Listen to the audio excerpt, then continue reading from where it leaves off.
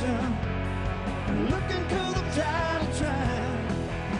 I made my way back home and I learned to fly. I made my way back home and I learned to fly. With me, I can't quite make it alone. Trying to keep this life my own. Fly with me, I can't quite make it alone. Trying to keep this life my own. Yeah, I'm looking to the sky to save me. I'm looking for a sign of light. I'm looking for something to help me burn out pride. I'm looking for a complication. I'm looking 'cause I'm tired of trying. Make my way back home and I learn to look into the sky to save me. I'm looking for a sign of light. I'm looking for something to help me burn out pride. I'm looking for a complication. I'm looking 'cause I'm tired of trying. Made my way back home and I learned to fly. I made my way back home and I learned to fly. I made my way back home and I learned to.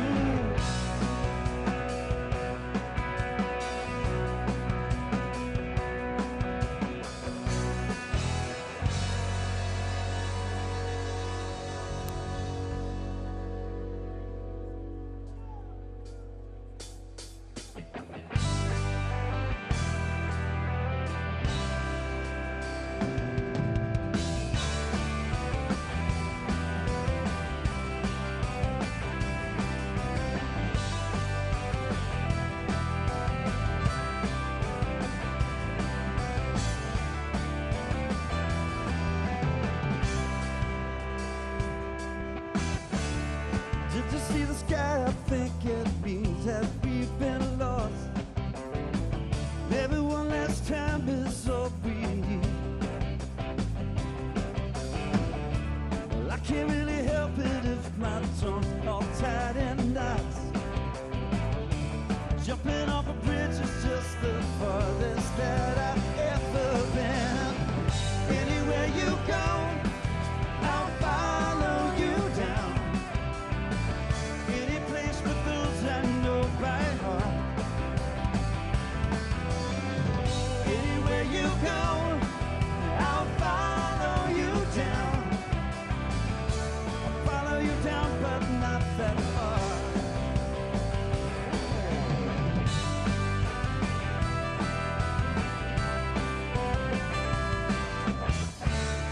No, we're headed somewhere I can't see how far we've come.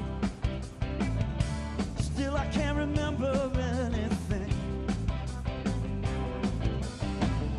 Well, let's not do the wrong thing, and I swear it might be fun.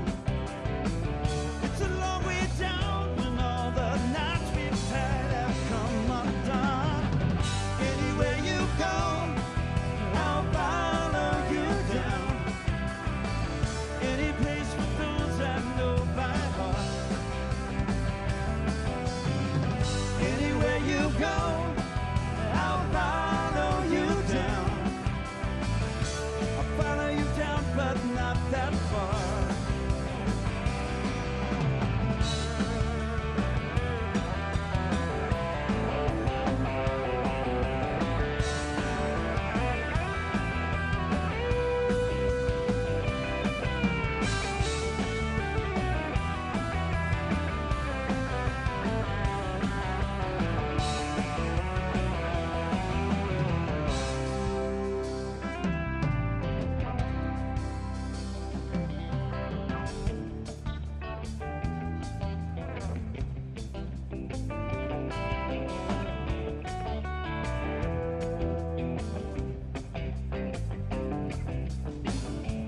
How you gonna ever find your place? Running at an artificial pace. Are they gonna find us lying face down in the sand?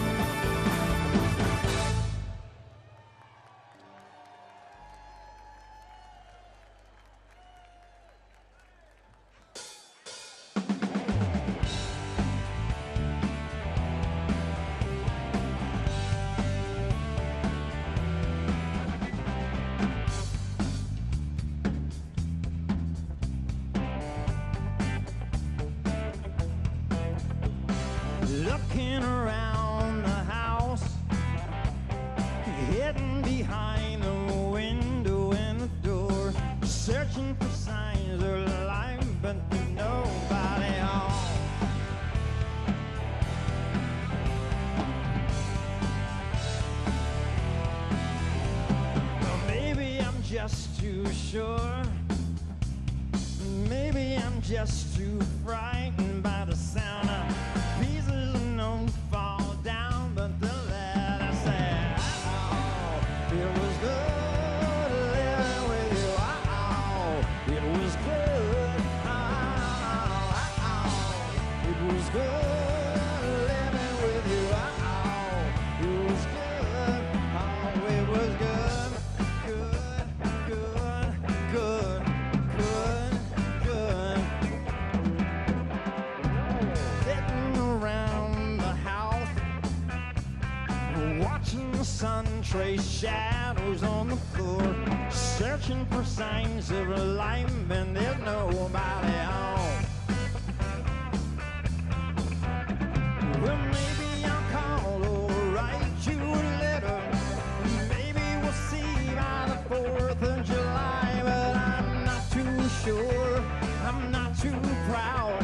I'm not too sure, and I'm not too proud to say, oh, it was good living with you. Oh, it was good.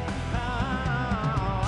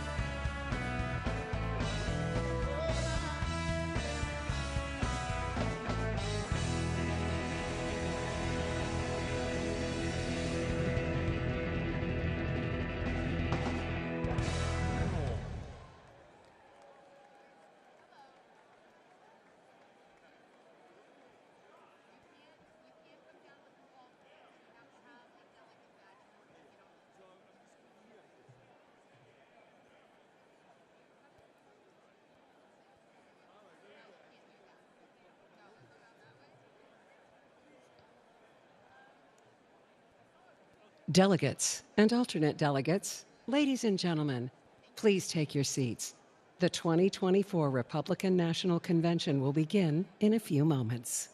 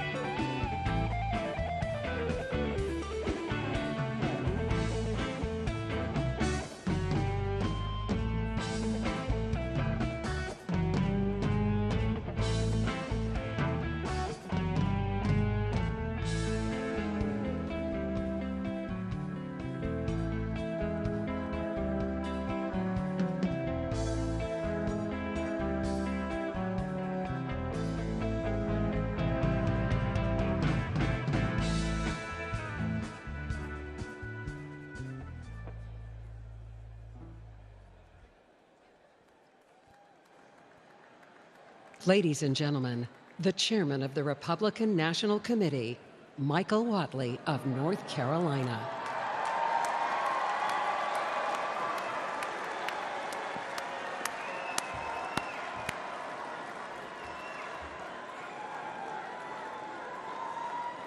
This convention will come to order.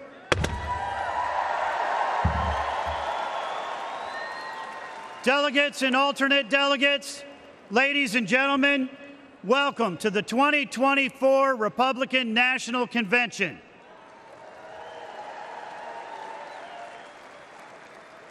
Before we begin the official business of this convention, let us please take a moment of silence to reflect on the terrible events that took place in Butler, Pennsylvania, and to pray for the victims and their families.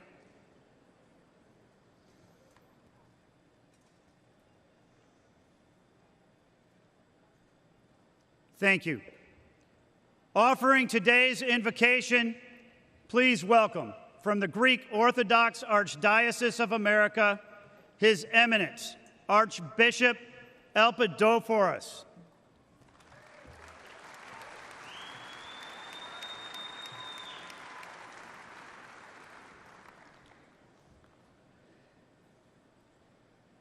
Let us pray to the Lord of all.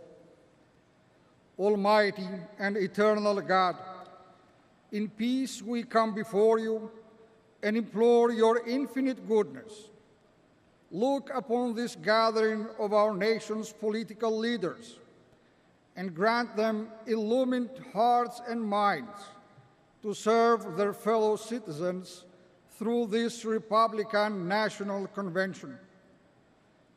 Grant unto the nominee President Donald J. Trump and to his advisors and counselors wisdom, grace, and the spirit of duty, that they may embrace all Americans' needs, shining the light of good government upon the venerable institutions of the world's best hope for everyone's life, liberty, and pursuit of happiness.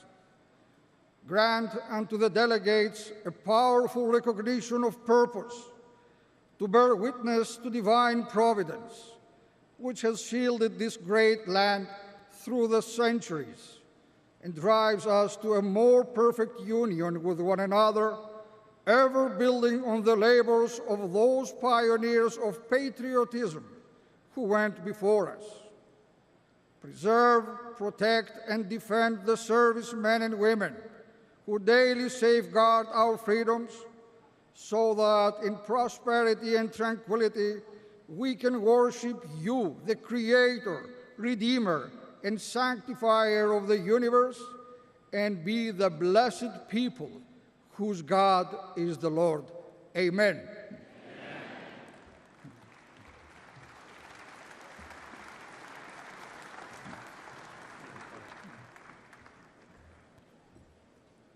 Would everyone please rise for the presentation of colors?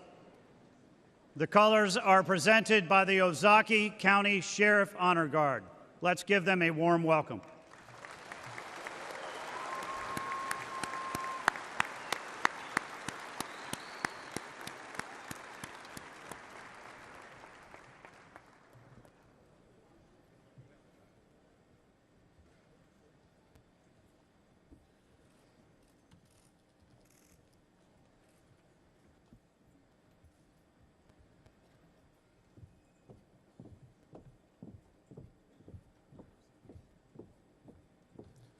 Detail.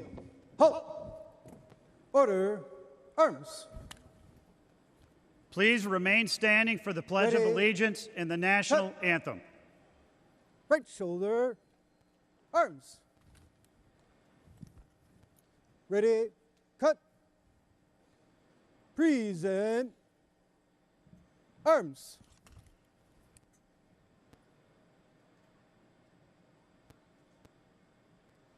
It is my privilege to introduce Debbie Krolitis to lead us in the Pledge of Allegiance.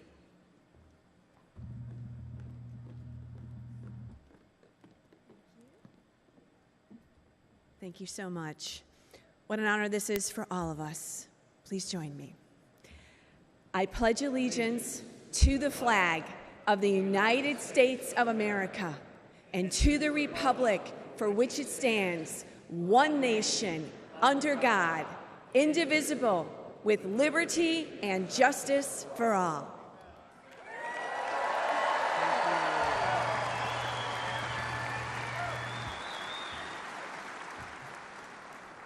And now, to perform the national anthem, please welcome John Stanford.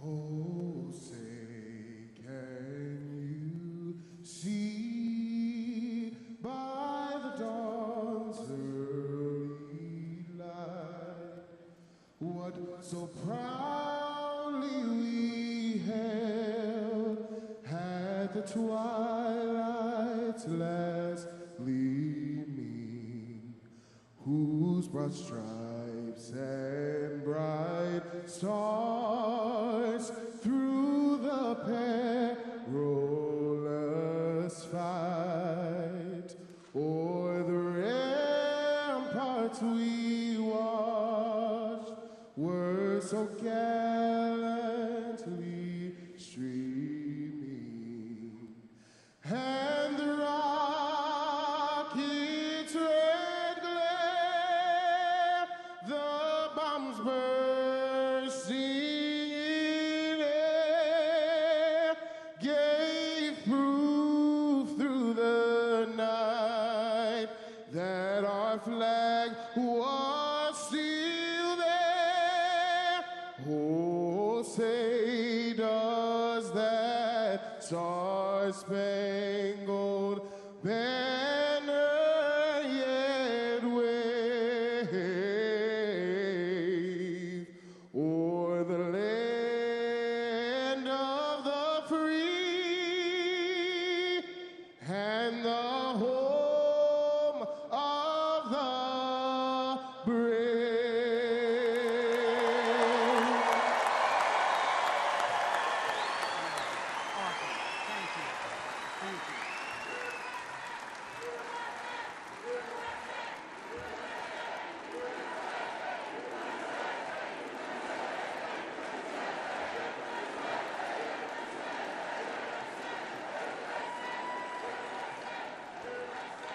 Please remain standing while the colors are retired.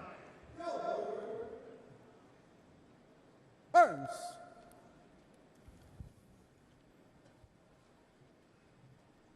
Order. Arms.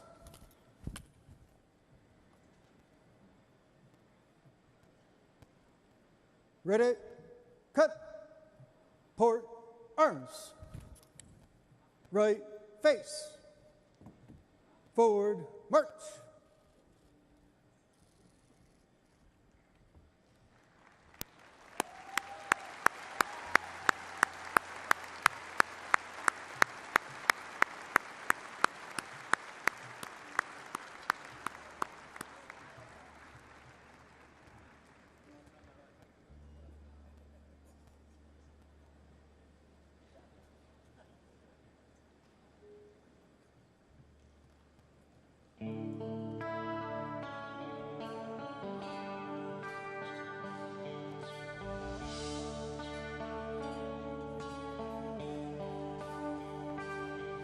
If tomorrow all the things were gone that I'd worked for all my life, and had to start again with just my children and my wife, I thank my lucky stars to be living here today, 'cause the flag still stands for freedom and they can't take that away.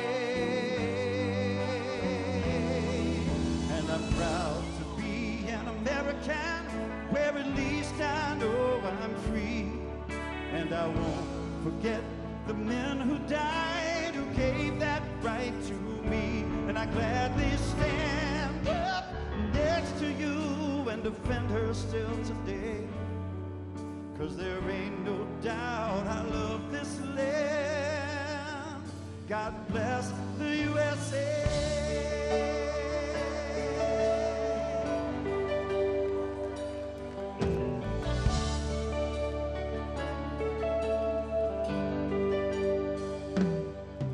From the lakes of Minnesota to the hills of Tennessee, across the plains of Texas, from sea to shining sea, from Detroit down to Houston, from New York to LA, where there's pride in every American heart, and it's time we stand and say that I'm proud to be an American, where at least I know I'm free, and I won't forget the men who died, who gave that right to me, and I gladly stand up next to you and defend her still today, 'cause there ain't no doubt I love this land. God bless the USA.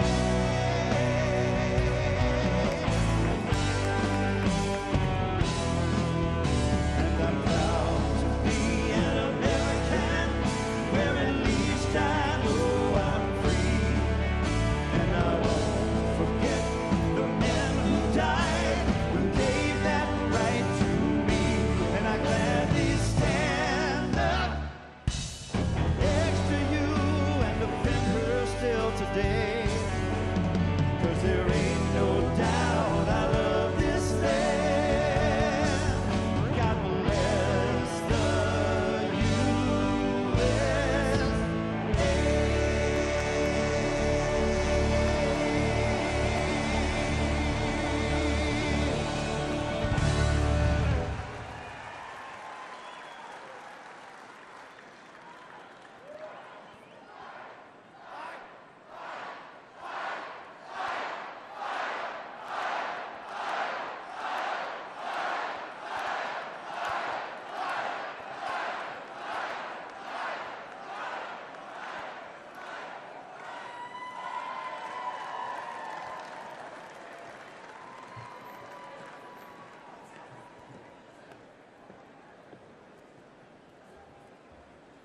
Ladies and gentlemen, the chair has an important announcement to make so that we may proceed in an orderly manner under our current time constraints.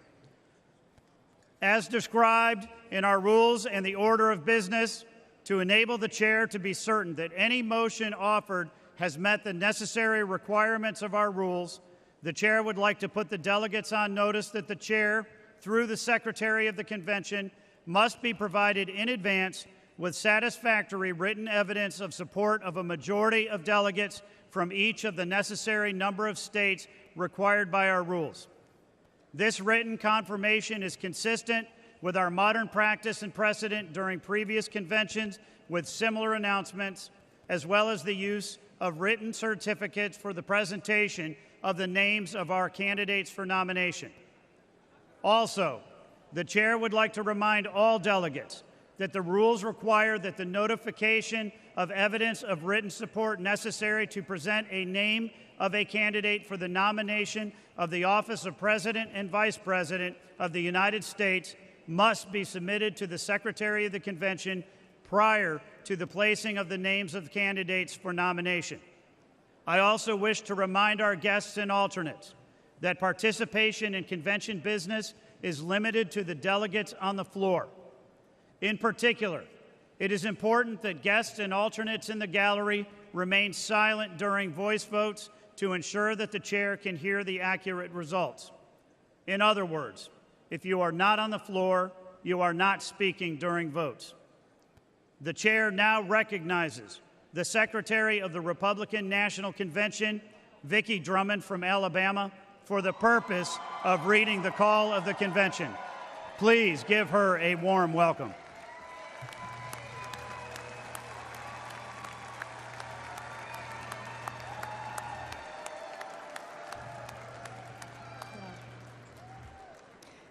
Thank you, Chairman Whiteley. To the Republican voters of the United States of America, In accordance with the rules of the Republican Party adopted by the 2020 Republican National Convention on August 24, 2020, in Charlotte, North Carolina, and as amended by the Republican National Committee on April 14, 2022, in Memphis, Tennessee, the Republican National Committee hereby directs that a National Convention of Delegated Representatives of the Republican Party be convened in Milwaukee, Wisconsin, no earlier than 8:00 a.m. and no later than 9:00 p.m. Central Daylight Time on Monday, July 15, 2024, except in the case of an emergency as set forth herein, and to continue thereafter from day to day for as long as the purpose of nominating candidates for the President and Vice President to be voted for at the presidential election on Tuesday, November 5, 2024, and for transaction of other such business as may properly come before it. Said convention membership and the allocation and binding of convention delegates with respect to the nomination of the Republican candidate for President of the United States will be governed by the rules of the Republican Party and set forth therein. Thank you.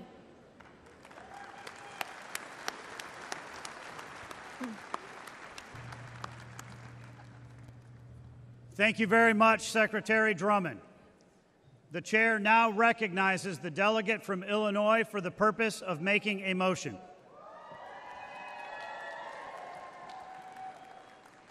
Mr. Chairman, I'm Mark Shaw from Illinois, and I move that further reading of the call be dispensed with, and that the Secretary be instructed to incorporate the call at this point in the convention proceedings with the same force and effect as though read in full.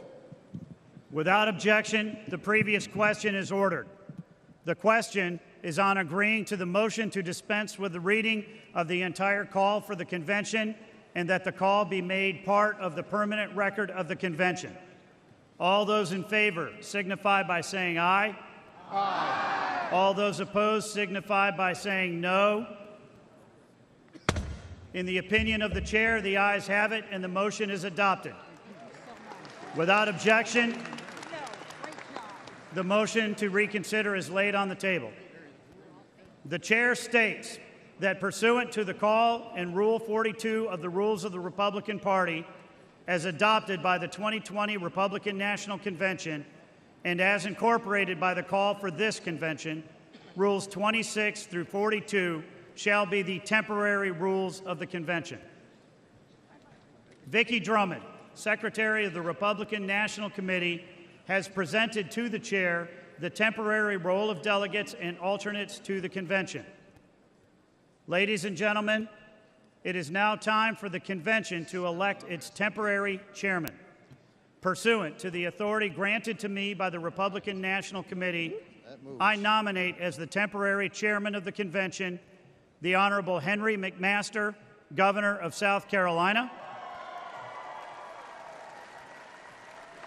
the Honorable Brenna Bird, Attorney General of Iowa,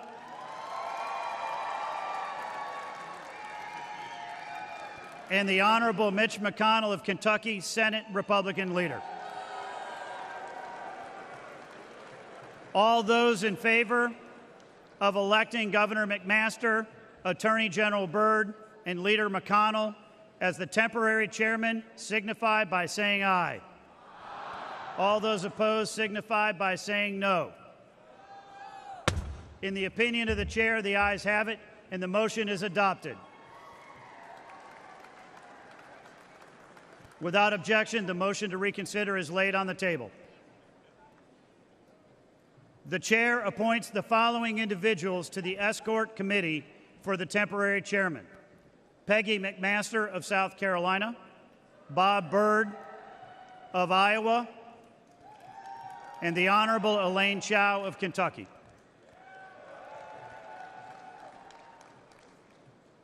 The chair has been presented with the names of the temporary officers of the convention as prepared by the Republican National Committee. The chair now recognizes the delegate from Oklahoma for the purposes of offering a resolution.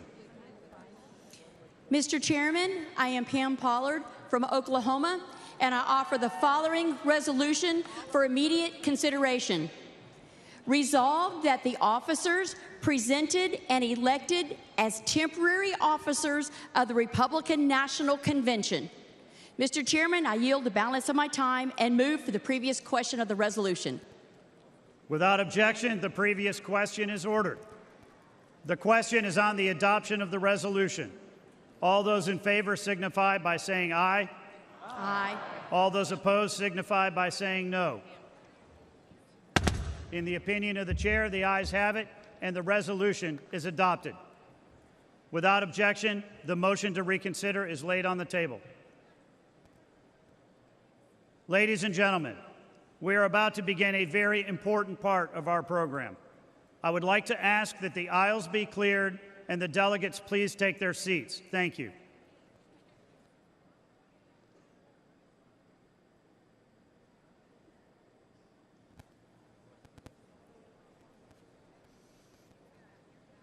First, we will take up the report of the Committee on Credentials. And to do so, I am pleased to introduce Joe Gruters, delegate from Florida and chairman of the Committee on Credentials, to present the committee's report. Joining him is Jeannie Lucky, delegate from Mississippi and co-chair of the Committee on Credentials.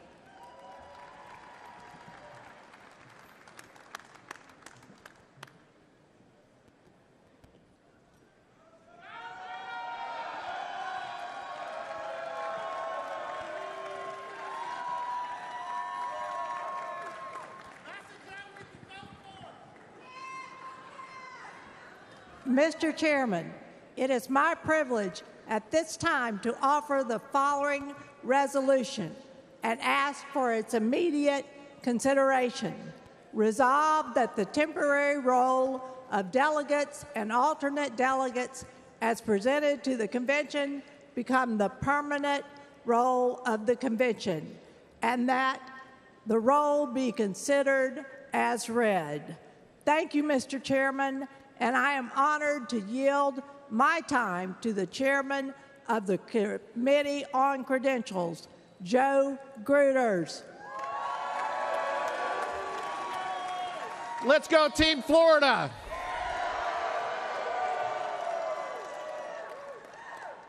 Thank you, Madam Co-Chair. Mr. Chairman, it has been my privilege to serve as the chairman of the Committee on Credentials. Alongside my co-chair, Jeannie Lucky, the Republican National Committee's contest met to consider contests properly filed with the Secretary of the Republican National Committee. The committee issued recommendations which were submitted to the Republican National Committee on July the 10th, 2024. The Republican National Committee adopted the Committees on Contests recommendations, which were incorporated into the temporary rule and forwarded to the Convention Committee on Credentials. One appeal was taken before this Committee on Credentials. Following that appeal, the committee voted to seat the delegates of Missouri as originally certified.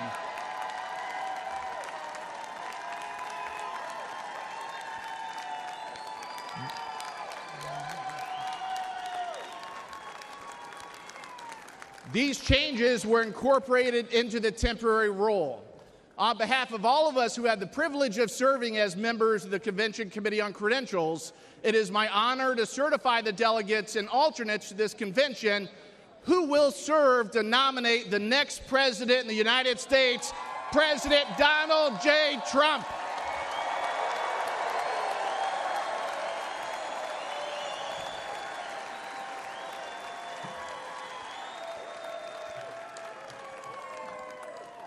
Mr. Chairman, I yield back the balance of my time and move the previous question on the resolution.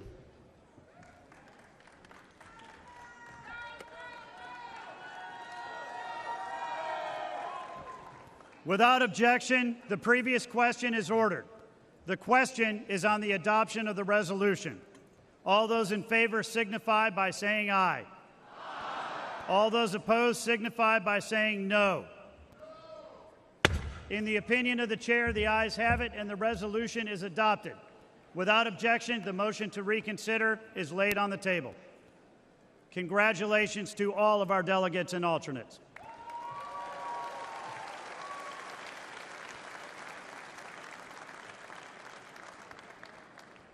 The chair is now proud to introduce Jeff Kent, delegate from Washington and chairman of the Committee on Rules and Order of Business, to present the committee's report. Joining Mr. Kent are the co-chairs of the Committee on Rules and Order of Business, Brian Jack from Georgia, and Julianne Murray, delegate from Delaware and chairwoman of the Delaware Republican Party.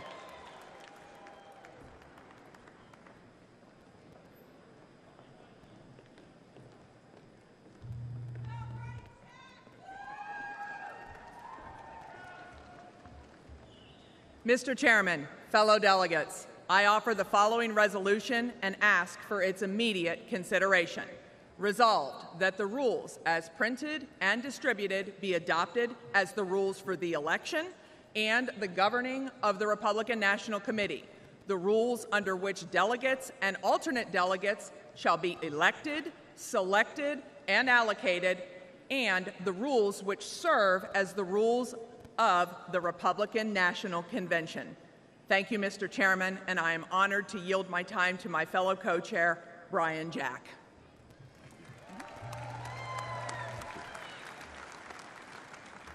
Well, thank you, Co-Chair Murray. My name is Brian Jack. I'm from Fayette County, Georgia, and I've had the privilege of spending the last 8 years of my life working for the greatest president of our lifetime, President Donald J. Trump.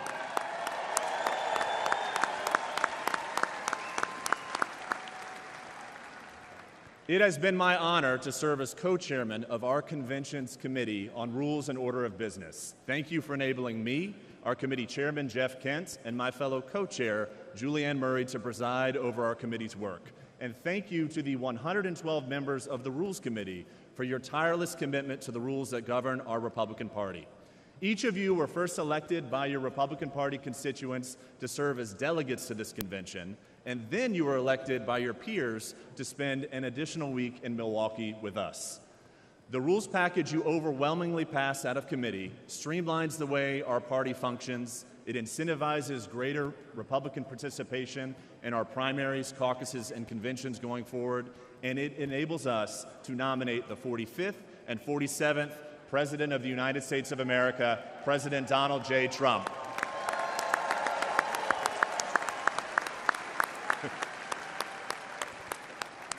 Congratulations on this committee's success, and I'm honored to yield my time to the chairman of the Committee on Rules and Order of Business, Jeff Kent. Thank you. Thank you, Mr. Co-Chair. Mr. Chairman and delegates of the convention, the report of the Committee on Rules and Order of Business has been printed and distributed to the delegates. These changes adopted by the Convention Committee on the Rules of Order and Business, and I am honored to have served as the chairman of this committee, and I am proud of the committee's work. Mr. Chairman, I yield back the balance of my time and move the previous question on the resolution.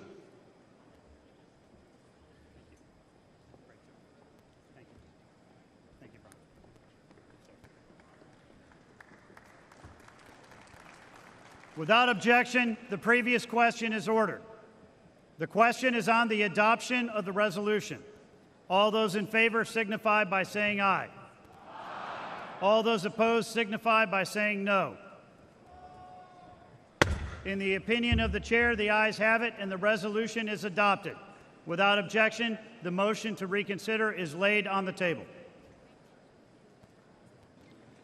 The chair now recognizes the delegate from Michigan and the chairman of the Michigan Republican Party, Ambassador Pete Hoekstra, for the purpose of offering a resolution.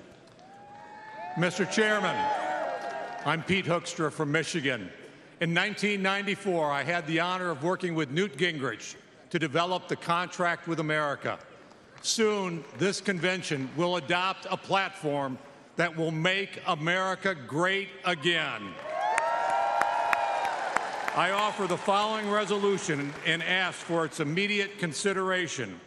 Resolved that the report of the Committee on the Platform be considered as adopted.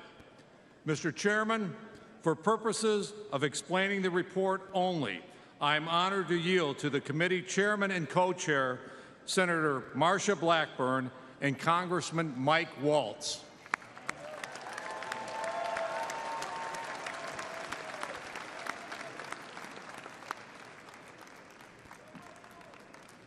I now have the honor of recognizing the chairwoman of the Platform Committee, United States Senator for the great state of Tennessee, Marsha Blackburn.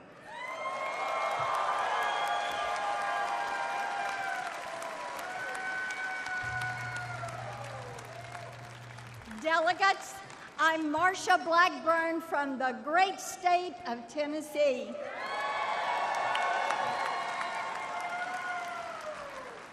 Last week, I had the honor of chairing the Republican Platform Committee, and I'm here today to report on our work.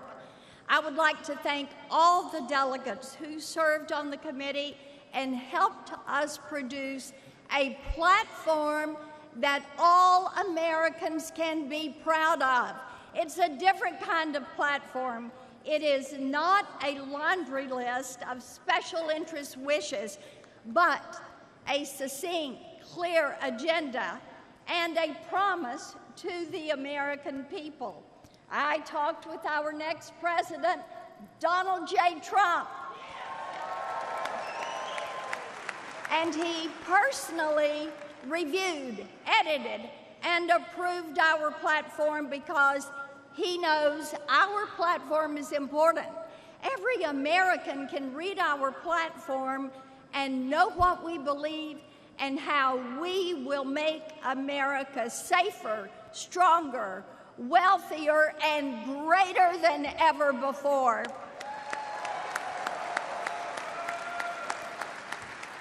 This platform is built on the values of our founders and great Republicans, from Lincoln and Reagan to Trump, who are committed to freedom, restrained government, and peace through strength.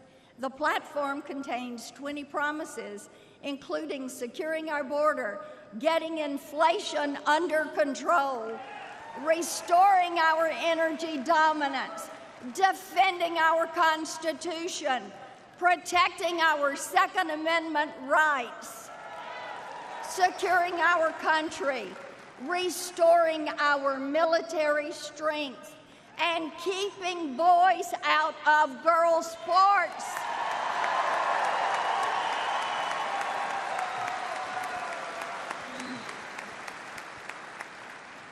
And protecting life for the born and unborn.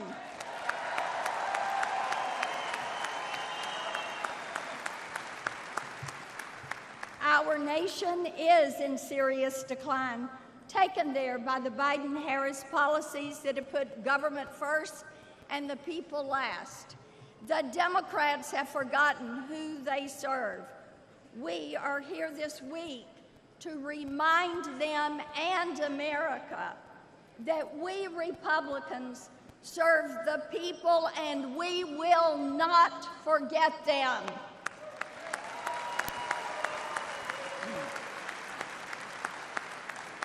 That's why our platform is dedicated to the forgotten men and women of America, and it will unite all Americans. It is of, by, and for the people. Our platform reflects the agenda of Donald Trump and the timeless values that have defined Republicans for generations. So let's unite and support our platform and our next president, Donald Trump.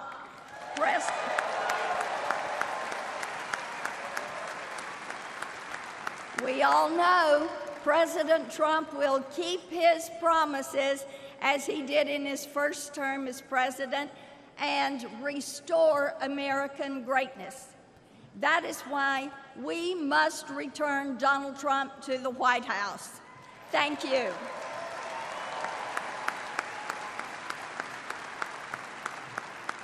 And now join me in welcoming the co-chair of the Platform Committee, the fantastic Congressman from Florida, Michael Waltz.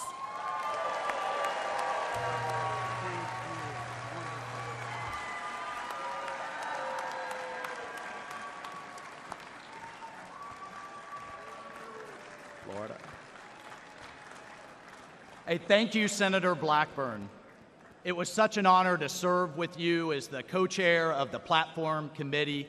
This platform is historic because it was written with one group of people in mind, the forgotten men and women of America, you. That means something to me. Many of you know, and I'm proud to say, I am the first Green Beret ever elected to Congress. And I'm also the son of a single mother raised on the wrong side of Jacksonville who worked 3 jobs just to get us by. Me and my family were the forgotten men and women of America. And now I stand as a testament to the American dream. And I tell you that under the leadership of the Republican Party, no American will be forgotten anymore. It's over. On the strong foundation of this platform and with President Trump and the Republicans at the helm at every level of government, we will overcome every threat facing this nation. We will close our disastrously open border. We will defend our justice system. We will restore our economy. We will unleash American energy and flood the world with clean, cheap American oil and gas. Drill, baby, drill. We will.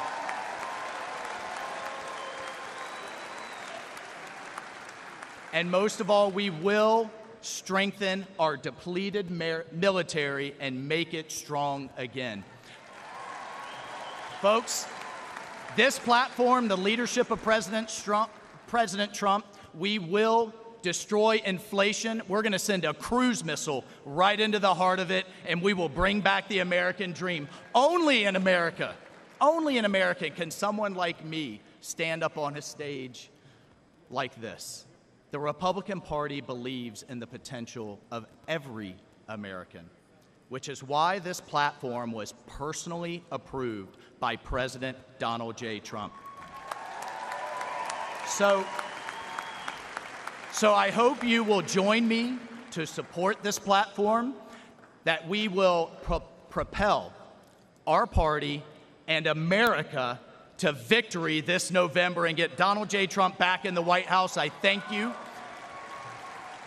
And please join me in welcoming back our awesome RNC chairman, Mike Whatley.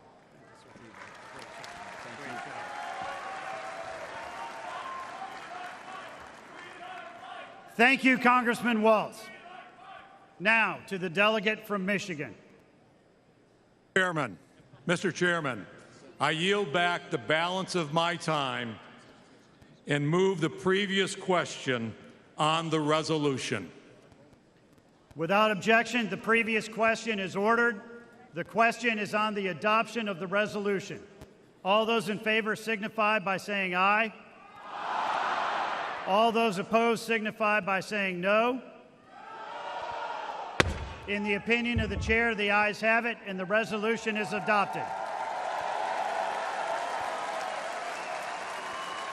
Without objection, the motion to reconsider is laid on the table. Now, it is my pleasure to introduce the chair and co-chair of the Committee on Permanent Organization. Please welcome Chairman J.L. Spray, National Committeeman from Nebraska, and co-chair Jessica Milan Patterson, Chairwoman of the California Republican Party. The chair will now recognize co-chair Patterson for the purpose of offering a resolution.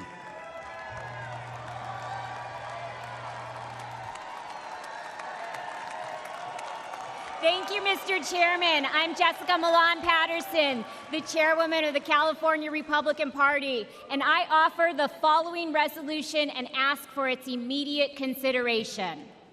Resolved that the report of the Committee on Permanent Organization shall be considered as adopted.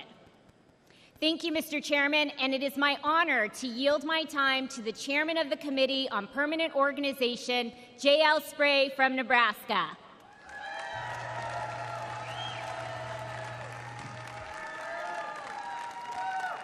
Thank you, Madam Co-Chair. Mr. Chairman Watley, delegates, and distinguished guests, as the chairman of your Committee on Permanent Organization, I have the distinct honor to present to you the report of the Committee on Permanent Organization. I'd like to begin by thanking the members of the Committee on Permanent Organization, the staff and volunteers. The committee met last week to recommend to the convention the slate of permanent officers for the 2024 Republican National Convention. The committee unanimously adopted the slate as its committee report. Delegates, you can find a copy of that list in the order of business placed at your seats. You will see that the committee unanimously recommends that the permanent chairman of the convention will be Speaker of the House of Representatives, Mike Johnson of Louisiana.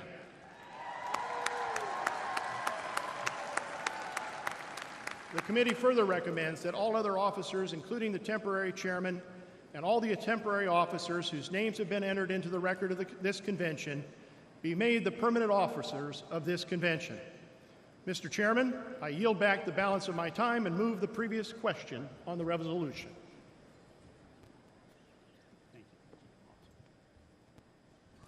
Without objection, the previous question is ordered. The question is on the adoption of the resolution. All those in favor signify by saying aye. Aye. All those opposed signify by saying no. In the opinion of the chair, the ayes have it, and the resolution is adopted. Without objection, the motion to reconsider is laid on the table. At this time, the chair would like to appoint Kelly Johnson from Louisiana to the Escort Committee for the permanent chairman. Thank you. Do I talk now? Kelly. The chair now recognizes the delegate from Louisiana for the purpose of offering a resolution. Mr. Chairman, I'm Gina Gore from Louisiana, and I offer the following resolution and ask for its immediate consideration. Resolved that those elected as the members of the Republican National Committee under the procedures of each state, American Samoa, the District of Columbia, Guam, Puerto Rico, the Northern Mariana Islands, and the Virgin Islands, and whose names have been submitted to the Secretary of the Convention, are hereby declared ratified to serve as members of the Republican National Committee from the adjournment of this Republican National Committee until the successor committee has been ratified by the next Republican National Convention. Mr. Chairman, I yield back balance of my time and move the previous question on the resolution. Without objection, the previous question is ordered. The question is on the adoption of the resolution. All those in favor signify by saying aye. Aye. All those opposed signify by saying no. In the opinion of the chair, the ayes have it, and the resolution is adopted. Without objection, the motion to reconsider is laid on the table. The chair now recognizes the delegate from West Virginia for the purpose of offering a resolution. Mr. Chairman, I'm Josh Holstein from West Virginia, and I offer the following resolution and ask for its immediate consideration. Resolved that the Secretary of the Convention is hereby directed to prepare and publish for the Convention a full and complete report of its official proceedings under the direction of the Republican National Committee, and is authorized to make all necessary clerical, grammatical corrections and to make technical and conforming amendments as necessary in reports, motions, and resolutions considered by the Convention to reflect its actions. Mr. Chairman, I yield back the balance of my time and move the previous question on the resolution. Without objection, the previous question is ordered. The question is on the adoption of the resolution. All those in favor signify by saying aye. Aye. All those opposed signify by saying no. In the opinion of the chair, the ayes have it, and the resolution is adopted. Without objection, the motion to reconsider is laid on the table.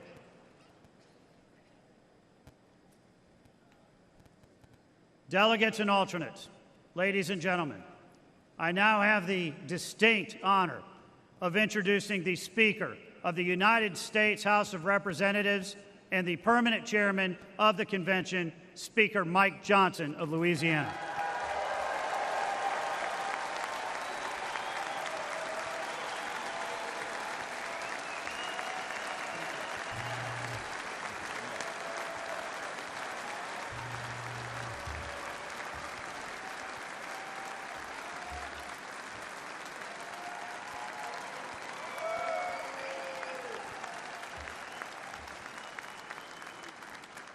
Good afternoon, everybody. It's such an honor to be here.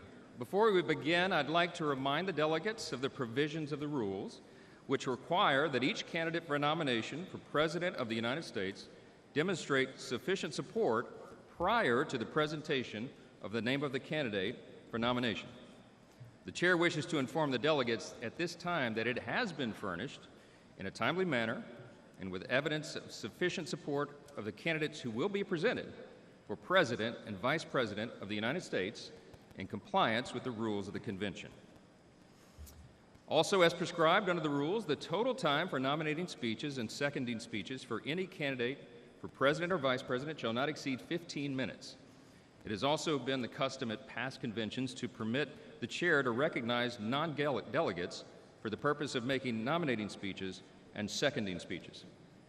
Without objection, the reading of the roll call of states for presenting the names for candidates for nomination is dispensed with, and non-delegates shall be permitted to make nominating and seconding speeches. At this time, the chair now recognizes the delegate from Iowa and the chairman of the Republican Party of Iowa, Jeff Kaufman, for the purpose of nominating. Please give him a warm welcome.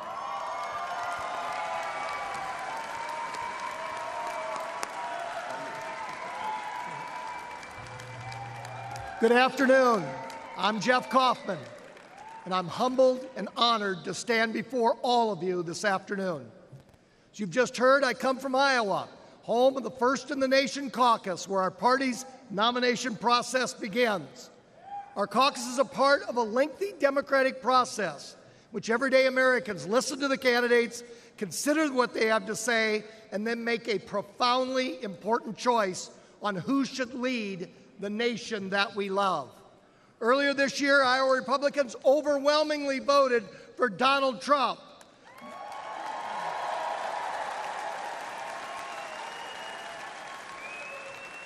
Then the vast majority of Republicans in primaries and caucuses across the nation seconded Iowa's good judgment in a nominee. Today is the final step before Election Day in this venerable and time-honored process. As we all gather here in Milwaukee, it's important for us to remember that this is a grassroots party. It's a party of the people, not a party of the bosses. Donald Trump has earned the trust of the people. He has listened to them, and Donald Trump has kept his word. Over the next 4 days, we will hear about the many failures of the Biden-Harris administration. The sustained criticism does not proceed from a mean or narrow partisanship, but from the broad and sincere concern for the well-being and safety of our fellow Americans. It's part of our service to our country. More importantly, we will also hear about Donald Trump's broad and inspiring vision for our country. This is not a program just for Republicans, but one for all Americans. It reflects the value of America. It's a program that acknowledges that our nation has seen better days, and we can and we will blaze a brighter future. We love America, and we want to restore her security, her prosperity, and her excellence. I invite all of you to join me in supporting President Donald Trump in this great endeavor. This is an endeavor. This is an endeavor that's going to make America wealthy again. This is an endeavor to make America safe again. This is an endeavor to make America strong again. And say it with me, fellow Republicans, this is an endeavor to make America great again.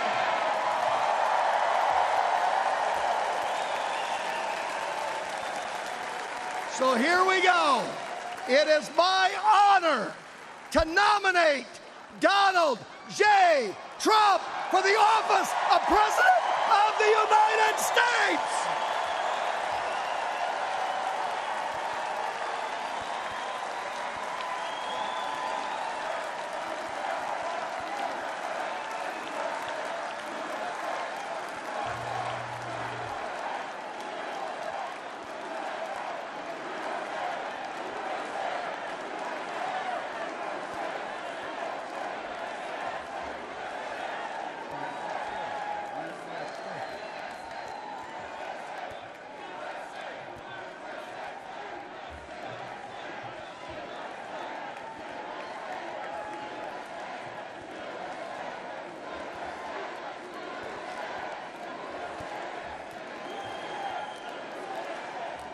Amen to that. Amen to that.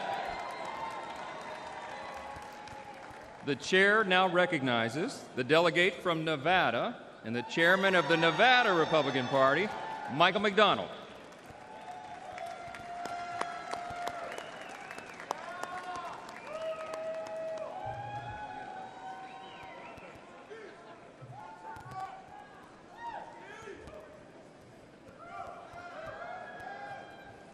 Good afternoon. I'm Chairman Michael J. McDonald from the state of Nevada. It has been an honor of a lifetime to stand by President Trump's side since 2015. In Nevada, we held the first in the West Caucus, where we blew the Democrats' narrative apart. That you cannot have voter ID, that you cannot have paper ballots, and that you cannot have results of an election on election night. In Nevada, a state that is resilient on service industry, President Trump has proposed to eliminate taxes on tips on day one.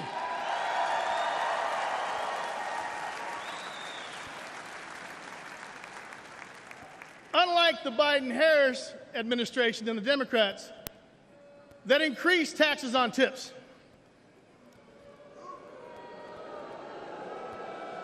President Trump has transformed our party to the champion of the working men and women. We fight for what's right, not for what's easy. We're in a battle for the soul of our nation because we want the best future for our family and for our country. President Trump is our fearless leader who withstood the persecution of a weaponized lawfare, and who has fought even harder and stronger to represent and fight for all of us. I ask all Americans to join me in taking back our nation by supporting President Trump as he leads us back to victory once again.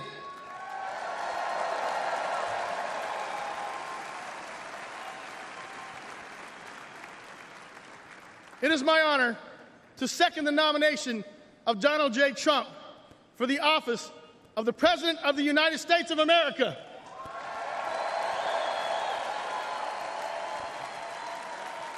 God bless you.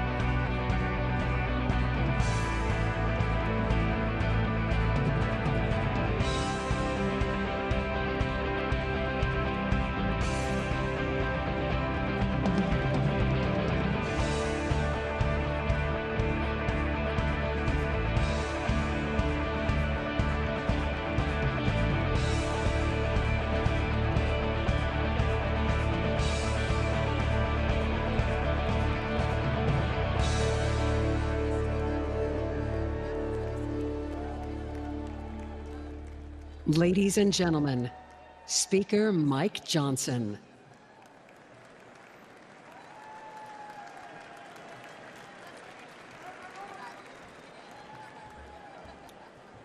We will now proceed with the roll call of the states. As required by Rule 37 of the Convention Rules, during the roll call, the states will be called in the order determined by the Secretary of the Convention. During the roll call, the chairs of each respective delegation or their designee will announce the vote of each state. During the roll call of the states, the Secretary will announce each state and that state's total number of available votes. Additionally, the chair would like to remind all delegates that the Secretary will record delegates' votes in accordance with their obligations under Rule 16 of the Rules of the Republican Party, state law, or state party rules, regardless of the delegation's announcement. The official results from each state are those announced by the Secretary. Lastly, just one reminder. We want to remind all our delegates, our alternates, and guests that maintaining order during the roll call is extremely important. If the convention is not in order, it's difficult for the Secretary or presiding officer to hear the vote announcement. Now, without objection, the complete list of votes recorded for President shall be considered as announced. To conduct the roll call of the states, I'm pleased to announce and introduce at this time our distinguished Secretary of the Convention, Vicki Drummond.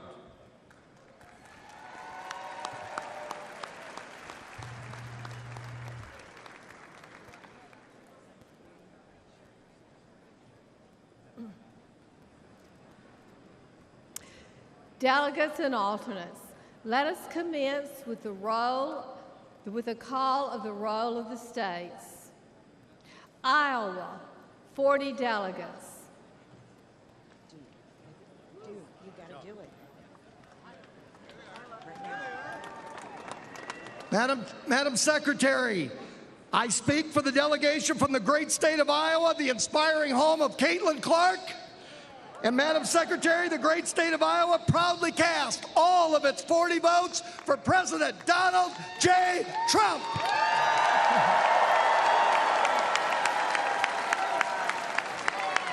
Pursuant to the announcement of the delegation and the rules and procedures of this convention, Iowa, 40 votes, President Trump.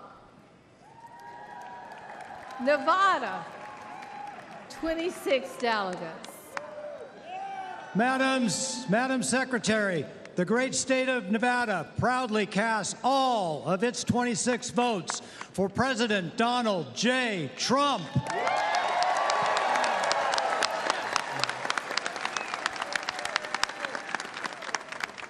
Pursuant to the announcement of the delegation and the rules and procedures of this convention, Nevada, 26 votes, President Trump.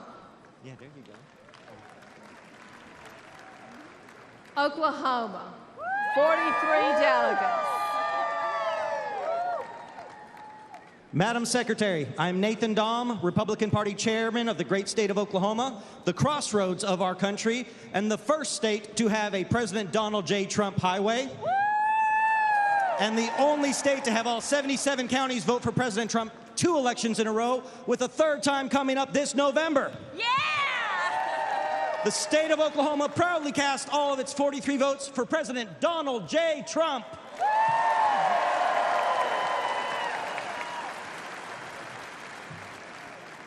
Pursuant to the announcement of the delegation and the rules and procedures of this convention, Oklahoma, 43 votes, President Trump. West Virginia, 32 delegates.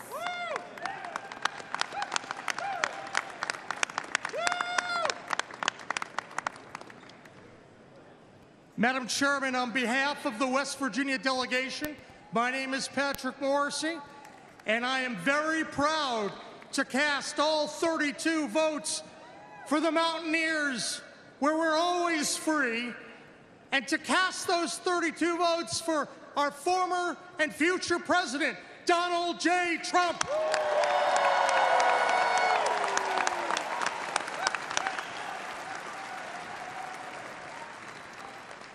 Pursuant to the announcement of the delegation and the rules and procedures of this convention, West Virginia, 32 votes, President Donald J. Trump. New Hampshire, 22 delegates. Madam Secretary, my name is Corey Lewandowski, and I served as President Trump's campaign manager in 2016 for that historic victory. I stand before you today on behalf of the great state of New Hampshire, the Granite State, the first in the nation primary state, the state that delivered President Trump's first election victory way back in February of 2016. New Hampshire proudly cast all 22 votes for my good friend, the 45th and soon-to-be 47th President of the United States, Donald John Trump!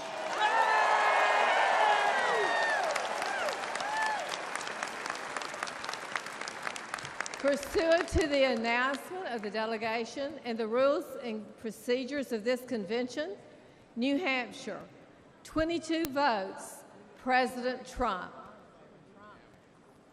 Nebraska, 36 delegates. Madam Secretary, my name is Eric Underwood. I'm the chairman. I present the great state of Nebraska. The good life is our motto, where agriculture, beef and corn is the lifeblood of our economy, where our medical field and university are amongst the top in the nation, but it is our people that embody a Nebraska nice, modest lifestyle. Now to announce our delegate allocation, our delegation co-chair, John Tucker. Madam Secretary, the great state of Nebraska proudly casts all of its 36 votes for President Trump.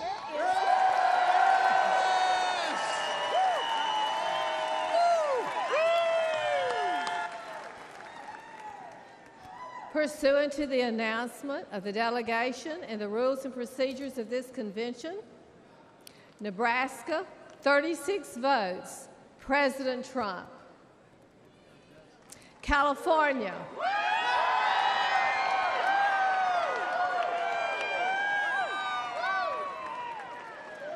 California, 169 delegates.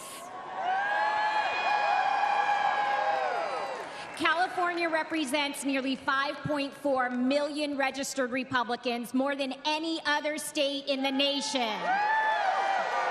From its pristine beaches to its soaring mountains, from expansive deserts to the redwood forests, the Golden State is responsible for securing today's GOP House majority.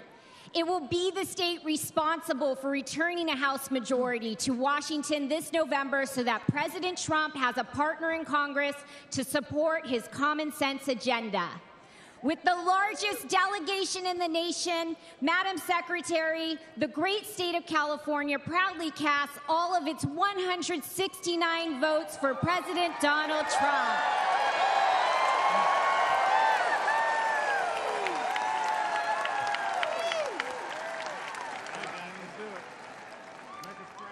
Pursuant to the announcement of the delegation and the rules and procedures of this convention, California, 169 votes, President Trump.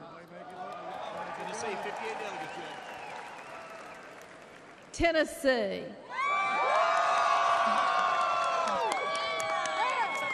Tennessee, 58 delegates.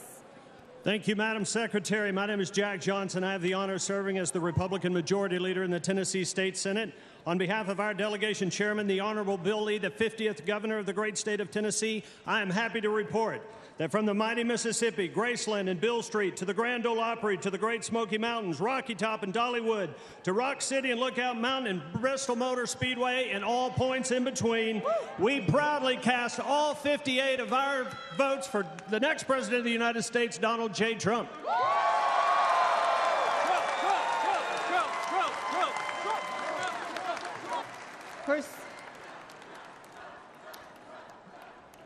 Pursuant to the announcement of the delegation and rules and procedures of this convention, Tennessee, 58 votes, President Trump. Washington, 43 delegates. Madam Secretary, Washington State, the evergreen state, where the people support law enforcement by allowing them to pursue criminals, where the people support families and children by putting into law a Parents' Bill of Rights, where the people reform taxes so that families and young people and small businesses can thrive. Washington State casts all of its 43 votes for the next president, the past president, Donald J. Trump.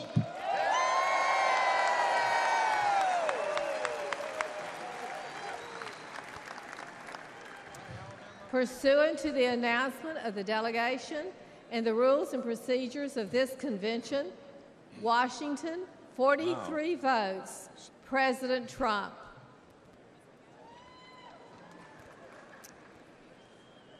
Alabama, 50 delegates. Madam Chair, I'm Coach Senator Tommy Tuberville and proud to represent the great state of Alabama, one of the most pro-military and pro-veteran states in the country. Huntsville, Alabama has sent somebody to the moon for the United States in the past. We will do it again in the very near future. We stand for the flag and kneel for God. Amen.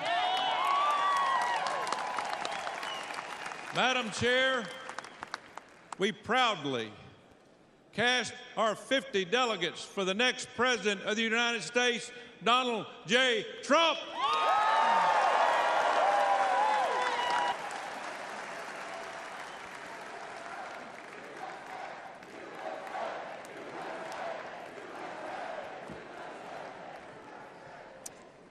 Pursuant to the announcement of the delegation and the rules and procedures of this convention, Alabama, 50 votes, President Trump. Massachusetts, 40 delegates. Madam Secretary, the great Commonwealth of Massachusetts, home of John Quincy Adams, Samuel Adams, Patrick Henry, and other great patriots who made America great, proudly casts all of its 40 votes for our next president, Donald J. Trump. So together, we can work to make America great again.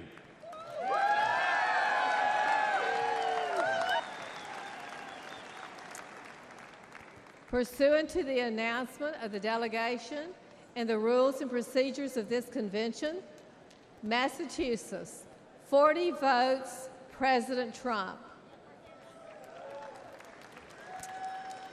Indiana.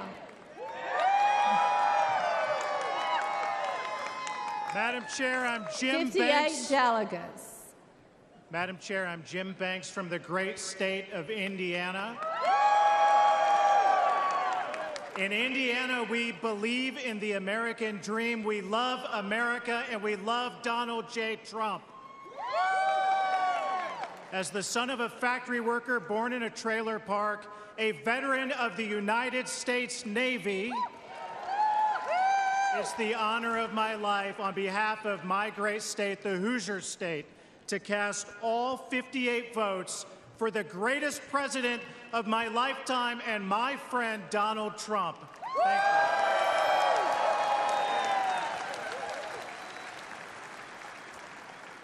Pursuant to the announcement of the delegation and the rules and procedures of this convention, Indiana, 58 votes, President Trump. Georgia,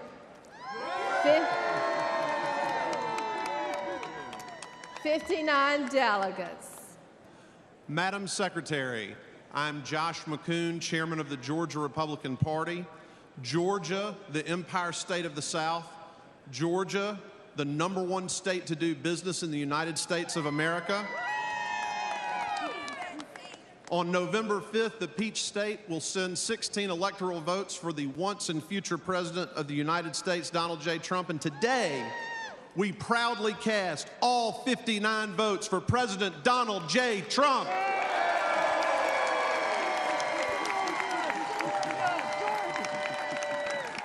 Pursuant to the announcement of the delegation and the rules and procedures of this convention, Georgia, 59 votes, President Trump. Utah, 40 delegates.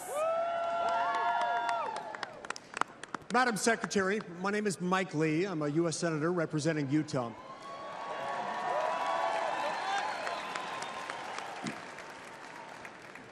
Utah is a place where we have big families, big hearts, and big ideas. It's a place where we love freedom. We love the Constitution, and we despise tyranny. In Utah, from the Red Rocks to the snow-capped mountains with the greatest snow on earth, we know what heaven on earth looks like.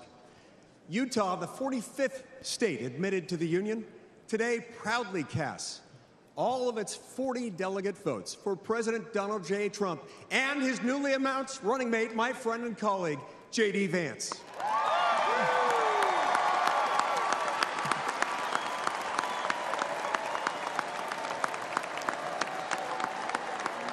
Well done.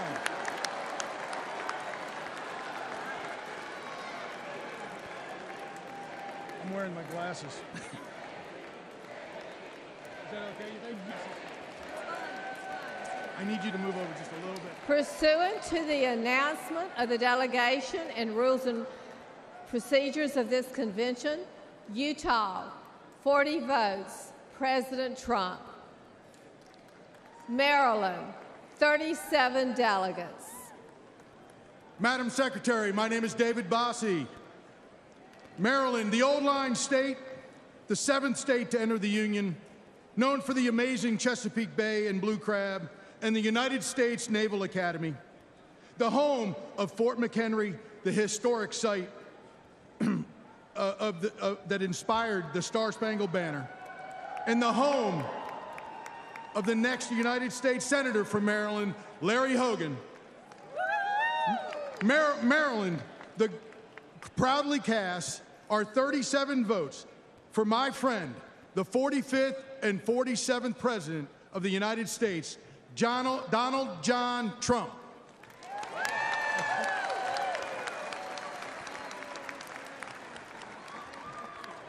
Pursuant to the announcement of the delegation and the rules and procedures of this convention, Maryland, 37 votes, President Trump. Texas.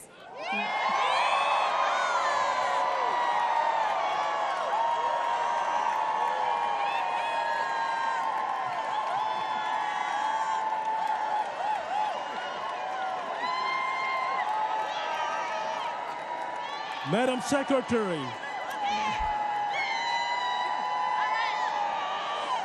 I'm Abraham George, Chairman of the Republican Party of Texas. Not only Texas is the economic powerhouse of America, where we back our police officers, back our oil and gas workers, and back our men and women in uniform.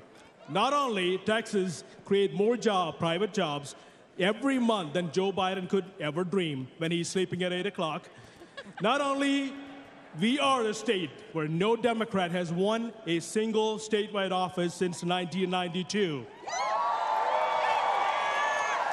Behalf of our great Governor Greg Abbott, our Lieutenant Governor Dan Patrick, and our Attorney General Ken Paxton, and the Republican Party of Texas, and our entire delegation, we cast all 161 of our delegates for the 45th and the 47th President, Donald J.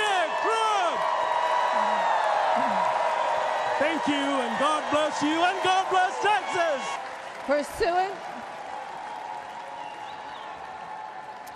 Pursuant to the announcement of the delegation and the rules and procedures of this convention, Texas, 161 votes, President Trump.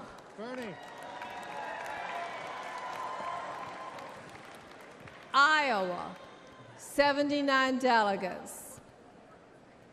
Madam Secretary Alex Triantafilou, Chairman of the Ohio Republican Party. I stand here today with my friend Bernie Moreno, who's going to retire forever, politician Sherrod Brown, and deliver a win to the United States Senate. We proudly cast our 79 votes for President Donald J. Trump. And J.D. Vance.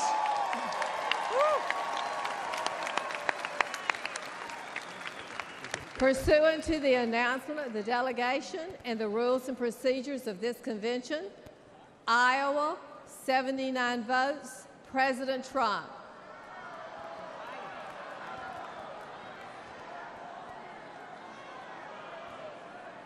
America, Samoa, 9 delegates.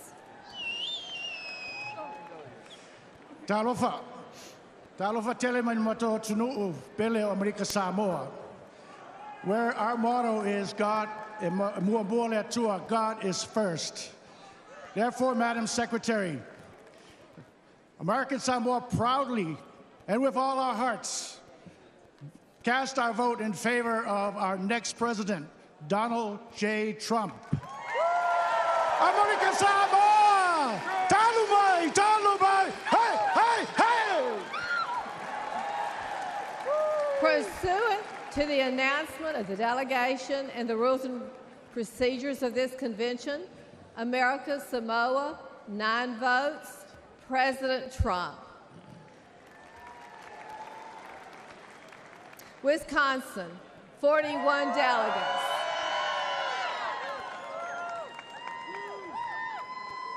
Madam Secretary, on behalf of the Wisconsin delegation, we welcome everyone here to this 23rd Psalm place we call home, where 170 years ago, this great party was founded down the road in Ripon, Wisconsin, in a little white schoolhouse.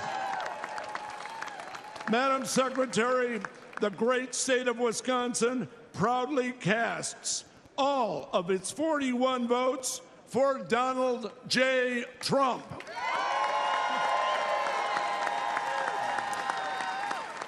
Pursuant to the announcement of the delegation and rules and procedures of this convention, Wisconsin, 41 votes, President Trump. New York, 91 votes.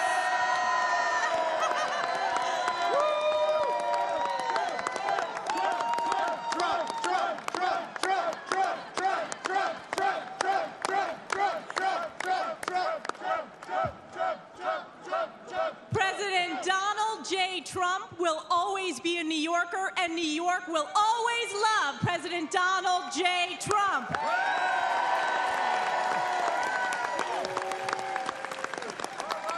We believe that President Donald J. Trump will be the first Republican in a generation who will win New York State. It is my honor, as representative for New York's 21st Congressional District, House Republican Conference Chair, on behalf of the 91 New York delegates to the Republican National Convention, we proudly cast all 91 votes for President Donald J. Trump.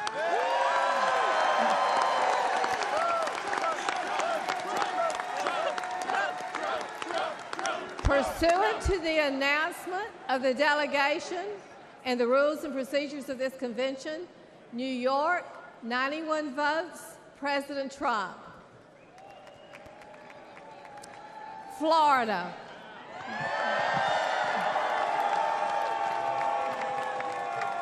Florida, 125 delegates. Madam Secretary, and everybody in this great city,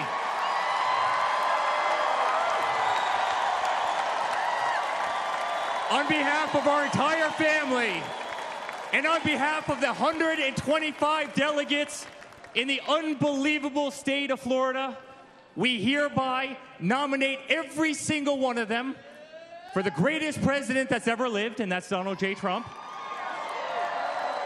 hereby declaring him the Republican nominee for President of the United States of America.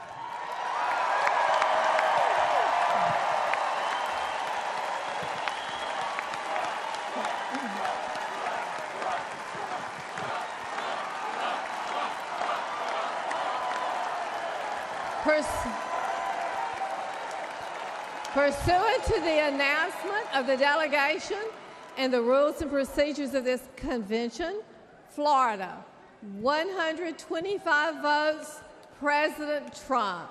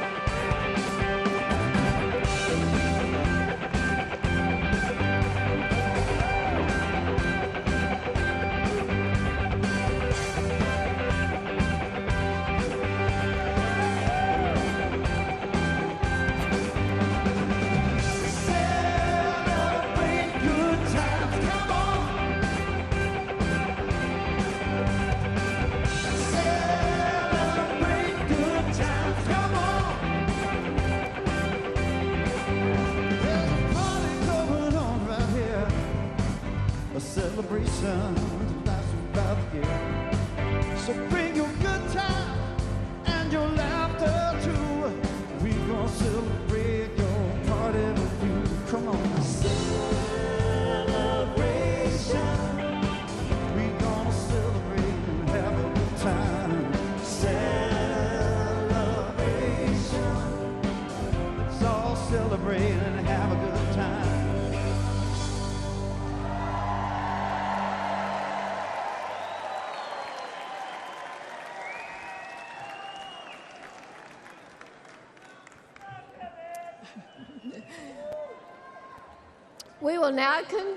We will now continue with the roll call of the states.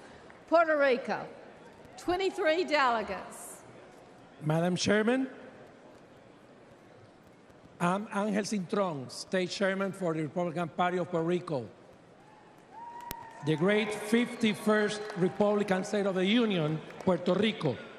The shining star of the Caribbean, brothers and sisters of Florida, Texas, California, New York, and all the state. Proudly cast all of our 23 votes for our next President of the United States, Donald J. Trump.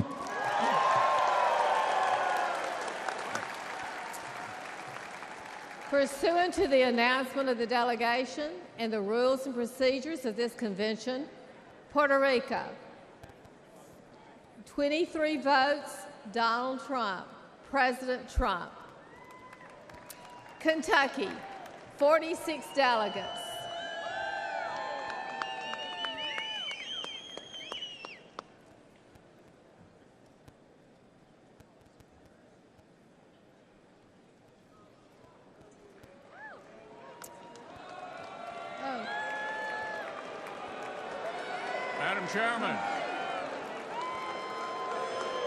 Madam Chairman, the Commonwealth of Kentucky proudly cast 46 votes for the next President, Donald J. Trump.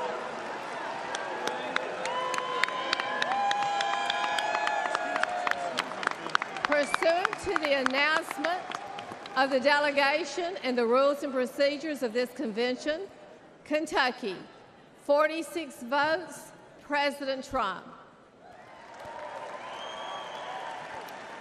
Hawaii, 19 delegates. Aloha mai kako.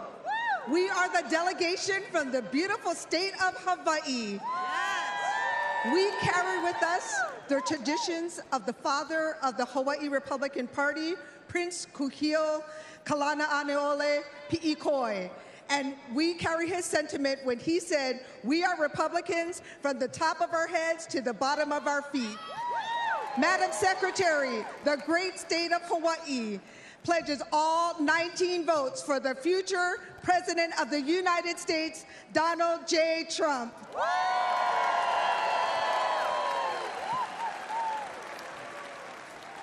Pursuant to the announcement of the delegation and the rules and procedures of this convention, Hawaii, 19 votes, President Trump. Kansas, 39 delegates.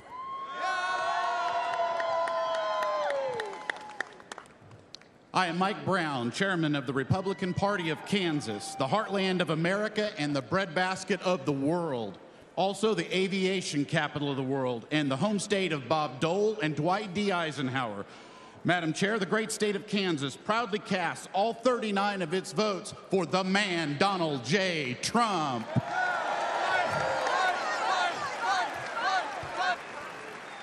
Pursuant to the announcement of the delegation and the rules and procedures of this convention, Kansas, 39 votes, President Trump.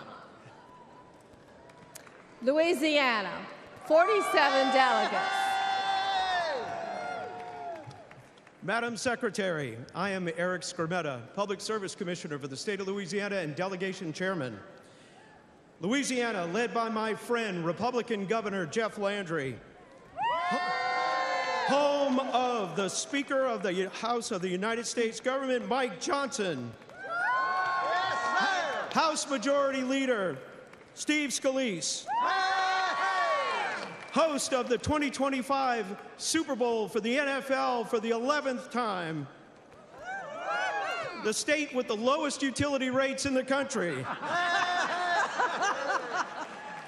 and becoming a center for capital investment for the United States. Louisiana, the sportsman's paradise, casts all of its 47 delegate votes for the bold and brave Donald J. Trump.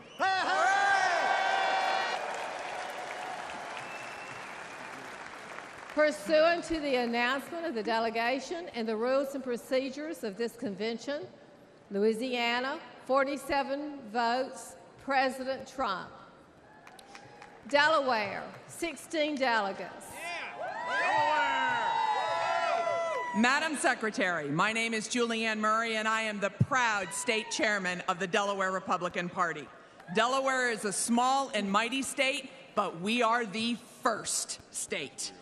We are so proud of our nominee, and we are going to fight to deliver Delaware to Donald J. Trump. Madam Secretary, the great state of Delaware proudly casts all of its 16 votes for President Donald J. Trump. Fight, fight, fight, fight, fight, fight. Pursuant to the announcement of the delegation and the rules and procedures of this convention, Delaware, 16 votes, President Trump. Guam, 9 delegates. Madam Chairman, Hafaday, I'm Felix Camacho, former governor of Guam. We send a warm Hafaday and Sejus Maasi from the great territory of Guam, where America's day begin. Itano Imansamoru. The home of the newest Marine Corps base, Camp Blas, and over 20,000 members of our armed forces, Army, Air Force, Navy, Marine Corps, Coast Guard, and Space Force, and over 23,000 veterans. So, Madam Chair, the great territory of Guam proudly cast all 9 of its votes for President Donald J. Trump.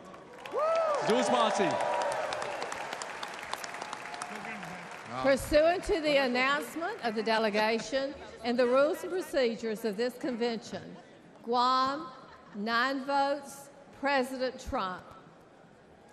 Connecticut, 28 delegates. Madam Secretary, my name is Ben Proto, and I have the honor of serving as chairman of the great state of Connecticut's Republican Party. Connecticut, the Constitution state, the arsenal of democracy, and the home of the 2-time, soon-to-be 3-time NCAA men's basketball champion UConn Huskies, proudly cast 28 votes for the 45th president and soon-to-be 47th president of the United States, Donald J. Trump.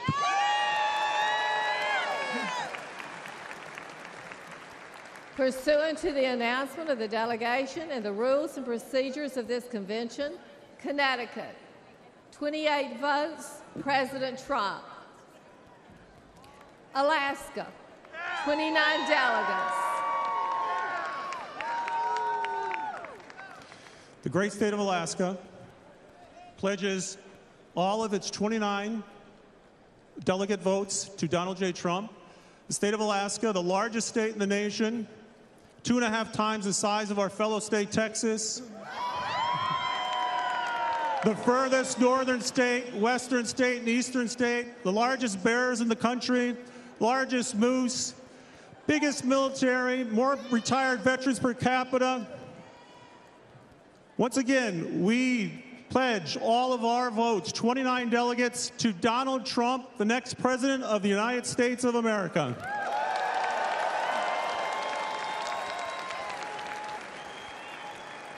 Pursuant to the announcement of the delegation and the rules and procedures of this convention, Alaska, 29 votes, President Trump. Oregon, 31 delegates.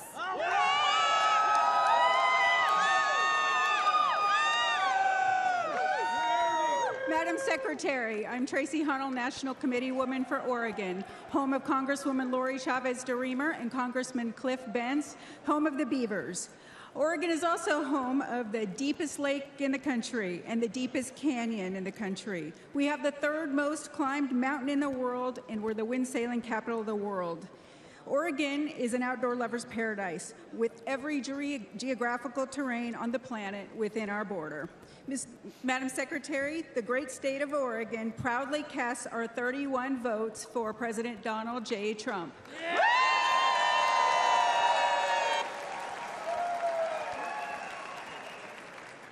Pursuant to the announcement of the delegation and the rules and procedures of this convention, Oregon, 31 votes, President Trump. I love it. Mississippi, 40 delegates.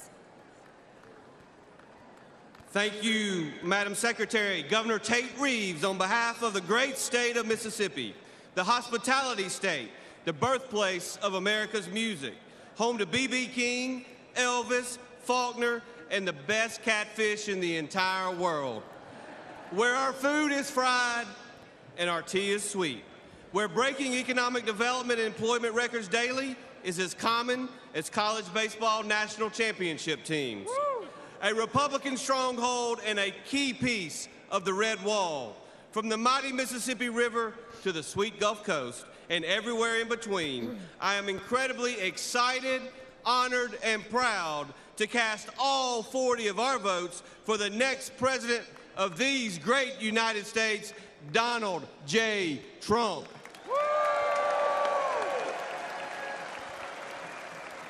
Pursuant to the announcement of the delegation and the rules and procedures of this convention, Mississippi, 40 votes, President Trump.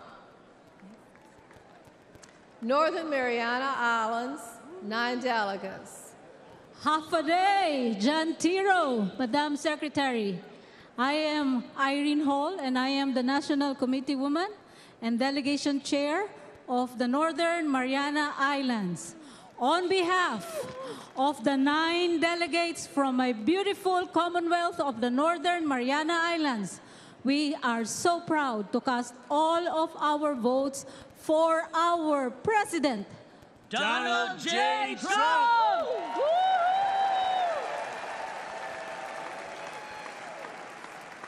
Pursuant to the announcement of the delegation and the rules and procedures of this convention, Northern Mariana Islands, 9 votes, President Trump. Wyoming, 29 delegates.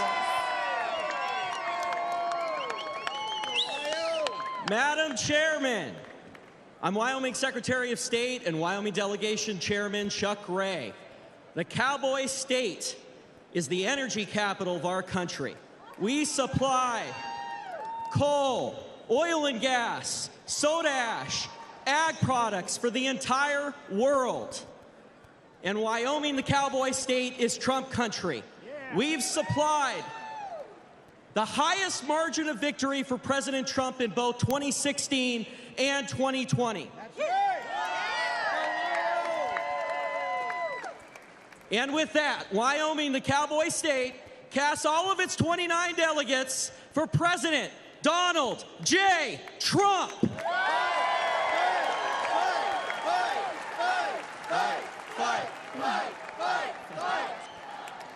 Pursuant to the announcement of the delegation and the rules and procedures of this convention, Wyoming, 29 votes, President Trump.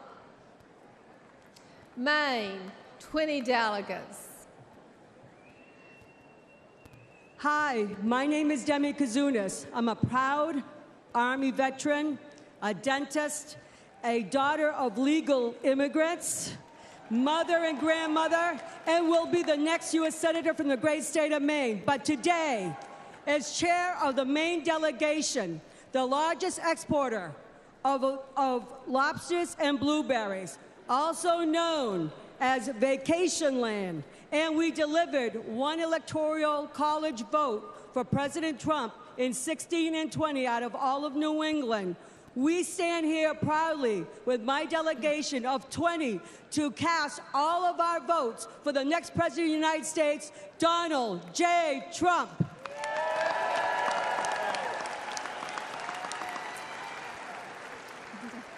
Pursuant to the announcement of the delegation and the rules and procedures of this convention, Maine, 20 votes, President Trump. Missouri, 54 delegates. Madam Secretary, Missouri, the Show Me State, home of the four-time Super Bowl champions, the Kansas City Chiefs. Home of the best United States Senators, Josh Hawley and Eric Schmidt.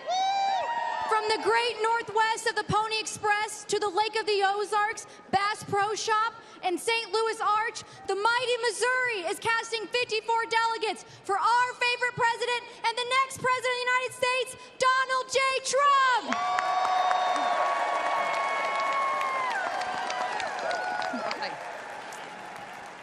Pursuant to the announcement of the delegation and the rules and procedures of this convention, Missouri, 54 votes, President Trump.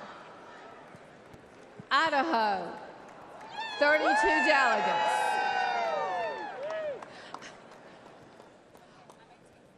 I'm Dorothy Moon, chairwoman of the Idaho Republican Party, and also the delegate sponsor. I'm excited to have all of the delegates behind us, all 32 votes, to go toward Donald J. Trump. We are the gem state. We are very rural. We have a lot of mountains and rivers, and we also love freedom and liberty. And we love a fighter, and Donald Trump is a proven fighter, and we want him to be our next president with our 32 delegates. We need to be with him. Fight, fight, fight, fight, fight, fight, fight, fight, fight, fight, fight, fight, fight, fight. Pursuant to the announcement of the delegation and the rules and procedures of this convention, Idaho, 32 votes, President Trump. All right. Hey, we're up. Illinois, 64 delegates.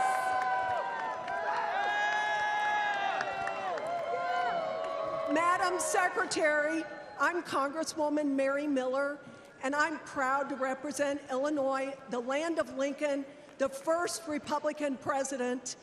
And on behalf of parents who are horrified by Joe Biden's attack on parental rights, on behalf of farmers who are being crushed by the Biden economy, on behalf of our daughters who Biden is forcing to compete against men in sports, and on behalf of the victims of the Kamala Harris border crisis, Madam Chairwoman, Illinois proudly casts all 64 votes for President Donald J.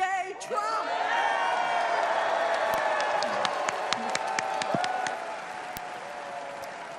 Pursuant to the announcement of the delegation and the rules and procedures of this convention, Illinois, 64 votes, President Trump. North Dakota, 29 delegates. Madam Secretary, I'm North Dakota State Auditor Josh Gallion and chair of our delegation. I'm a United States Air Force veteran. I'm here with our chairwoman, Sandy Sanford, and the rest of our delegation. North Dakota, we love our farmers. We love our energy producers. We back the blue. We are very appreciative of our military installations, Minot Air Force Base and Grand Forks Air Force Base. We feed the world. We fuel the world. We defend the world. The great state of North Dakota proudly casts all of its 29 votes for President Donald J. Trump.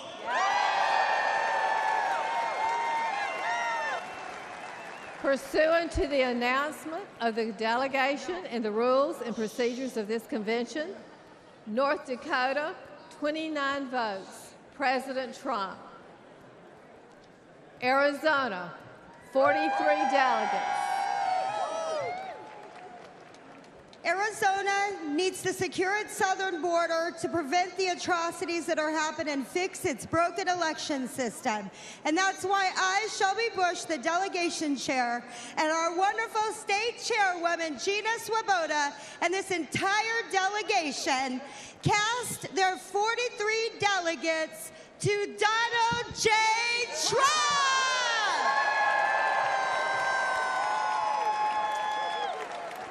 Pursuant to the announcement of the delegation and rules and procedures of this convention, Arizona, 43 votes, President Trump. New Jersey, 12 delegates.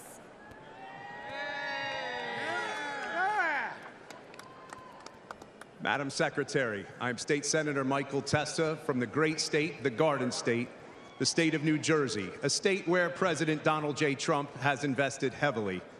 And we think and we know that he can win New Jersey this year. Madam Secretary, we should all be thankful right now that we are able to cast our votes for President Donald J. Trump after what took place on Saturday. So the state of New Jersey is extremely proud to cast all of its delegate votes for the 45th and soon to be 47th President of these United States, President Donald J. Trump.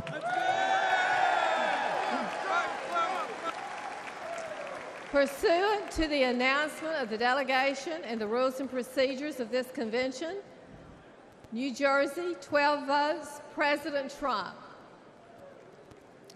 U.S. Virgin Islands, 4 delegates. Madam Secretary, as chairman of the United States Virgin Islands, the land of welcoming people, beautiful beaches, tremendous culture, and the best rum in the world, proudly casts its 4 delegates for President Donald J. Trump.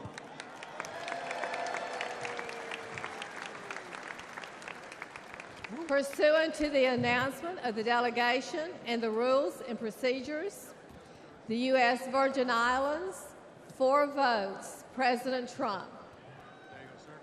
North Carolina. North Carolina, 74 delegates. Madam Secretary, I am Lieutenant Governor Mark Robinson, and God willing, I will be the next governor of North Carolina.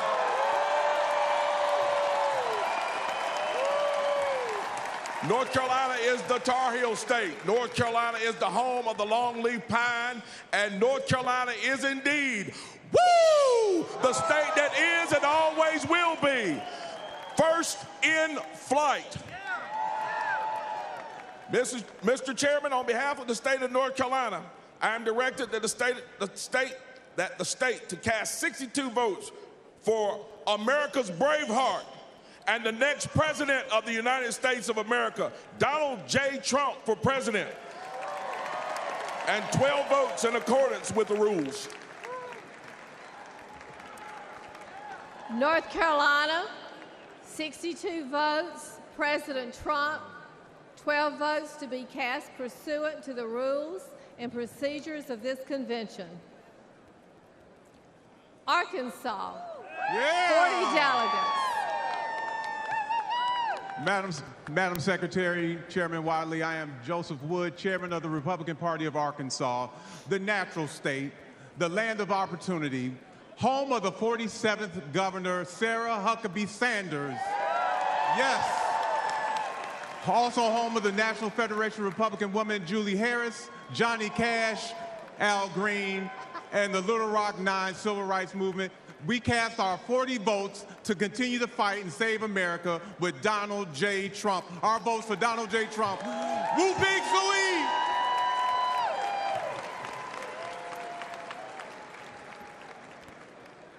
Arkansas, 40 votes, President Trump. Virginia, 48 delegates.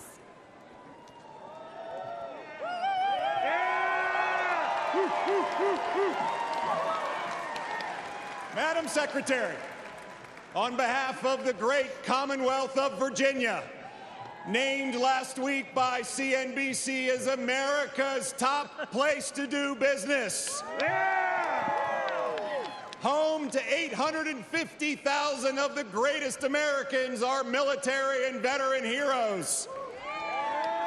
Home to Washington, Madison, Monroe, the first governor of the Commonwealth of Virginia, the voice of liberty, Patrick Henry, and home to Thomas Jefferson, who penned the most immortal words that we hold these truths to be self-evident, that all men are created equal, that they're endowed by their Creator with certain unalienable rights, and among them are life, liberty, and the pursuit of happiness.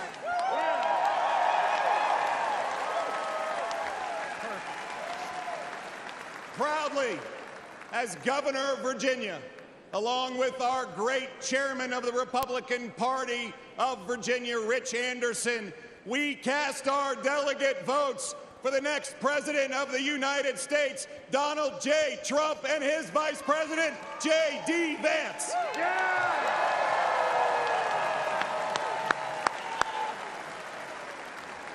Virginia, 42 votes, President Trump.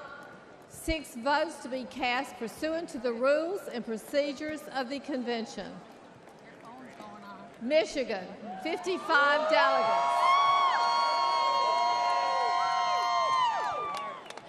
Madam Chairwoman, I rise from the great state of Michigan, where the Republican Party was founded under the Oaks on July 6, 1854, home of the gas-powered automobile, Flint, Vehicle City, Motown, Michigan State University Spartans, the 2023 football national champions, Michigan Wolverines, Cereal City, USA, the Great Lakes State, and sadly, the worst governor in America. We welcome you to the Midwest. The liberal elite call us flyover country. We're proud to be part of the so-called blue wall, and we're going to tear down that wall to once again elect our 45th and 47th president, Donald J. Trump. Michigan, Trump.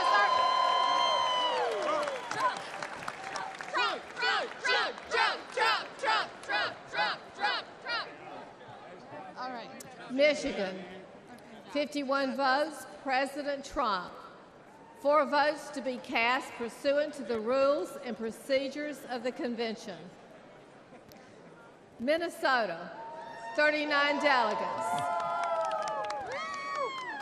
Madam Secretary, the great state of Minnesota, the battleground state of Minnesota, which will elect a Republican for president for the first time since 1972 this year.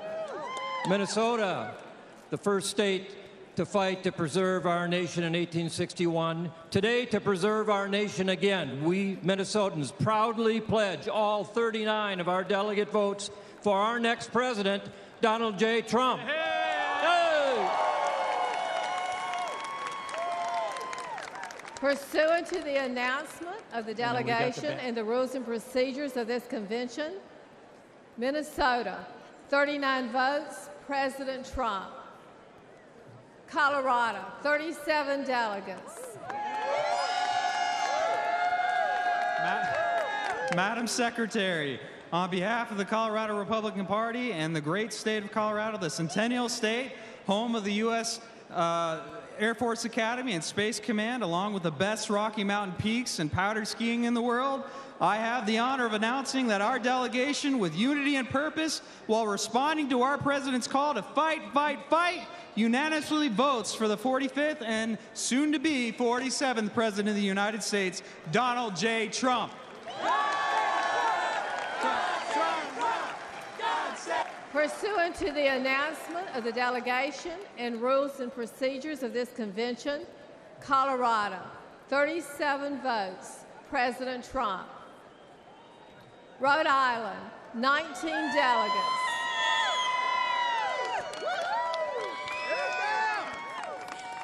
Madam Secretary, the ocean state where almost 90 years of Democratic control has led to the industrial vandalism of our ocean. Wind turbines in our ocean are killing our fishing industry and marine life, which has led to all pain and no gain. We were the first state to declare our independence from Britain and the last state to ratify the Constitution because we believe in states' rights. We are home to the independent man who wonders what happened to that independent freedom of religion spirit that Roger Williams brought into Rhode Island. Let's bring back the spirit and soul of America with patriotism and intelligence rather than blind, ambitious power. Madam Secretary, the great state of Rhode Island proudly casts all 19 votes for Donald J. Trump.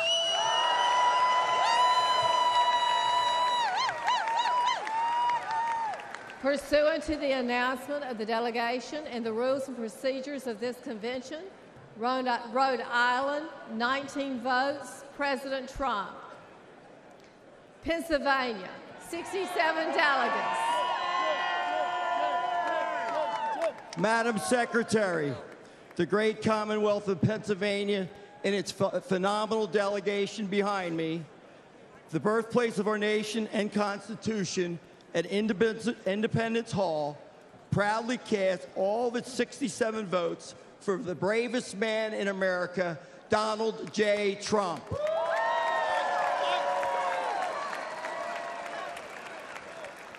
Pursuant to the announcement of the delegation and and rules and procedures of this convention, Pennsylvania, 67 votes, President Trump. South Dakota, 29 delegates.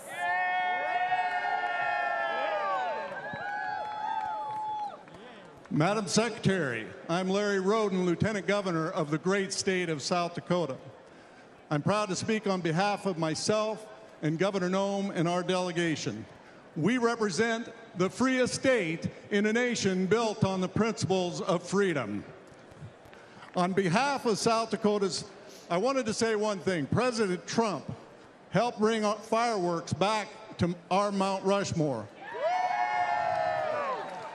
That monument honors 4 of our greatest presidents, and I believe there's room for one more. Just saying. On behalf of South Dakota's 29 delegates, I proudly cast all our votes for President Donald J. Trump. South Dakota, 28 votes, President Trump. New Mexico, 22 delegates.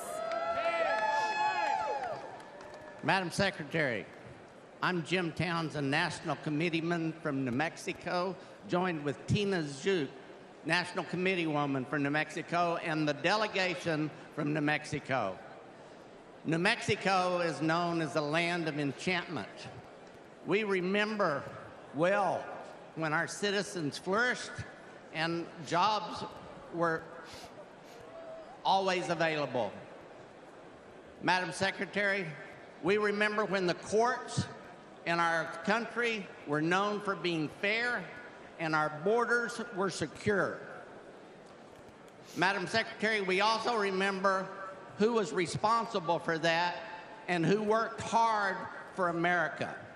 That's why today, New Mexico casts all 22 votes for the next President of the United States, Donald J. Trump.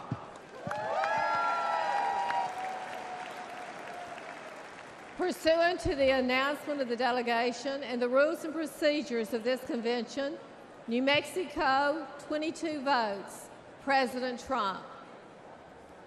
Montana, 31 delegates. Madam Secretary, Montana is big sky country, abundant with God's blessings. Montana is the most patriotic state in the USA. Montana is debt-free and sanctuary city-free. As Secretary of State, along with all the delegates from Montana, we stand with a leader who has reshaped American politics and reinvigorated our spirit as a nation. He delivered on his promises: record job growth, historic tax cuts, securing our border, and protecting our Second Amendment. It is our honor to cast 31 votes for our next president, Donald J. Trump. Pursuant to the announcement of the delegation and the rules and procedures of this convention, Montana, 31 votes, President Trump. South Carolina, 50 delegates.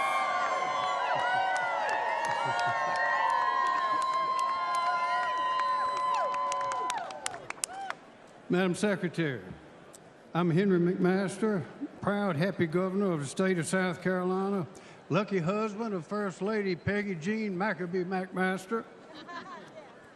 Great state of South Carolina, the Palmetto State, from the mountains to the sea, where we've been fighting for liberty since 1670, where the Revolutionary War was won, where in 2016 Donald Trump won his first primary victory ever, ushering in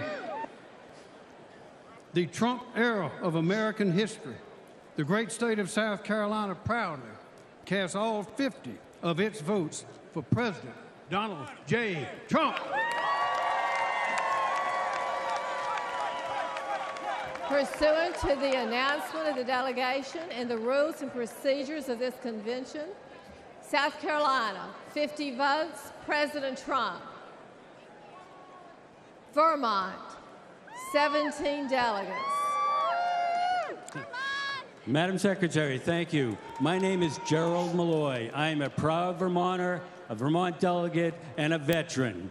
I am also the Vermont Republican Party nominee for the United States Senate, and I'm the guy that's going to retire Bernie Sanders. Oh, yeah. Oh, yeah. Vermont is the Green Mountain State. It's the 14th star. A long history of leadership and innovation for the United States. Ethan Allen, John Deere, President Calvin Coolidge. Our motto is freedom and unity. Unfortunately, right now, we've got a problem with unity and division in the United States. There's one man that's going to reunite our country and make America great again. It's Donald Trump, 45th and 47th president. Mr. Chairman, the great state of Vermont proudly casts all of its 17 votes for Donald J. Trump. Pursuant to the announcement of the delegation and the rules and procedures of this convention, Vermont, 17 votes, President Trump. District of Columbia, 19 delegates. Madam Secretary, on behalf of the District of Columbia, I am directed by that district to cast its 19 votes for president in accordance with the rules. District of Columbia, 19 votes to be cast pursuant to the rules and procedures of the convention. Thank you, delegates.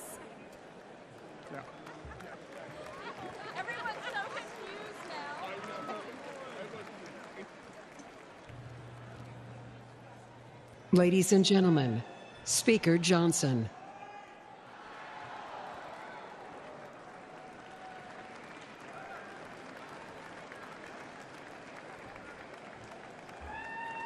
All right.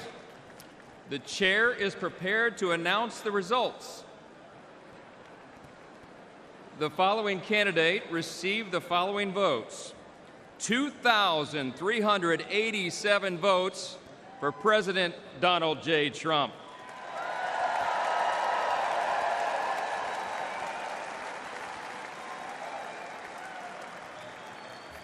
Let's make it official. Accordingly, the chair announces that President Donald J. Trump, having received a majority of the votes entitled to be cast at the convention, has been selected as the Republican Party nominee for President of the United States.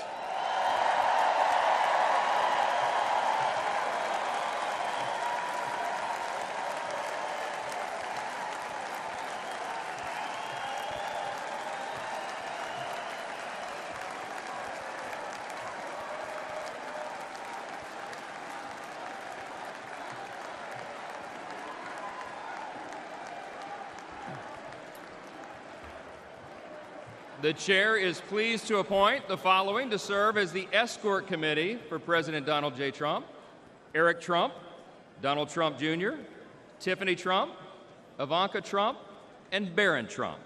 Thank you very much.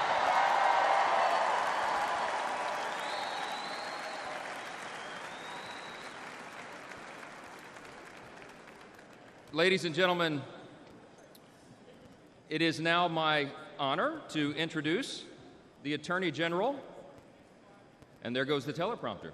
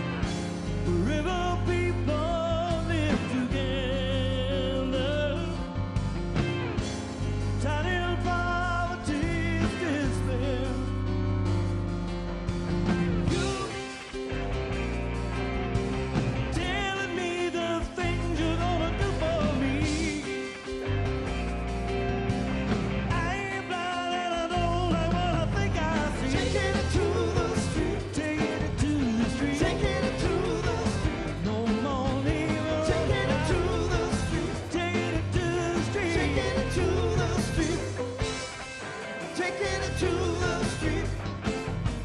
Taking it to the street. Don't want me no taking it to the street. Taking it to the street. Taking it to the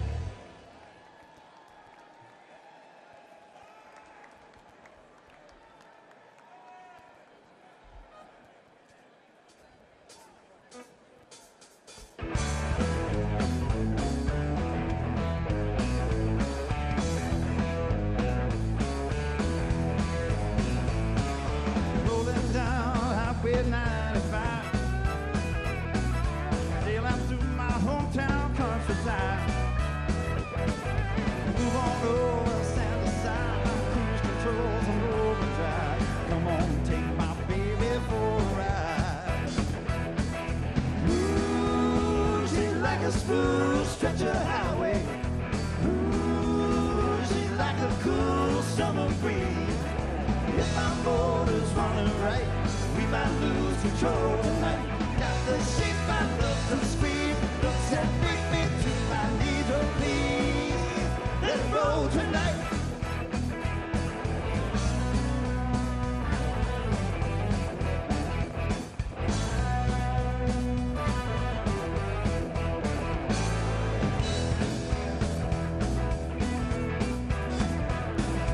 Might be doing more than 55 when I get my baby by my side. I'm growing power line, for the stroke I'm satisfied. Come on, take my baby for a ride. Ooh, she's like a smooth stretch of highway. Ooh, she's like a cool summer breeze. If my motor's running right, we might lose control tonight. Got my shape, my love to squeeze. Looks that bring me to my knees, oh please. Let it roll tonight.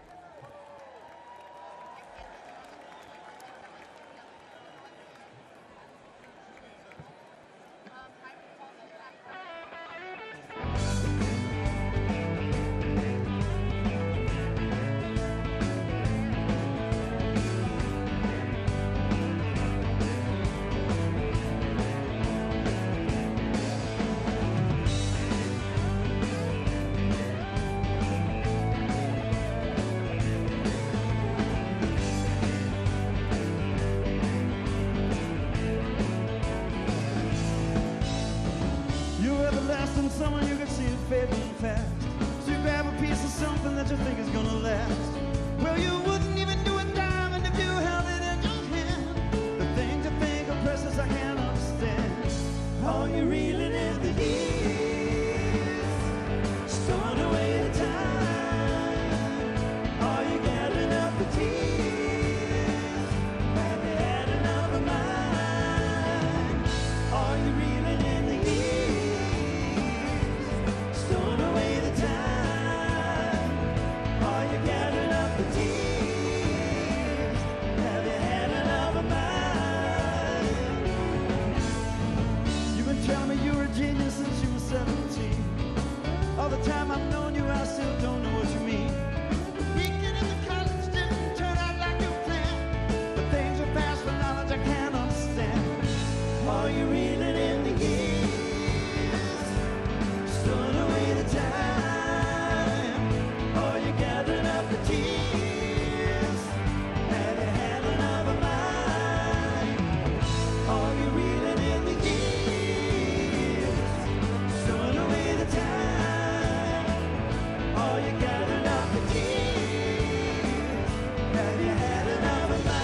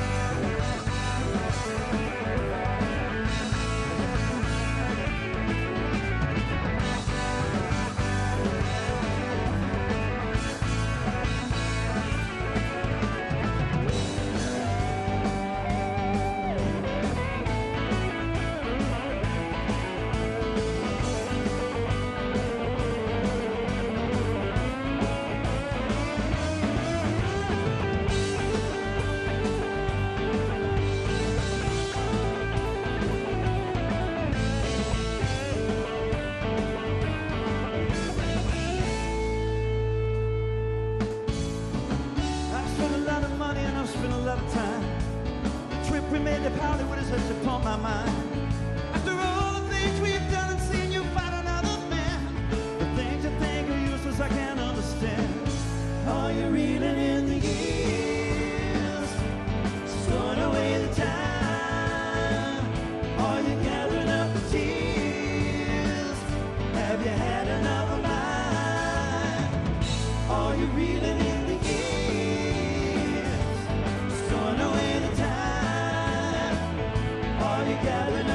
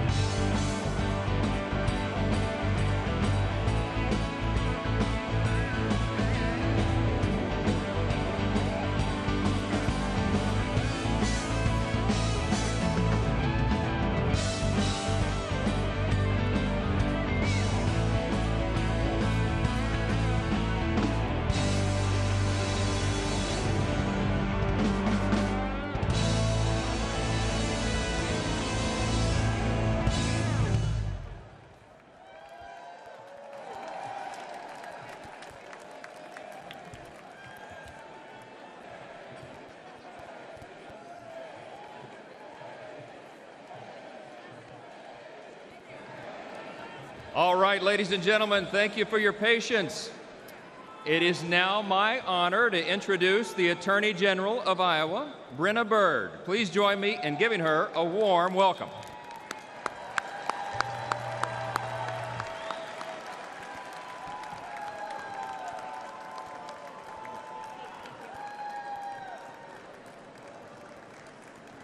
Well, thank you, Mr. Chairman.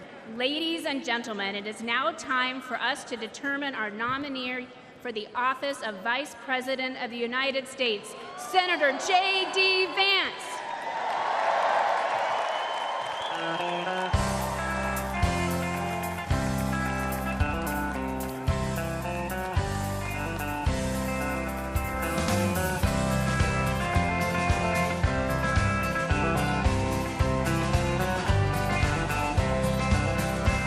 Why don't we liberate these United States? We're the ones who need it worst. Let the rest of the world help us for change, and let's rebuild America first. Wow. Our highways and bridges are falling apart. Who's blessed and who has been cursed? There's things to be done all over the world. Let's rebuild America first.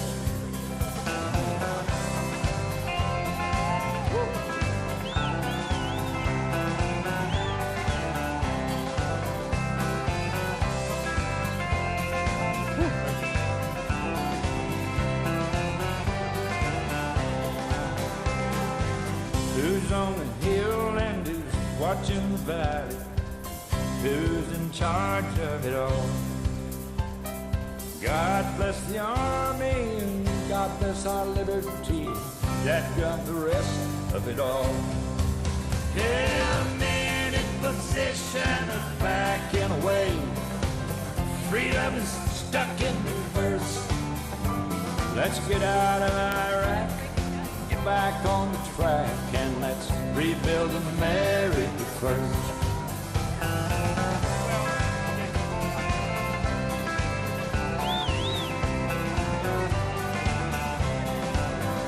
Once more.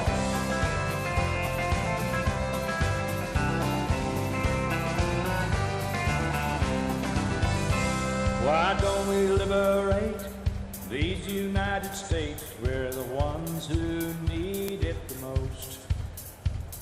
You think I'm blowing smoke? Boys, it ain't no joke. I make 20 trips a year coast to coast.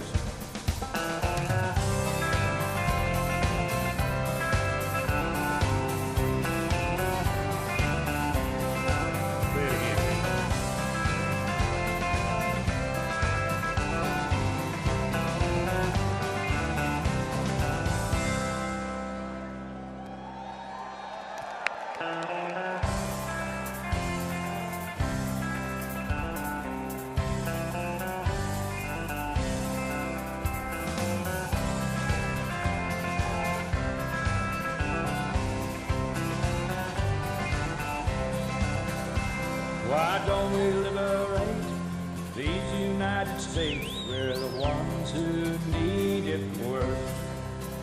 Let the rest of the world help us for change, and let's rebuild America first. Our highways and bridges are falling apart. Who's blessed and who has been cursed?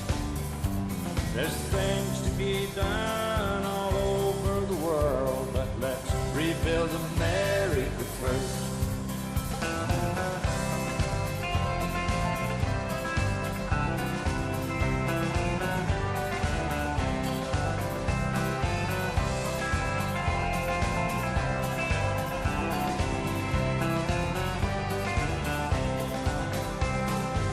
Who's on the hill and who's watching the valley? Who's in charge of it all? God bless the Army and God bless our liberty. That got the rest of it all. Yeah, a man in position of backing away. Freedom is stuck in reverse. Let's get out of Iraq, back on the track and let's rebuild America first.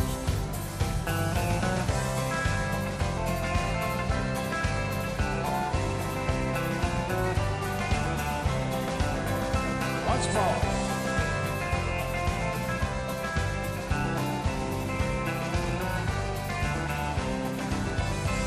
Why don't we liberate these United States? We're the ones who need it the most. You think I'm blowing smoke? Boys, it ain't no joke. I make 20 trips a year coast to coast.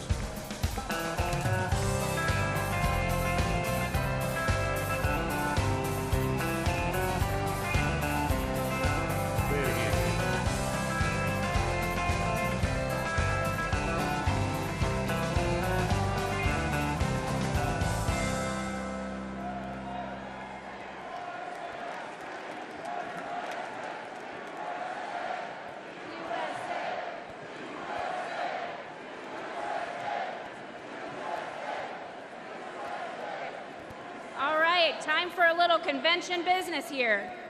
The chair states that in compliance with Rule 40B, the chair has been furnished with evidence that a plurality of the delegates from each of 5 or more states severally support the candidate who will be presented for the nomination for Vice President of the United States. The chair would like to remind delegates of the provisions of Rule 40A, which provide that in part, if there is only one candidate for nomination for Vice President of the United States who has demonstrated the support required by this paragraph B of this rule, a motion to nominate for such office by acclamation shall be in order, and no calling of the roll with respect to such office shall be required.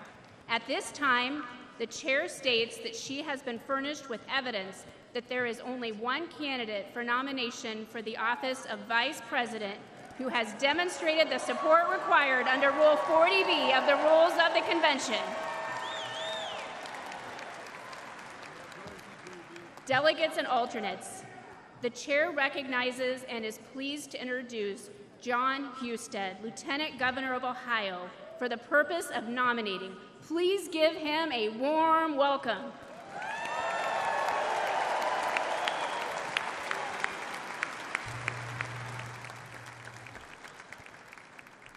Are we ready? Are we ready to nominate a vice president? How about you, Ohio? Yeah! That's awesome. I'm John Husted, the Lieutenant Governor from the great state of Ohio.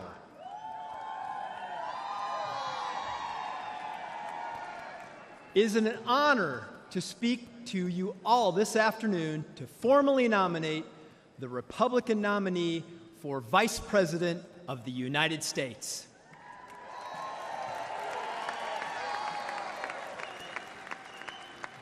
Ohio is the heart of it all, and that is certainly the case once again here today. The vice presidency is an office of sacred trust. The man who accepts this nomination accepts with it the awesome responsibility to give wise counsel to the president, to represent America abroad, to preside over the Senate, and to be ready to lead our nation at a moment's notice. Such a man must have an America first attitude in his heart. He must, amen.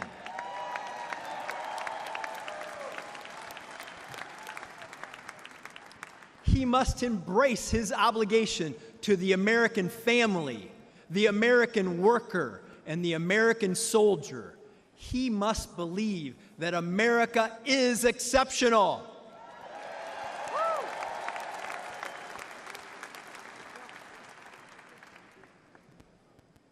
And be prepared in the tradition of our founders to pledge his life, his fortune, his sacred honor to preserve, protect, and defend the Constitution of the United States.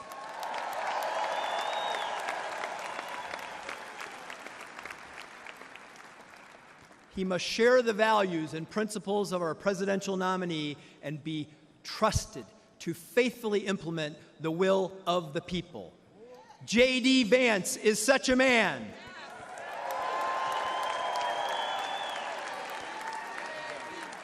JD, JD, JD, JD, JD, JD, JD.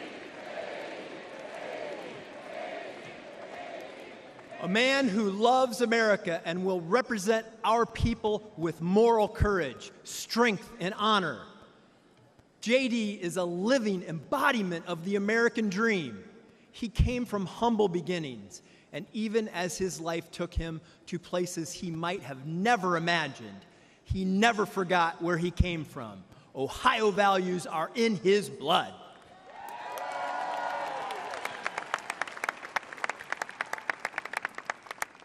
He served our nation in the United States Marine Corps.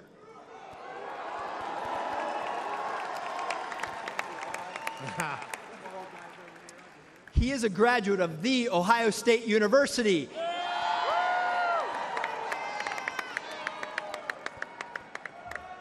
He graduated summa cum laude from Yale Law School and is the author of the best-selling book Hillbilly Elegy.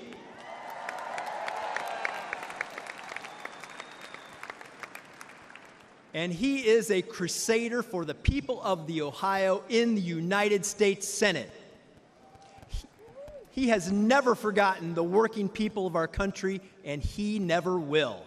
He fought to bring investment to Middle America as a businessman and has fought to defend them every single day in the Senate.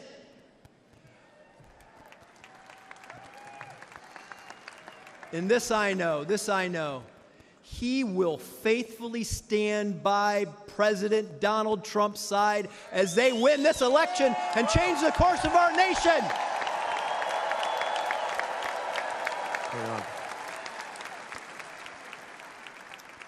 They will change the course of our nation to the benefit of all American citizens and truly make our country great again.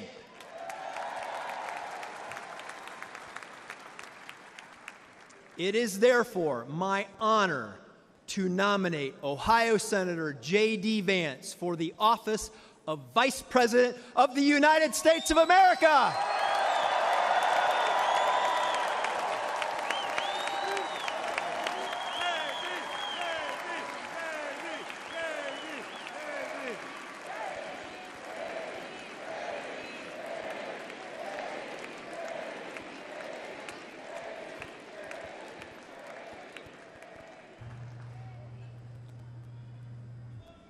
Delegates and alternates, pursuant to Rule 40A, a motion to nominate by acclamation is now in order. The chair now recognizes Delegate Bernie Moreno, Senate candidate from Ohio, for the purpose of making a motion. Thank you, Madam Chair. My name is Bernie Moreno. I'm honored to be the Republican nominee for the U.S. Senate from the great state of Ohio. I know firsthand that my dear friend JD is a selfless and brilliant fighter. He is a patriot who loves America. He loves Ohio. He loves his family. He's a great father. He's a great man. And that's what we need in this nation today. To JD Vance, America First is not just a slogan. It's his North Star. He has followed it every moment of his life and career. He knows what it's like to live in poverty, forgotten by Washington politicians. He is dedicated to ensure that no American is ever forgotten again.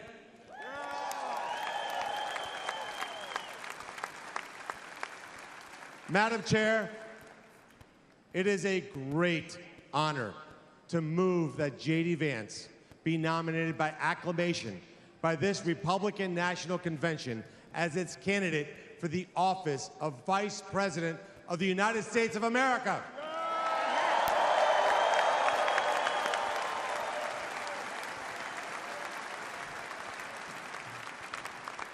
Without objection, the previous question is ordered. The question is on the motion that Senator J.D. Vance be nominated by acclamation. All those in favor signify by saying aye. Aye! All those opposed signify by saying no. In the opinion of the chair, the ayes have it, and the motion is adopted. Without objection, the motion to reconsider is laid upon the table.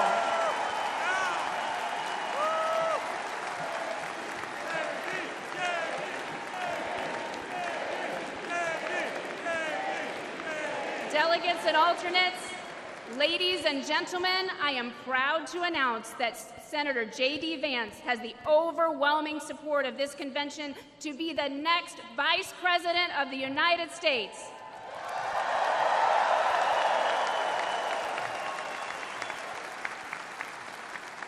The chair is pleased to make the following appointments to the Escort Committee for Senator J.D. Vance, his vice presidential nominee.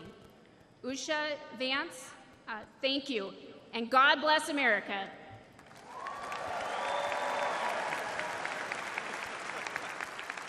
Ladies and gentlemen, please welcome back Speaker Johnson.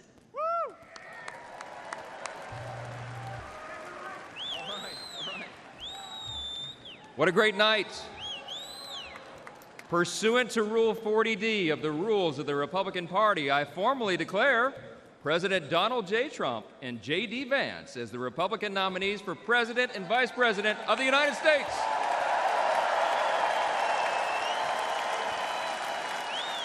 Ladies and gentlemen, please welcome back RNC Chairman Michael Whatley.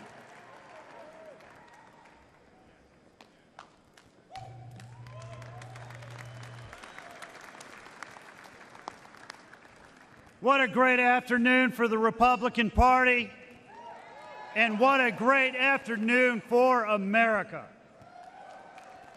It is now time to take the official convention photograph. If all of the delegates would please stand and turn to the center camera directly opposite the stage, we will take the official photograph.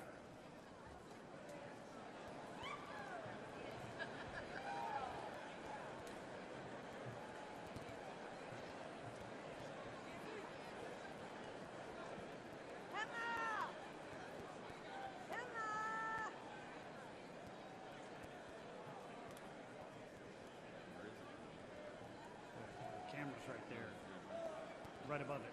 See the guy with the big telephone.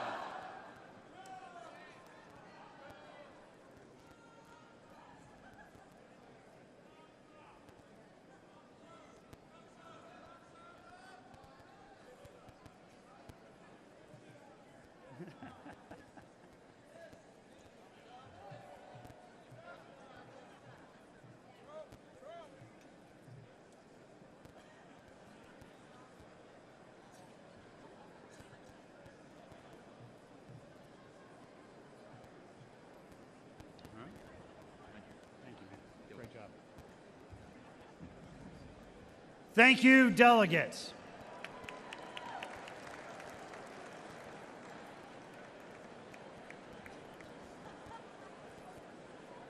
At this time, please welcome Leora Levy, delegate and National Committee woman from Connecticut, who will lead us in a benediction.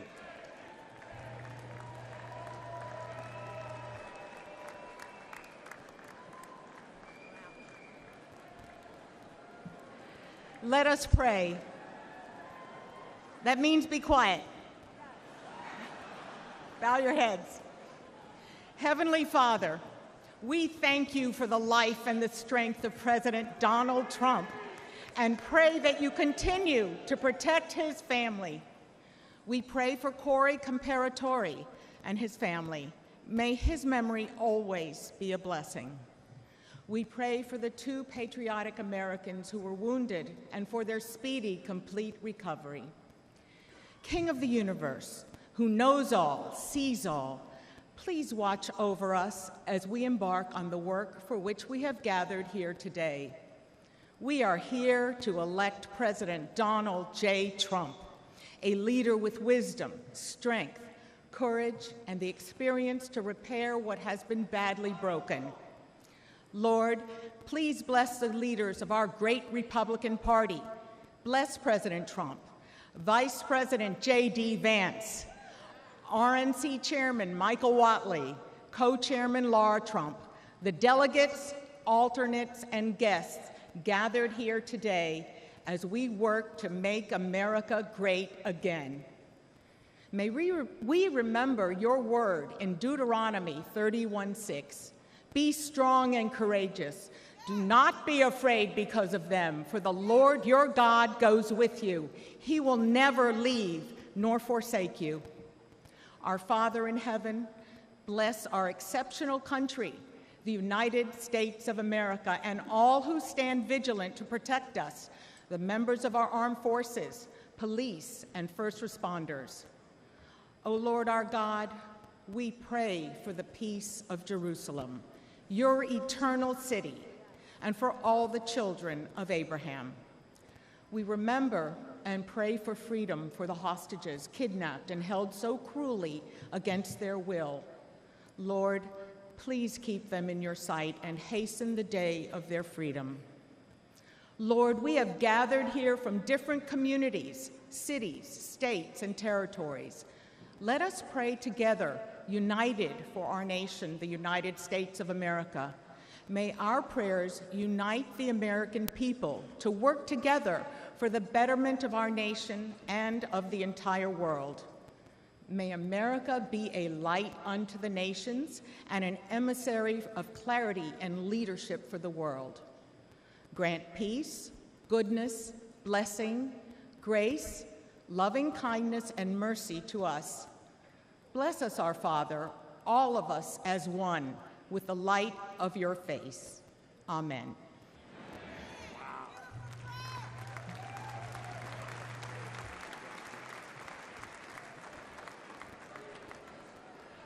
In a moment, we will recess until this evening's session.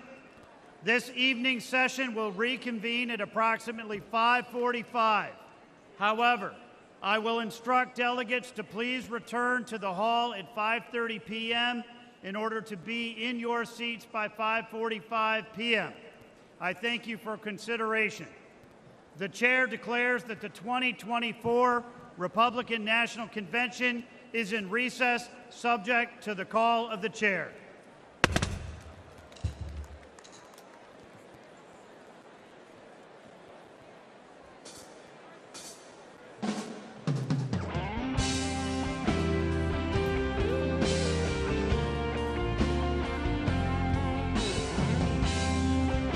Thank you. I'll be back in my chair, 5:45.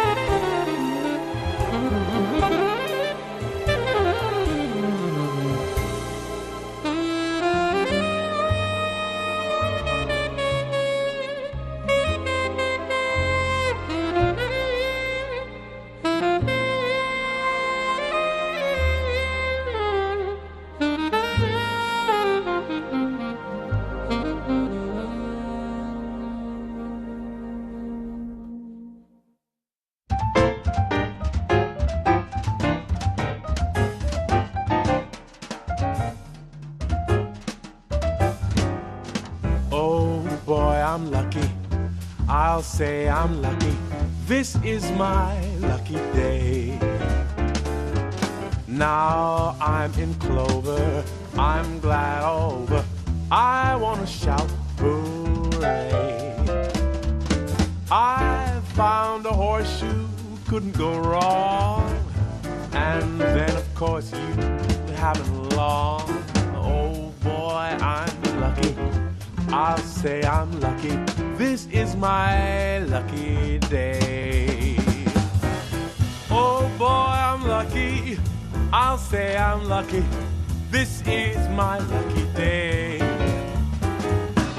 Now I'm in clover, I'm glad all over.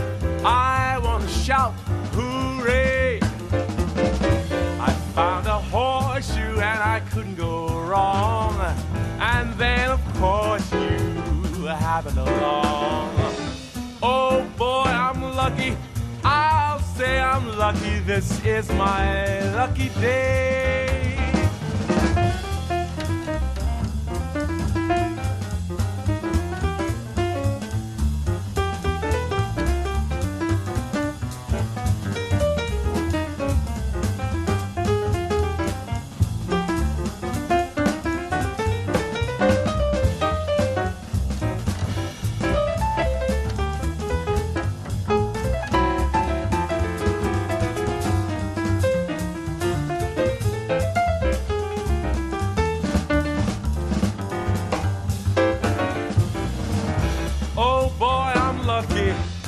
I'll say I'm lucky. This is my lucky day. Now I'm in clover, I'm glad all over. I want to shout hooray. I found a horseshoe and couldn't go wrong. And then of course you happened along. Oh boy, I'm lucky. I'll say I'm lucky. This is my lucky day. This is my lucky day.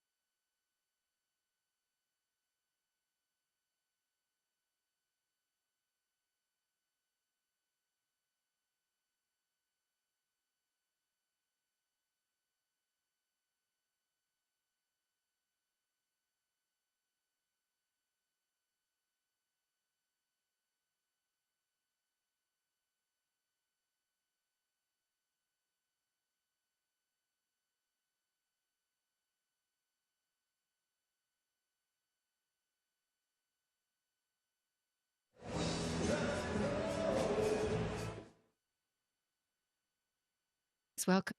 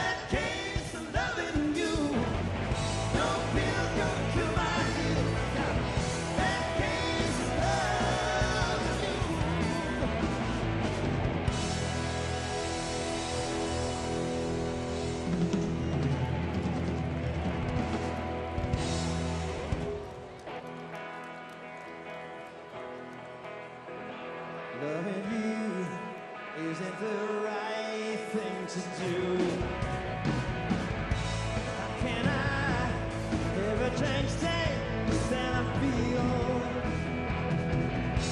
If I could, maybe I'd give you my world.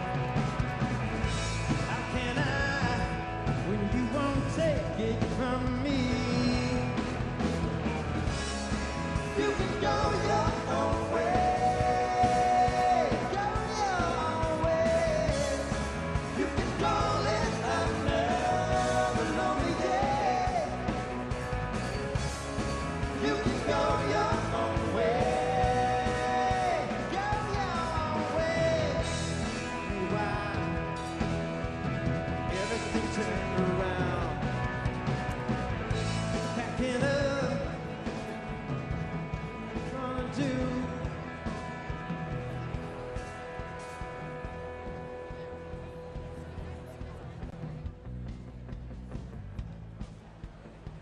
Delegates and alternate delegates, ladies and gentlemen, please take your seats. The program is about to begin.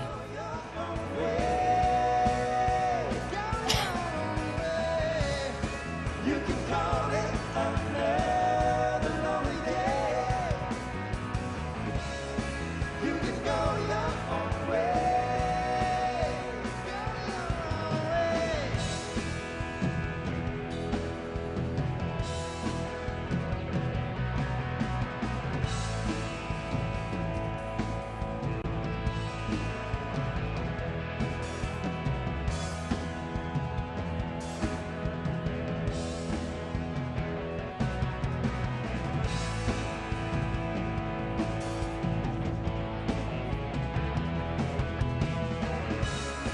You can go your own way, go your own way.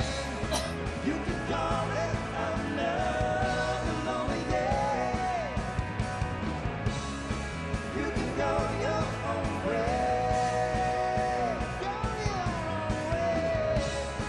You can call it another lonely day.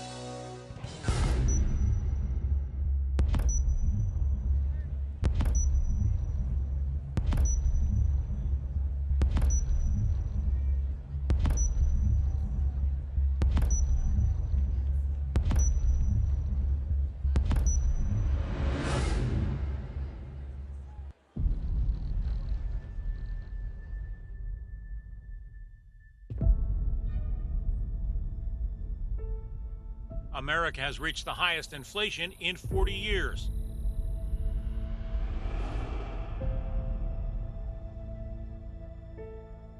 The Wall Street Journal has reported today that Americans' incomes have gone down 3 straight years.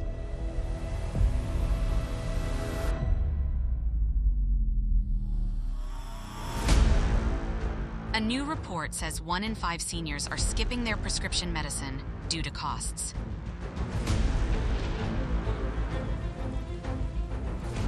gas prices today reached the highest in history, over $5 a gallon.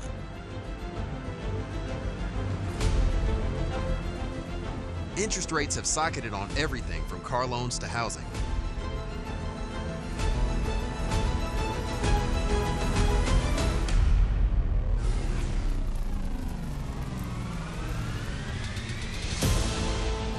Credit debt has reached a new record, and the majority of Americans say they are living paycheck to paycheck.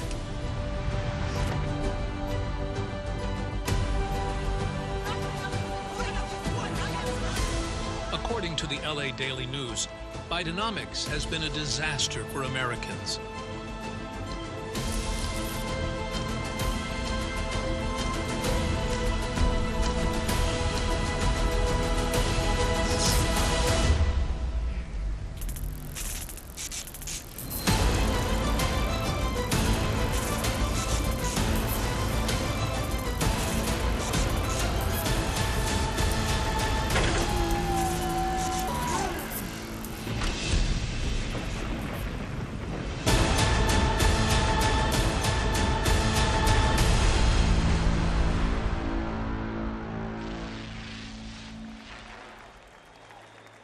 Ladies and gentlemen, the chairman of the Republican National Committee, Michael Whatley of North Carolina.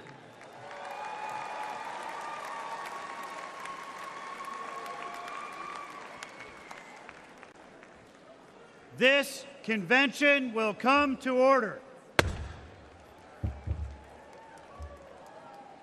Delegates and alternate delegates, ladies and gentlemen, welcome to the 2024 Republican National Convention.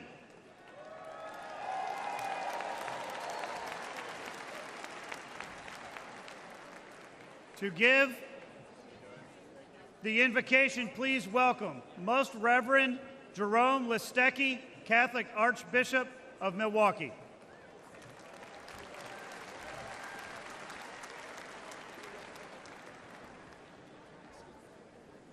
And let us pray. Lord, we thank you for our nation. Our founding fathers held these truths self-evident, that all are created equal, endowed by their Creator with certain unalienable rights, including life, liberty, and the pursuit of happiness. For 248 years, we have sustained this vision to guard the dignity of every life from conception to natural death, to protect their liberty, especially to speak freely and to worship you, and to support their pursuit of happiness through this life to the next. We pray that you assist our elected officials and candidates always to protect our freedoms, to preserve our democracy, and to govern fairly. Grant them the wisdom every day to place the good of our nation above personal interests and to cherish our union. Teach us all to respect justice and our equality before the law. Lord, protect our military. Teach us gratitude, that we may never forget their selfless sacrifice, and protect also our first responders, police, firefighters, and EMTs, for their bravery, too, gives us peace.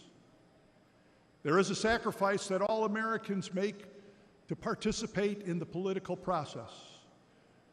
We ask you to receive his servant, Corey Compantadere, and we pray for those who were injured, demonstrating their commitment to our democratic process.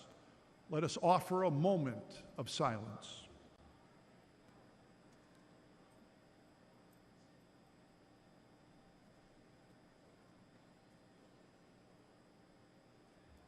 In the words of George Washington, Almighty God, keep the United States of America in thy holy protection and incline the hearts of the citizens to a brotherly affection and love for one another. Through Jesus Christ, our Lord. Amen.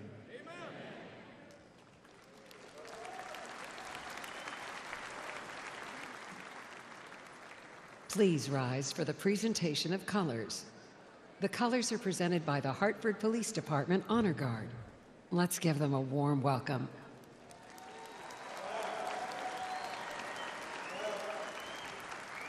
Left, left, left, left, left, left, left, left, left.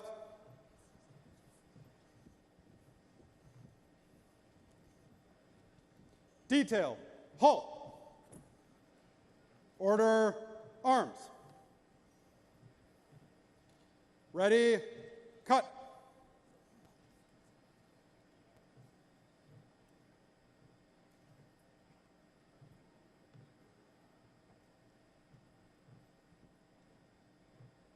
Please remain standing for the Pledge of Allegiance and the national anthem. Right shoulder, arms.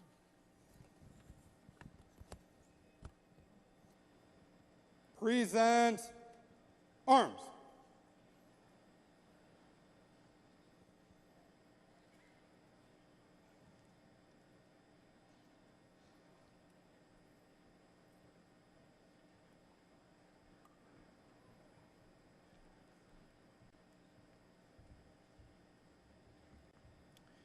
If you will, follow me.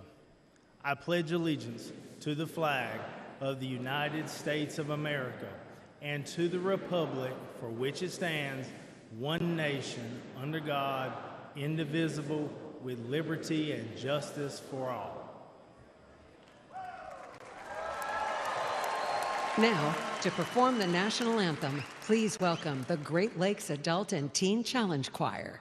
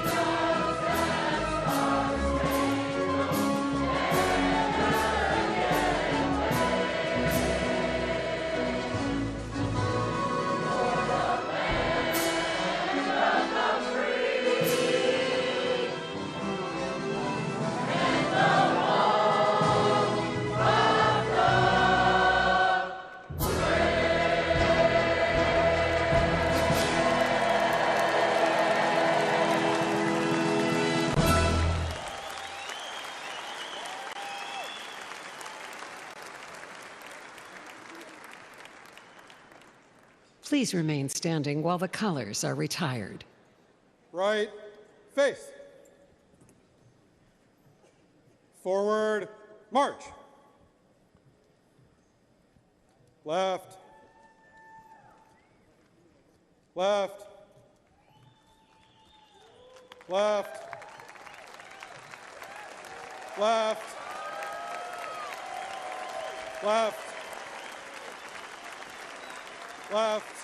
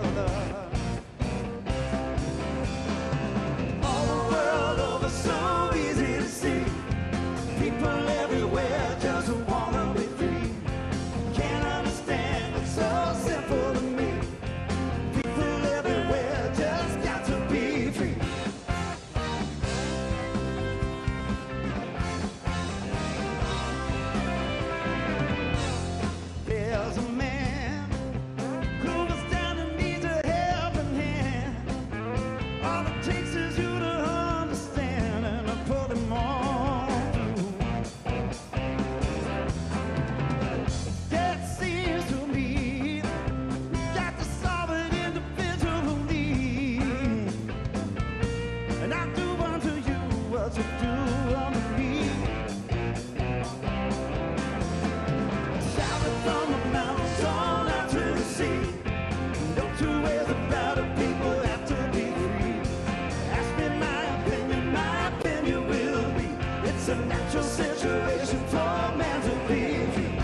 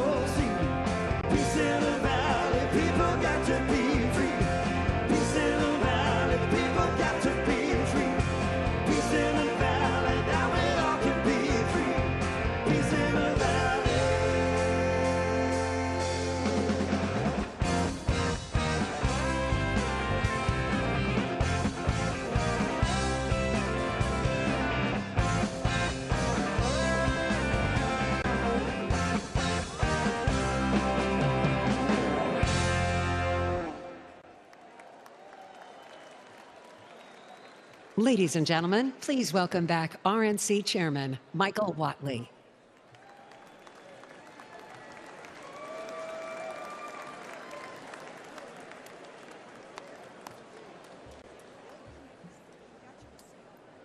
Delegates, guests, elected officials, and Republicans across the country, welcome to the 2024 Republican National Convention. We are honored to have you here in Milwaukee. Just days ago, we witnessed a horrifying assassination attempt against President Trump at his rally in Pennsylvania. We are praying for President Trump. We are praying for the injured. We are praying for the family of Corey Compatore. We must unite as a party, and we must unite as a nation. We must show the same strength and resilience as President Trump and lead this nation to a greater future.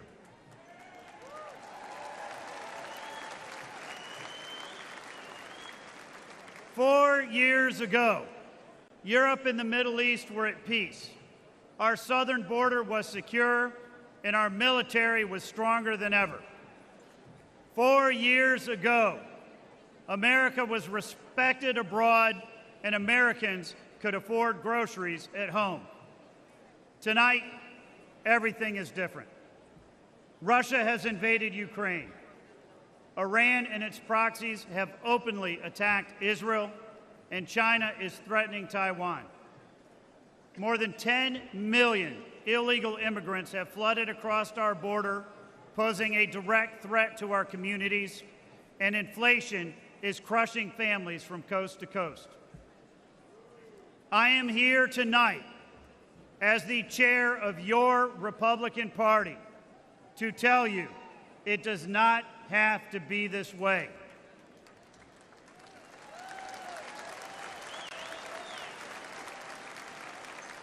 And I am here tonight to tell you that we have a solution. Elect Donald J. Trump as the 47th President of the United States.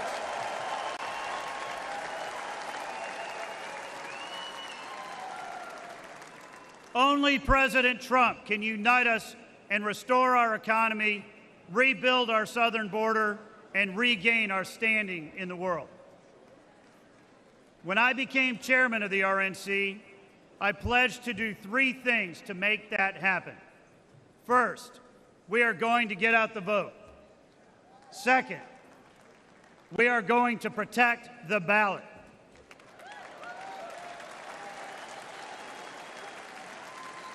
And third, we are going to hold a world-class convention. As long as I am your chairman, these will be the RNC's only priorities, because our #1 objective is to win this election.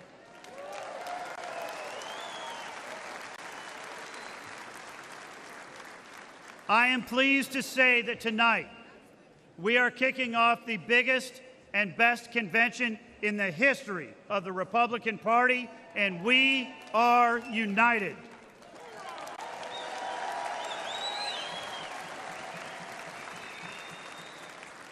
This election is not just about the next 4 years.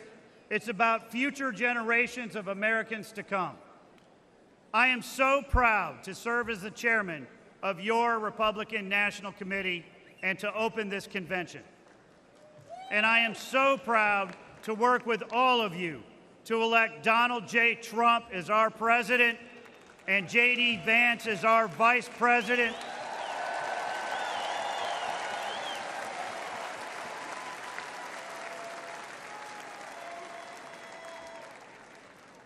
And to make America wealthy again,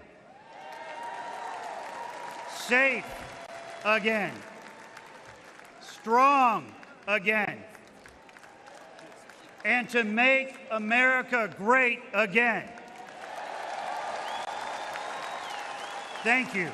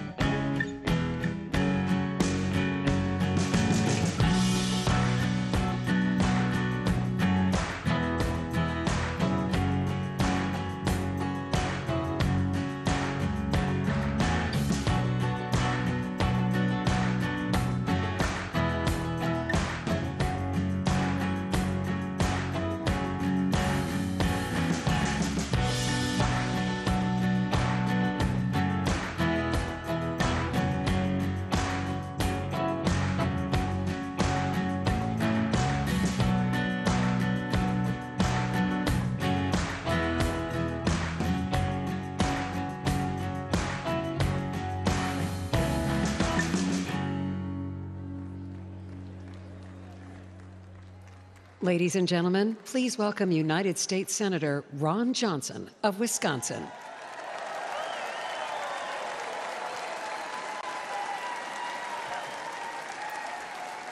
Thank you, thank you, thank you, thank you. Welcome to Wisconsin.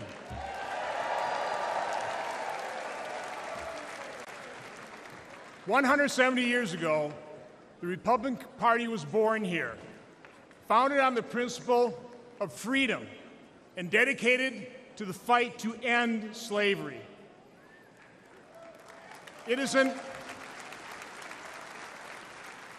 honor and privilege to represent the good, decent, hardworking, and very nice people of Wisconsin in the U.S. Senate.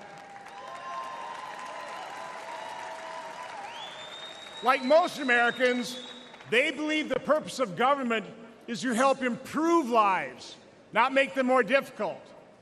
Unfortunately, Vice President Harris and President Biden have made our lives less safe and far more expensive. In other words, a lot more difficult. Back in 2008, Joe Biden ran on a ticket promising to, quote, fundamentally transform America, unquote. They weren't joking.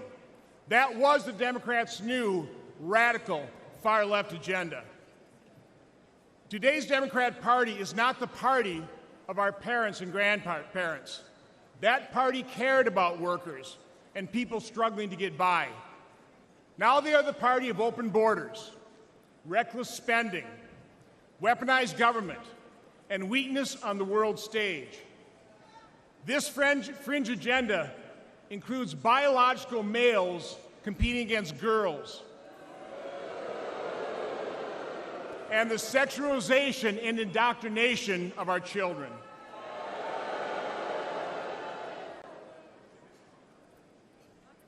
Today's Democrat agenda, their policies, are a clear and present danger to America, to our institutions, our values, and our people.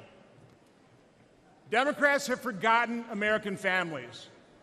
They have abandoned the hardworking middle class. But with President Trump and Republicans, those forgotten Americans are forgotten no more.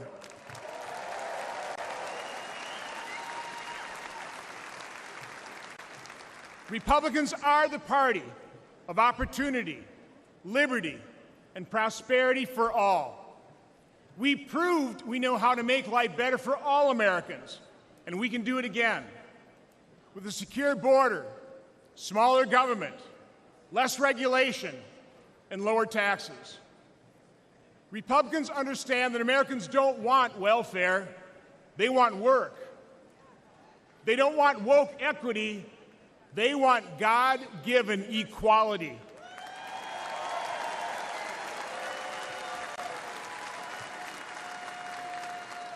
They want the promise of our founding documents, the right to pursue happiness. That's what Republicans will deliver. We've repaired the damage caused by Democrats before, and we will do it again.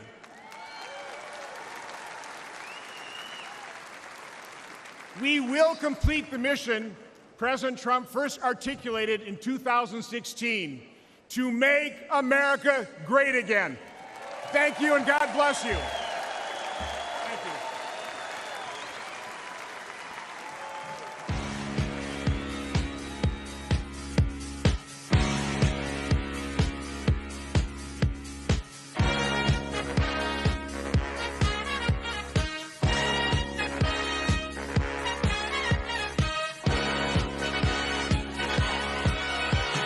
Young man, there's no need to feel down. I said, young man, pick yourself off the ground. I said, young man, 'cause you're in a new town. There's no need to be unhappy.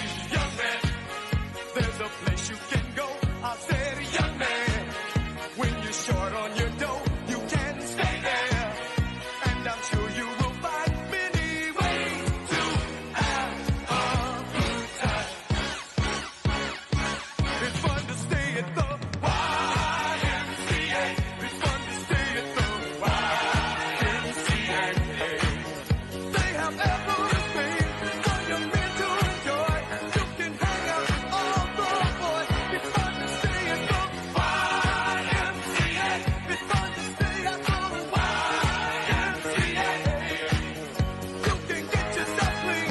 You can have a good meal. You can do whatever you feel. Please welcome Chris Jansen.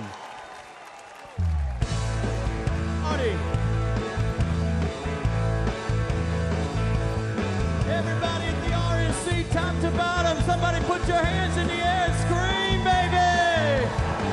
I love number 3 winning and good bass fishing and bush hogging overtime. I like sitting in the stand with a gun in my hand. I'm an all-American guy. I like a bone on a steak and a Waffle House steak. Seeing kids being raised right. I like a handshake deal and people that are real. I'm an all-American guy. I love F-250s, Alan Jackson's Little Bitty, and the beauty of a small town life. I like my chili in a bowl, Bob Seger, rock and roll, football on a Friday night. I love a cold beer can and the Leonard Skinner band and a woman that I hold all night. Yeah, I'm a pretty simple man, ain't too hard to understand. I'm an all-American guy. I like America's best and rowdy rednecks. and blue silver suits and ties. I love Jesus and the hag and a girl who loves her dad. I'm an all-American guy. I love F-250s, Alan Jackson's Little Bitty, and the beauty of a small town life. I like my chili in a bowl, Bob Seger, rock and roll, football on a Friday night. I love a cold beer can and the Charlie Daniels band and a woman that I hold all night. Yes, I'm a pretty simple man, ain't too hard to understand. I want to hear you scream one time.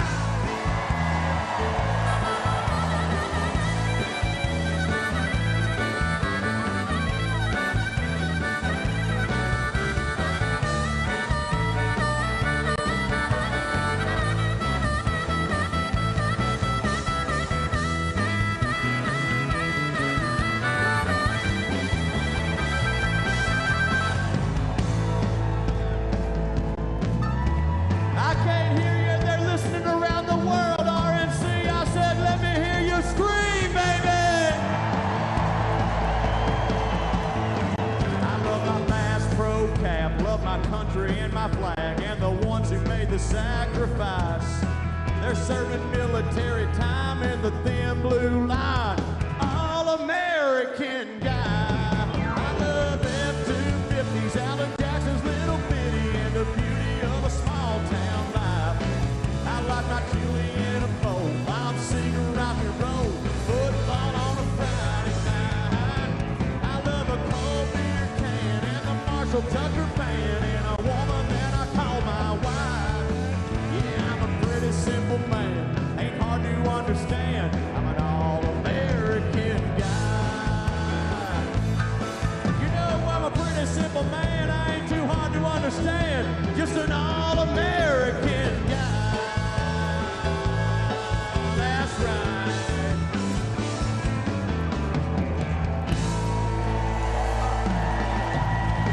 I can't hear you, Milwaukee! Everybody stay on your feet. Let's get some fun action in here. It's RNC 2024, and we are here to party for America, baby. We're here to party for America, baby. With every hand in the air, all the way to the top, side to side. I got a question for you, all the way back from 2016. Can somebody please buy me a boat?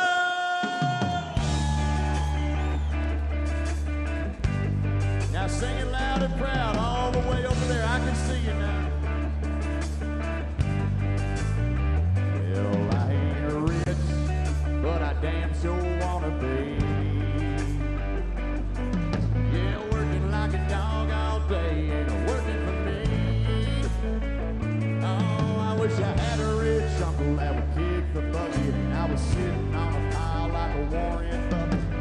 I know everybody says money can't buy happiness, but it can buy me a boat.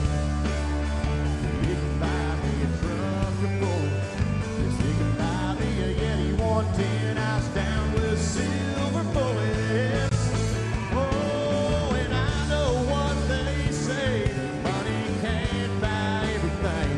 Yeah, maybe so. Somebody sing it, buddy. Oh yeah. Now they call me the redneck, the white trash and blue. Yeah, well I could change all that if I had a couple $1 million.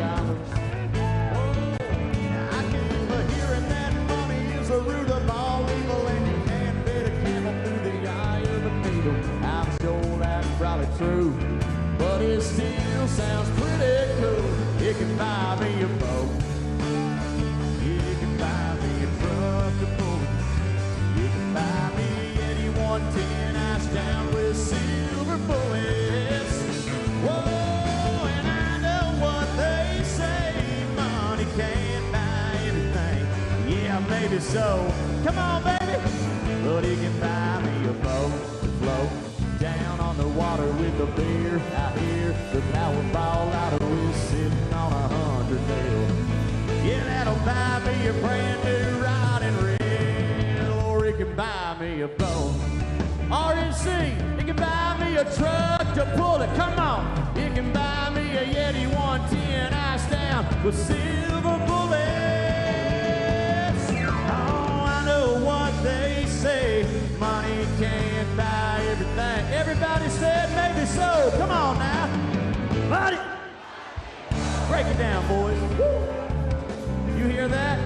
First day of the RNC in Milwaukee, and everybody is screaming really loud up in here.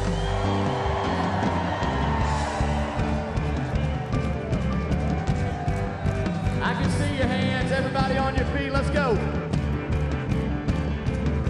Get them up, get them up. We say, hey, hey, oh, whoa. Let's say, woo, woo, woo. Get your hands going, let's go.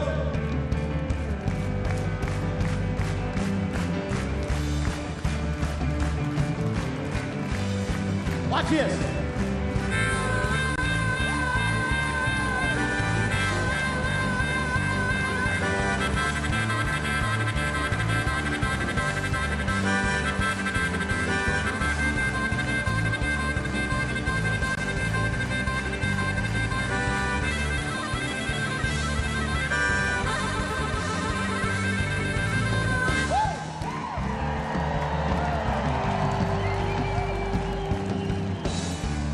Concerts in this arena before.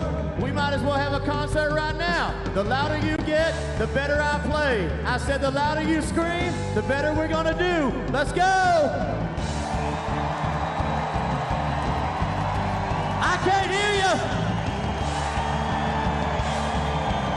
Let's go!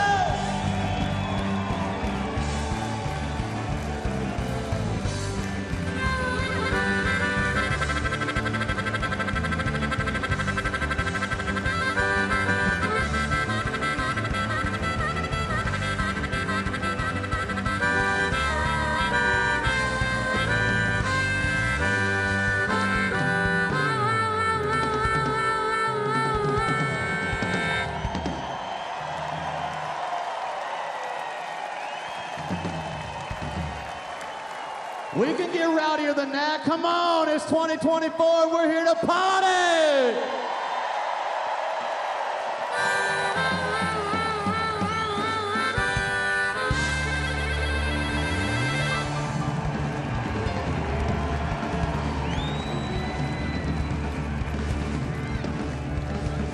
While everybody's on their feet, by a show of hands, who feels blessed to be an American every single day of the week? I said by a show of hands and everybody out of their seat, who feels blessed to be an American in the land of the free, the home of the brave, every single day of the week? Then keep your hands up on the count of three, scream 1, 2, 3, go!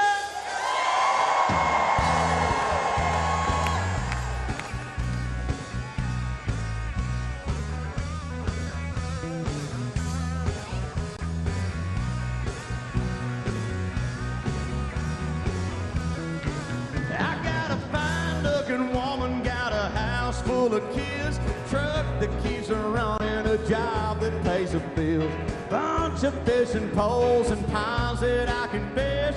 Even when it rains, I always tell you this: hell, I'm alive and I'm free. Well, I get up in the morning and get to being me. I'm a mess, but I'm blessed, and I count my blessings every day.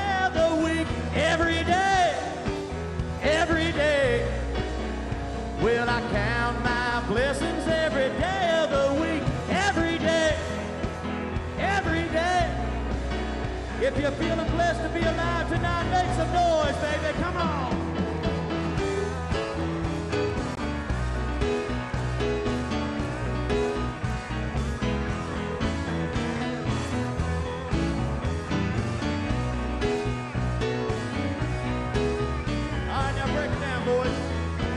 Okay, my friends in Milwaukee, wave if you can see me good. Top to bottom, side to side, every hand in the air when I say every day, and you repeat after me. Here we go. You ready? Let's go.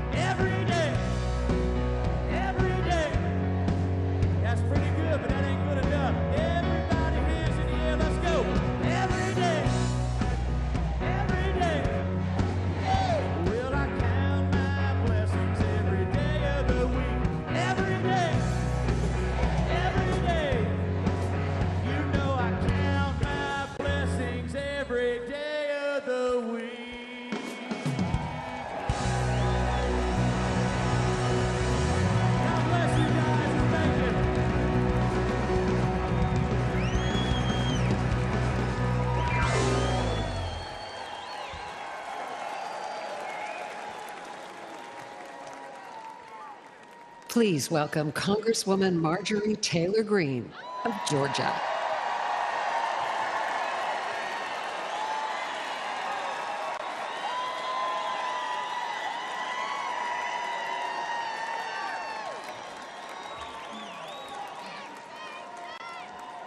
Thank you.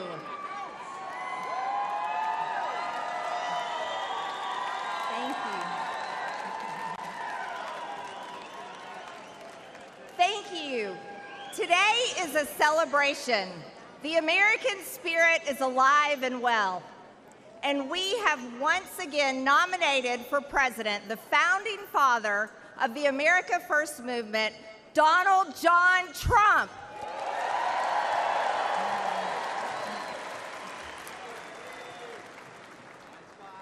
Unfortunately, this is also a somber moment for our nation. 2 days ago, evil came for the man we admire and love so much. I thank God that his hand was on President Trump.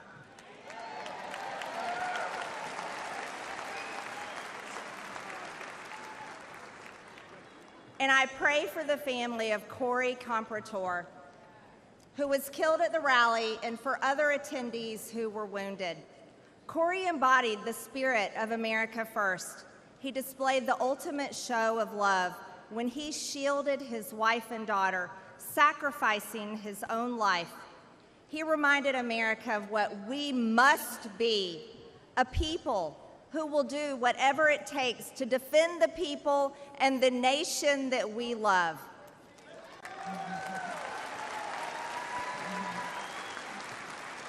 Thank you. I love you too. We will honor Corey's memory by building the country he wanted, the country he wanted for his children, and a government worthy of the American people. For far too long, the establishment in Washington has sold us out.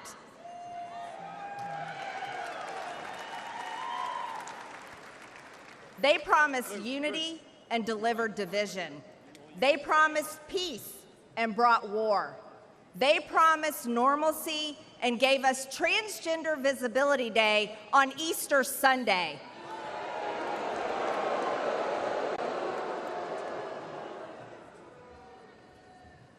And let me state this clearly. There are only two genders.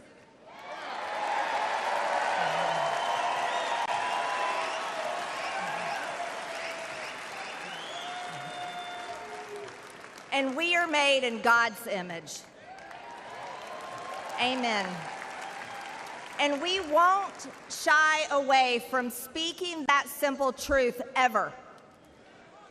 The Democrats ripped open our borders and allowed millions of illegal aliens to pour in, driving up the cost of housing and health care while slashing American wages and eliminating jobs. They claim that our economy is thriving, yet hundreds of thousands of American-born workers lost their jobs these past few years.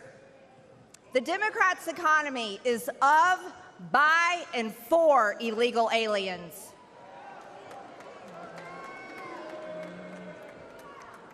Our open borders have also unleashed the worst drug crisis in American history. Yet while hundreds of thousands of Americans are suffering, the Democrats spent over $175 billion, your tax dollars, to secure Ukraine's borders. But they tell us the border wall is too expensive. But an American government that serves the interests not of the wealthy, the globalist, or the powerful few, but of all hardworking Americans is within our grasp.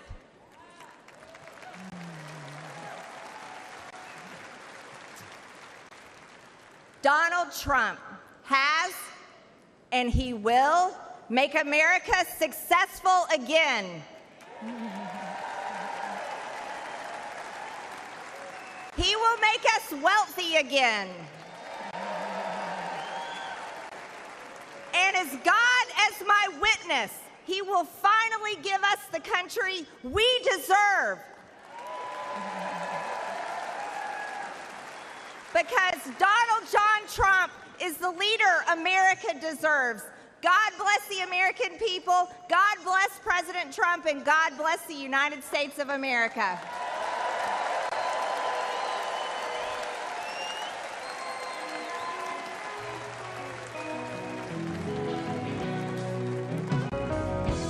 Day after day, I'm more confused, and I look for the light in the pouring rain. Know that's a game that I hate to lose. Feeling the same, ain't it a shame? Oh, give me the beat, boys, and free my soul. I wanna get lost in your rock and roll and drift away. Give me the beat, boys, and free my soul. I wanna get lost in your rock and roll and drift away.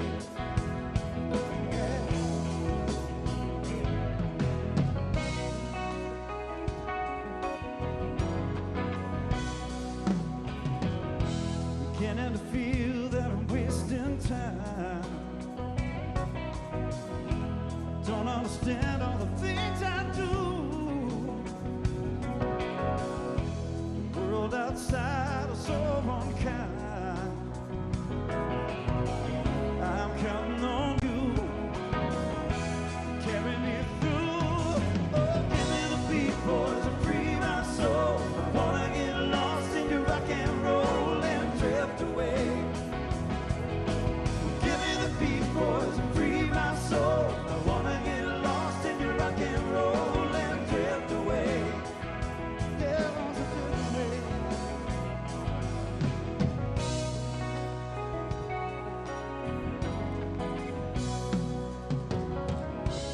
When my mind is free, you know a melody can move me. When I'm feeling blue, guitars are coming through to soothe me. Thanks for the joy that you're giving me. I want you to know that I believe in your song. Rhythm and rhyme and harmony. I want you along, making me strong.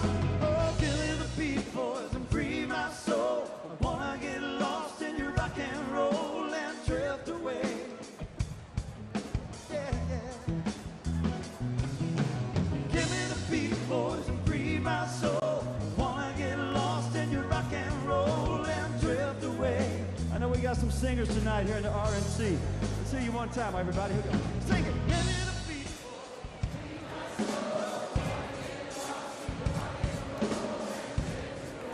Sounding good, y'all. Sounding good tonight in Milwaukee, y'all. Sing. Give me the beat.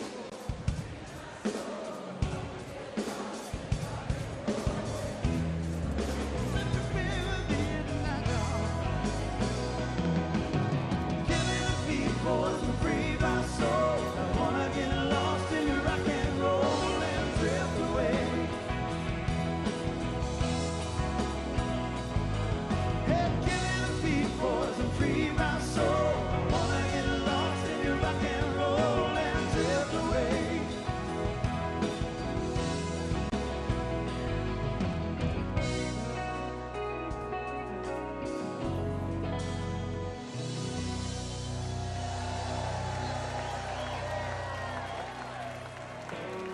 Please welcome the Lieutenant Governor and current candidate for Governor of North Carolina, Mark Robinson.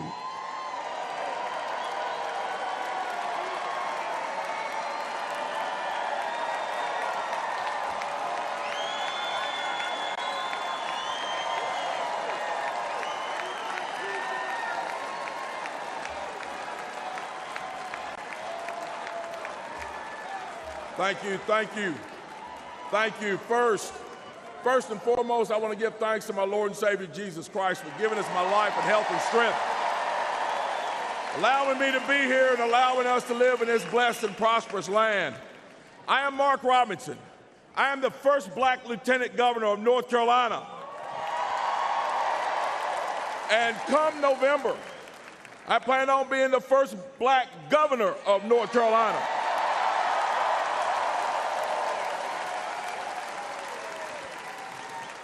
But I am not one of the political elite.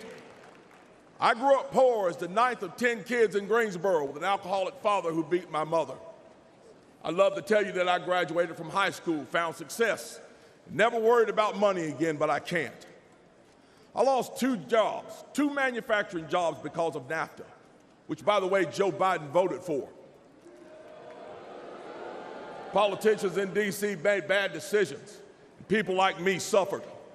I lost my car and my house. I was desperate. But you know, my story isn't unique. A couple of months ago in my travels, I stopped at a gas station. As I was leaving, a man walked out with a beer, and he looked very stressed. He got in his car, and I could see him holding an envelope. My heart dropped, because years ago, I held one just like it. It was bankruptcy papers. I could see the fear on his face. And it took me back to lying awake at night with that gnawing worrying, debating which bills weren't going to get paid. Unfortunately, many families today are having that same experience. Under Joe Biden, grocery prices have skyrocketed, and gas has nearly doubled. In North Carolina, factories just like the one I worked at are closing, leaving families feeling hopeless. But there is hope, and I'm proof. My wife and I never gave up. We kept our faith. We worked hard and made it through those tough times. Now I stand before you on the verge of becoming the first black governor of North Carolina.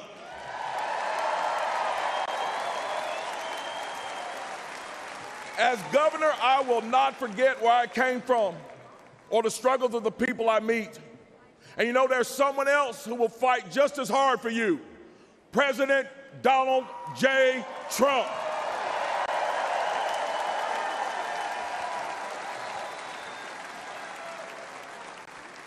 The brave heart of our time, President Trump, had our economy roaring.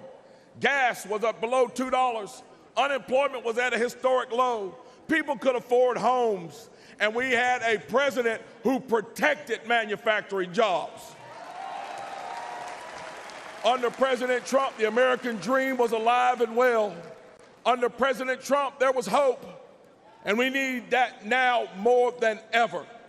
So this November, let's select the brave heart of our time, Donald J. Trump, to get our economy back on track, restore the American dream, and make America great again. God bless you all, and God bless the United States of America. Thank you.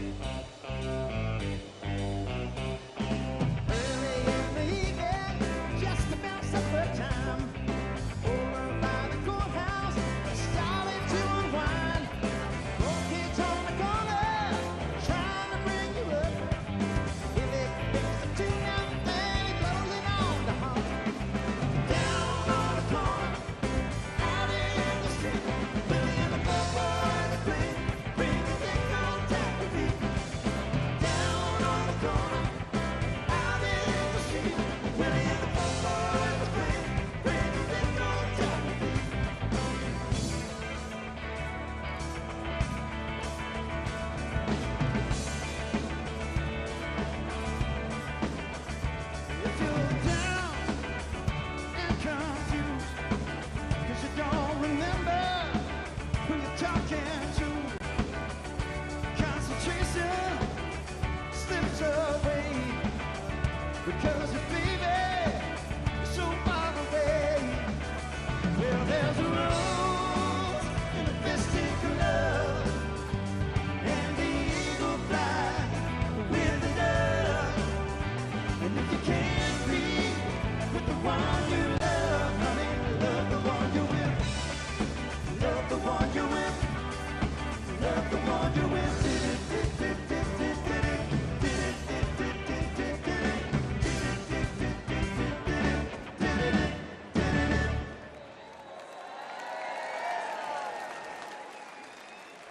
Please welcome Congressman Wesley Hunt of Texas.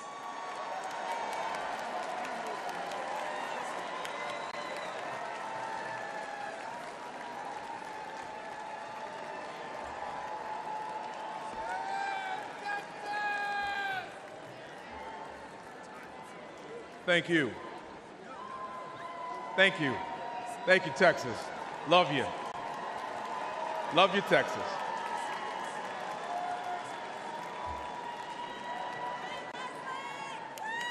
A president's greatest responsibility is to protect the American people. And both Joe Biden and Kamala Harris have failed. I'm a military guy. I flew Apaches in Iraq. Thank you. Thank you. Thank you. I understand that when you're given a mission, you show up, you identify the problem, and you execute. Biden and Harris haven't shown up. They don't seem to understand that they are the problem, and they've shown no empathy or remorse as the American people suffer from their failed leadership. They have imposed what Ronald Reagan called the cruelest tax on the poor, inflation. Today, 65% of Americans are living paycheck to paycheck because the dollar is worth less and less every day. Grocery prices have soared. Average Americans are spending $4,300 more on energy bills. But on November the 5th, we, the people, can fix this Democrat disaster.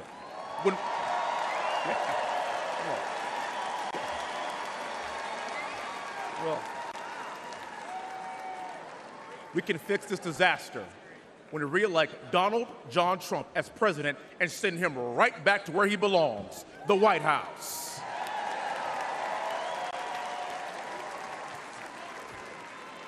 Under President Trump, American families had more money in their pockets and bank accounts. American families could invest, save, and buy a home. Under President Trump, we had the greatest economy in our lifetime, and in less than 4 years under Joe Biden, everything changed. Ladies and gentlemen, that is why we must win in November to take our country back.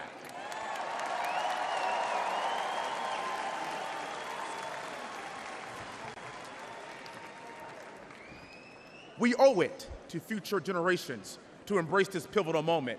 I owe it to my 2 daughters, Victoria and Olivia. I owe it to my 1-year-old little boy, Willie, and I owe it to all American children and their future.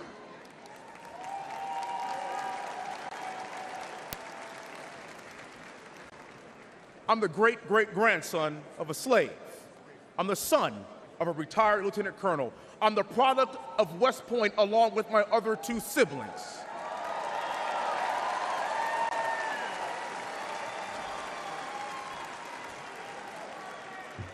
And I risked my life in combat to preserve our nation.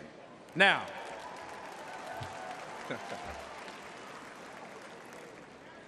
there's another man who is putting it all on the line to save our nation. His name is President Donald Trump.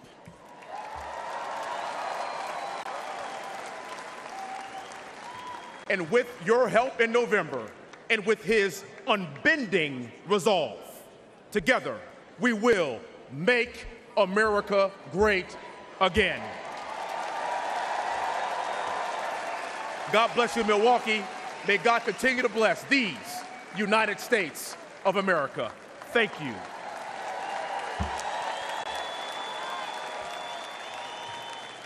Please welcome U.S. Army veteran, Representative John James from Michigan's 10th Congressional District.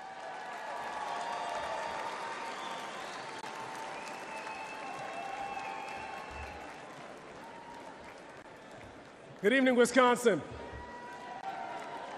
Warmest regards from Detroit, home of the NFC North champion, Detroit Lions.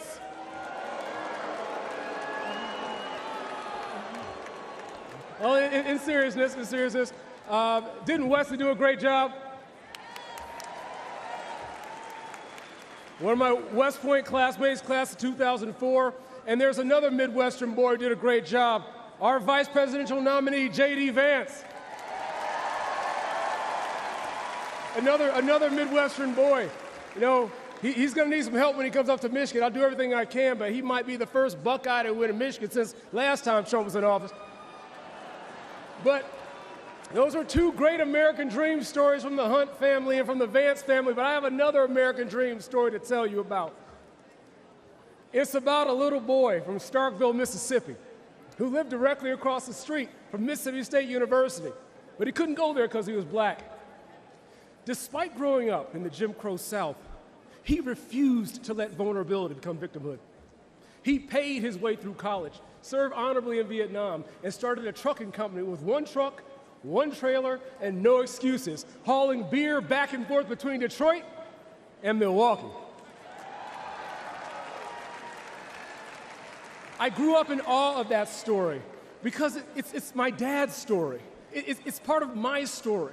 He and my mother raised me never telling me that this is a racist country. Never. Never.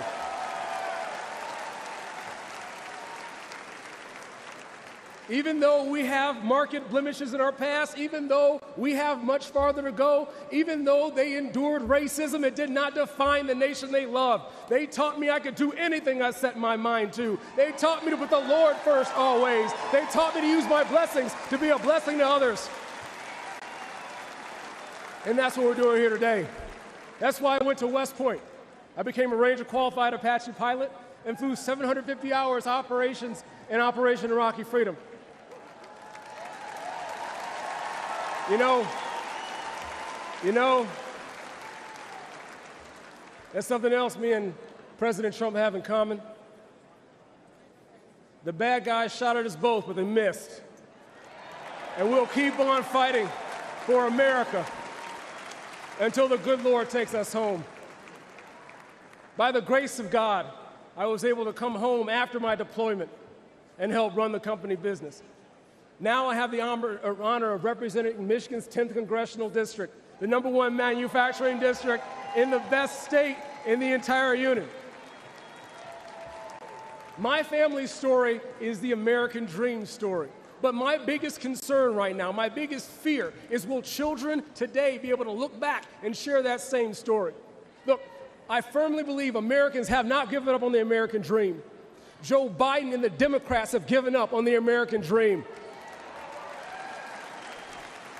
Joe Biden and the Democrats think they know how to spend your money better than you do. They want to take your dollars, they want to take your voice, they want to take your control and give it back to D.C. bureaucrats to execute their woke and Green New Deal agenda. Well, that plan doesn't work because hope is not a plan. Black people were sold on hope. Now our streets are rife with crime. Our kids can't read, and illegals are getting better help from Democrats in 4 days than we've gotten in 400 years.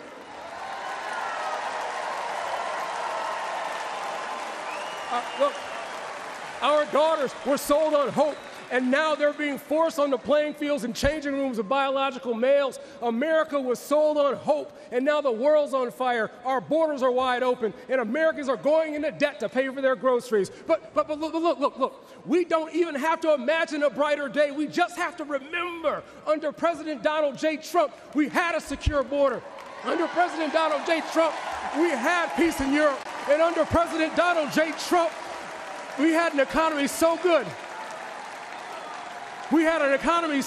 Democrats were trying to give Obama the credit for it. Look. Yeah, I heard a little bit earlier today, if you don't vote for Donald Trump, you ain't black.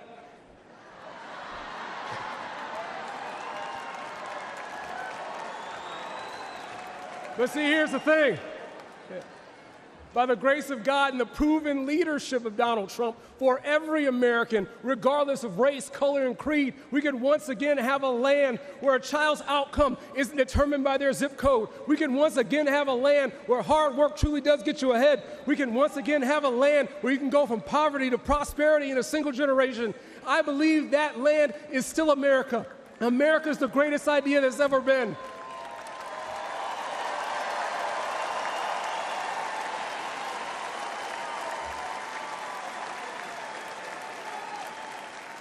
America, I believe deeply in my heart, America is the greatest idea that's ever been. It's worth fighting for, it's worth sacrificing for, and it's worth getting out to vote for, because I truly believe in the deepest heart of hearts that with Donald J. Trump back in the White House, the best is yet to come.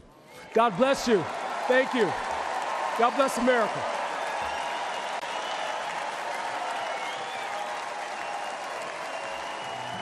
To show families just how much more they're spending on gas under Biden and Harris than they did under President Trump, we placed these signs at gas pumps.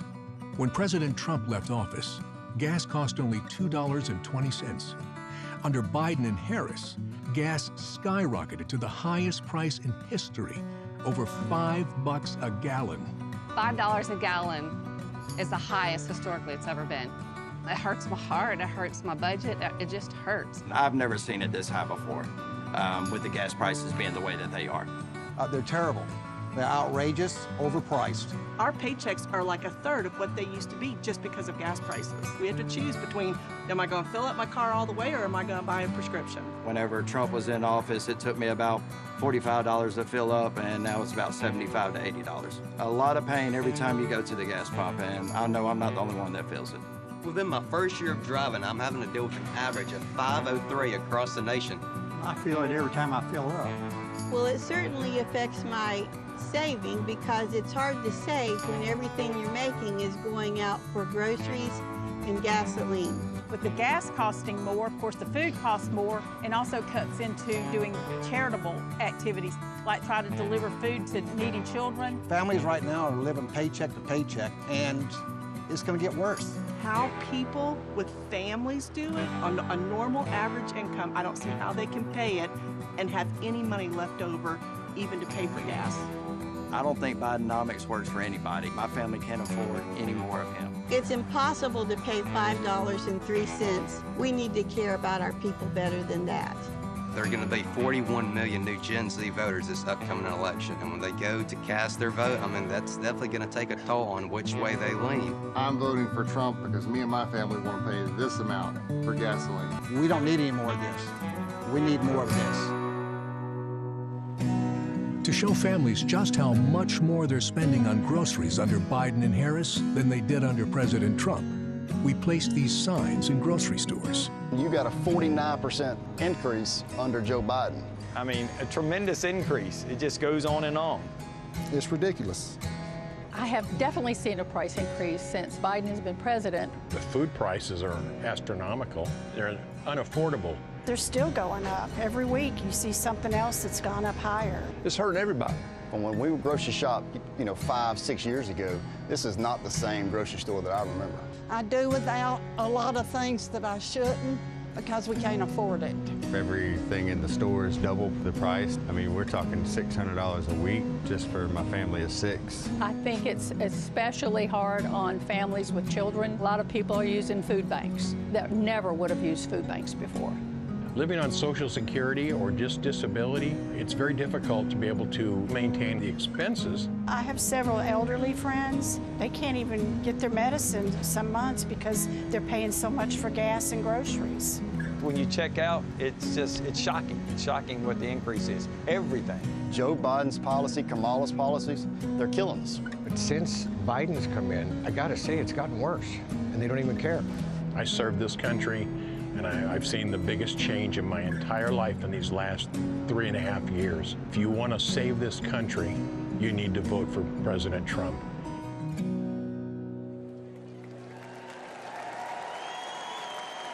Please welcome American mother, Sarah Workman.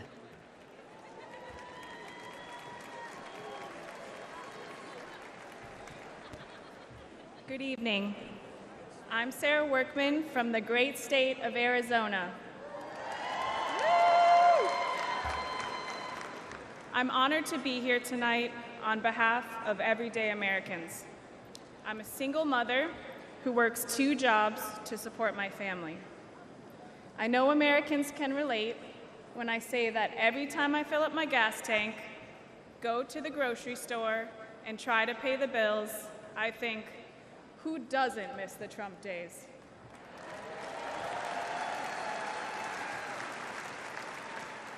But it's not just the economic pain we're all feeling under Joe Biden. It's how they're destroying the American spirit. Everywhere we look, there's pain, chaos, and crisis. Inflation, open borders, woke indoctrination in our schools, violence in our cities, and unjust rulings in our courts. All of it is eroding one of America's greatest strengths, our optimism.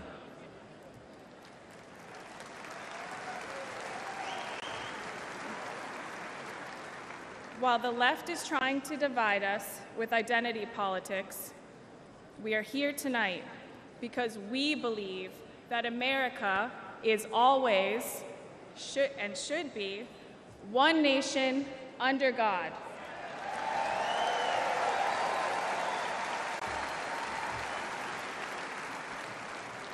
In addition to the economic pain, the Democrats' open border policies have shattered my family. With drugs so readily available, my husband fell victim to the drug epidemic. It tore our family apart, and now I raise my son alone. But I know there is hope.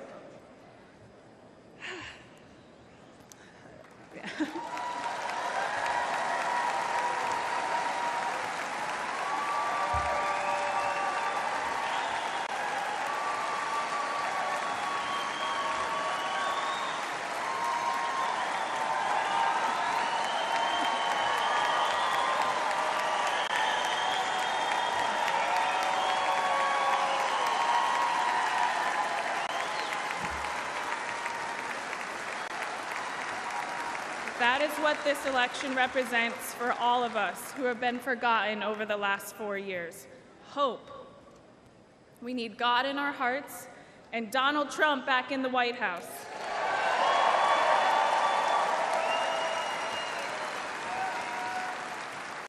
If you're watching tonight and you hear your own story and mine, Donald Trump put me on this stage to show that he hears us, he sees us, and we are forgotten no more.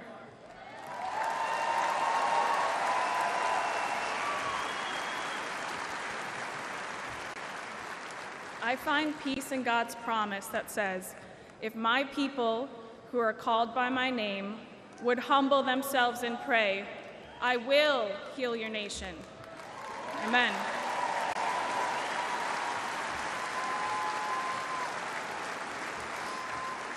With faith, hope, and love in my heart, I know we will make America great again.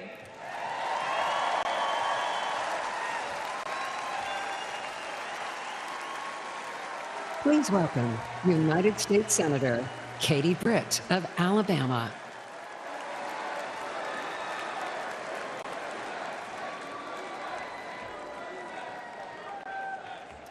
Good evening, Milwaukee. I'm Katie Britt.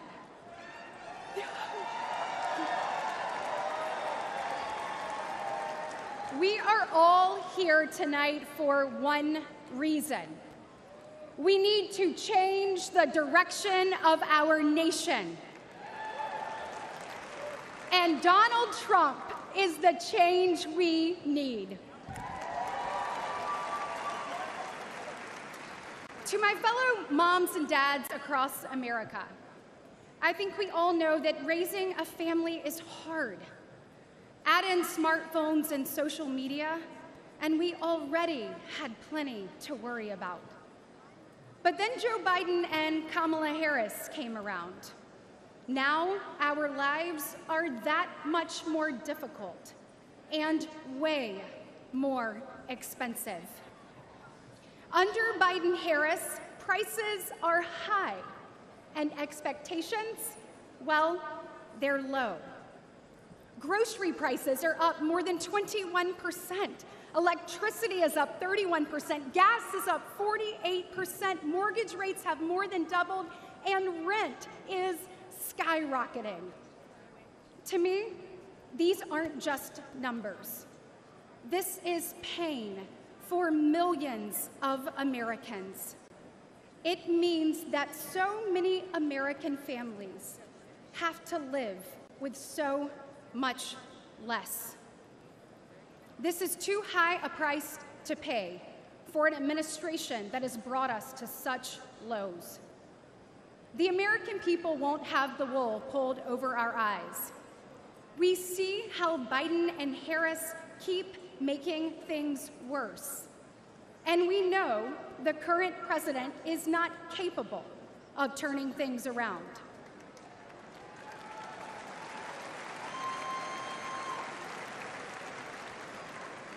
His weakness is costing us our opportunity, our prosperity, our security, our safety. Each diminished, all in decline, just like the man in the Oval Office.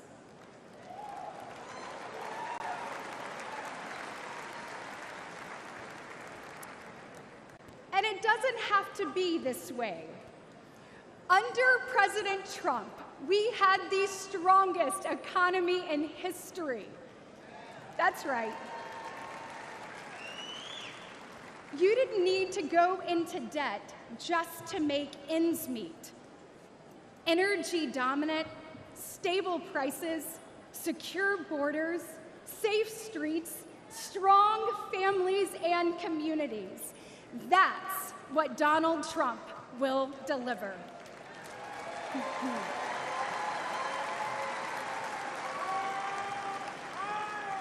With President Trump, the tough choice was which job offer to accept. Now, it's which second job to take just to pay the bills. Your family can't afford this costly and dangerous decline for 4 more years. 4 more years of Biden-Harris will impose a lifetime of financial damage on our children and our nation. It is time to return President Trump to the White House. Yes. Republicans will put parents, families, and hard-working Americans first.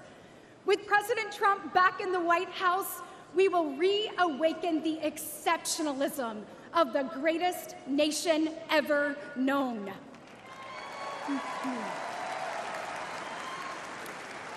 We will defeat decline, dust off our dreams, and forge our future. Because families across our nation deserve better. Once again, America will be the land of limitless opportunity for all. And paving that path starts today. So let's roll up our sleeves, send President Trump back to the White House, and get America back on track. God bless.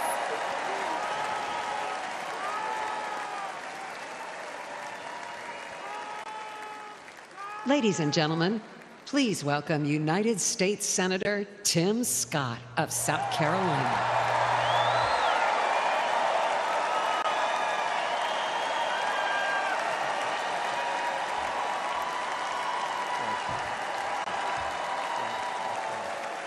Wow. Wow. Wow. Wow. Thank you so much. Thank you. Hello, Milwaukee! Are you ready for 4 more years of Donald Trump? Oh, me too. Listen, if you didn't believe in miracles before Saturday, You better be believing right now. Thank God Almighty that we live in a country that still believes in the King of Kings and the Lord of Lords, the Alpha and the Omega. And our God still saves, He still delivers, and He still sets free. Because on Saturday, the devil came to Pennsylvania holding a rifle, but an American lion got back up on his feet and he roared. Oh yeah, he roared.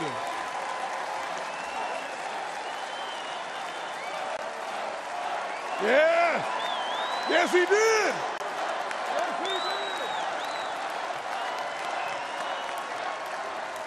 You see, America, this is a difficult time for our nation. Inflation is crushing families. Illegal immigration is crushing American workers. Failing schools and victimhood culture are crushing our poorest kids.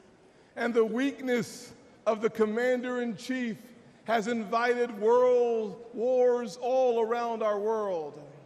Joe Biden is asleep at the wheel and we're headed over a cliff. We hear despair in the voices of a millennial couple raising 2 kids in a 1-bedroom apartment because they can't afford a house.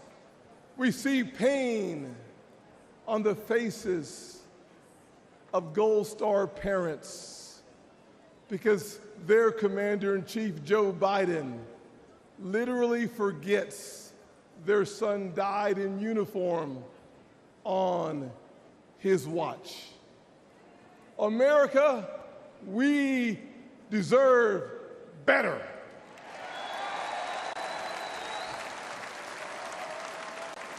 We deserve so much better.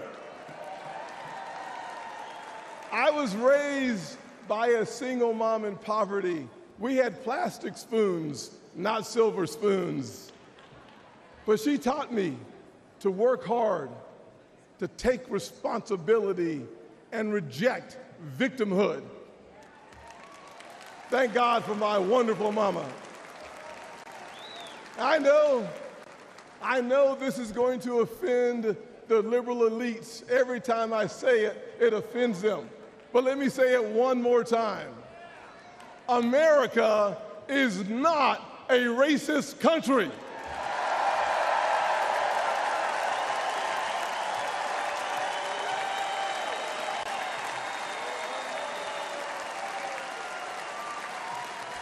No, we're not. But if you were looking for racism today, you'd find it in cities run by Democrats. Look on the south side of Chicago.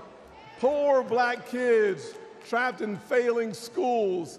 Thousands shot every single year, including one of my former interns, Daquan. But there's good news. It's conservative values that restores hope. It's Republican policies that lifts people up. I partnered with the greatest president of my generation, President Donald J. Trump.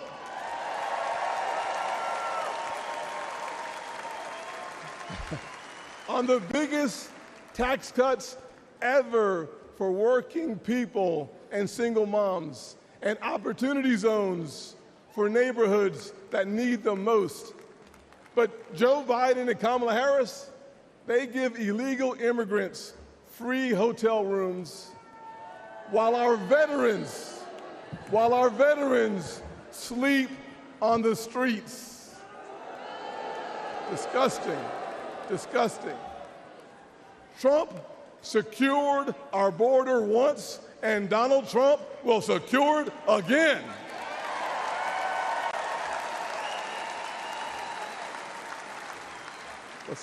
This November,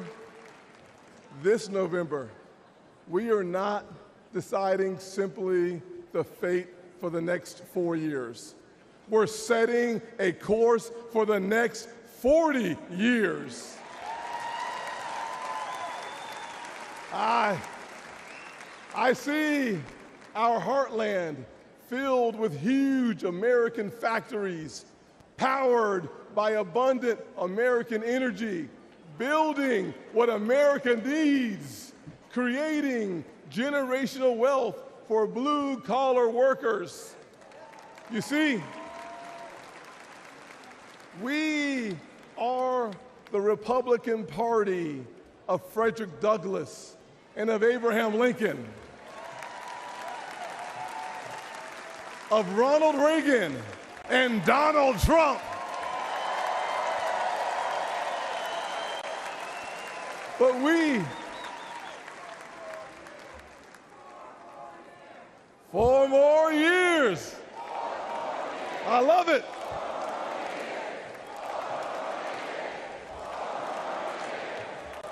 Awesome. We are not simply the party of our leaders. We are also the party of a young woman in Wisconsin taking over her family farm, an Hispanic father working 16-hour days in Nevada, and a black teenager in Philly starving for opportunity. We're not just the grand old party of the past. We are the great opportunity party of America's future.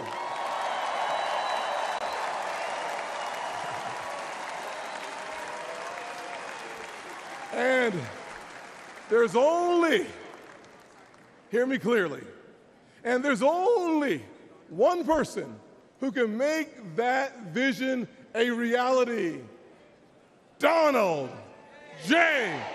Trump. God bless America.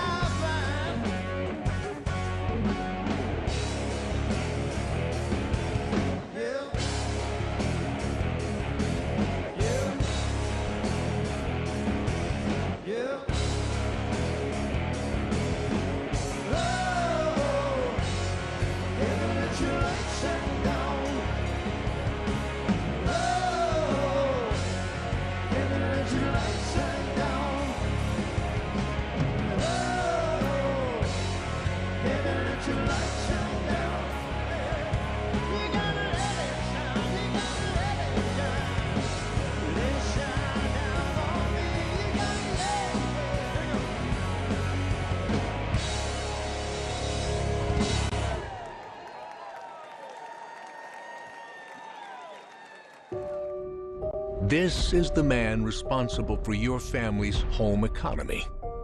He can't even walk up steps or put on his own coat. Biden's incompetence is financially crushing Americans. One of Biden's first acts as president was to raise taxes, then create a new army of IRS agents to go get the money. Biden's inflation tax costs American families more than $11,000 a year. Under Biden, the highest inflation in 40 years, sickening grocery prices, highest gas prices in history, while Americans' incomes have fallen 3 straight years. Now, Biden's proposing a new $4.9 trillion tax hike, the largest ever, $36,000 per American family, and an end to the Trump tax cuts. It's obvious Biden must be fired. President Trump didn't just give us the strongest economy in the world, he gave us the largest tax cuts in history. And he'll do it again, including bringing back the Trump tax cuts for your family. President Trump's also going to provide economic relief for millions of American service workers who have been ignored by Biden.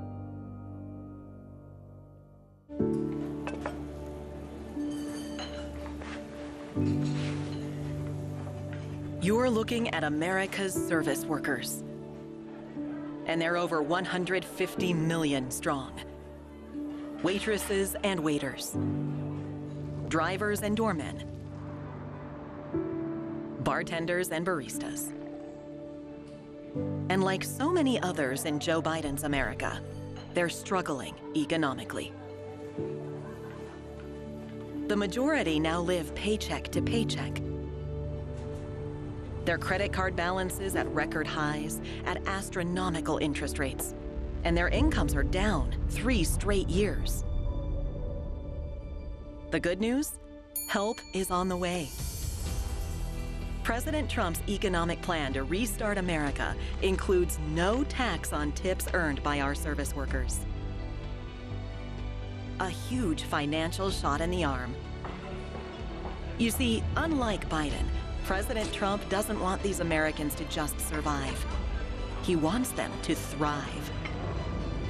President Trump, he'll make America affordable again. Please welcome the Governor of the Commonwealth of Virginia, Glenn Youngkin.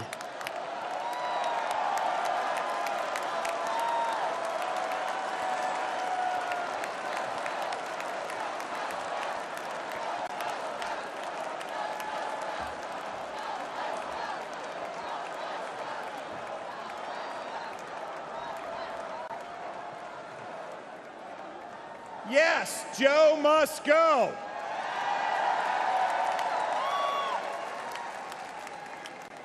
Good evening. I'm Glenn Youngkin, the governor.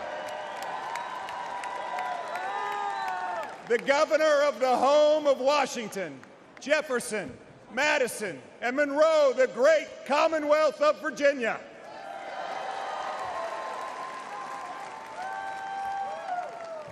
Tonight, we stop for a moment. We ask for God's grace to be on innocent victims. We ask Him to be with their families. We thank Him for this moment of unity. And we thank Him for protecting our next president, Donald J. Trump.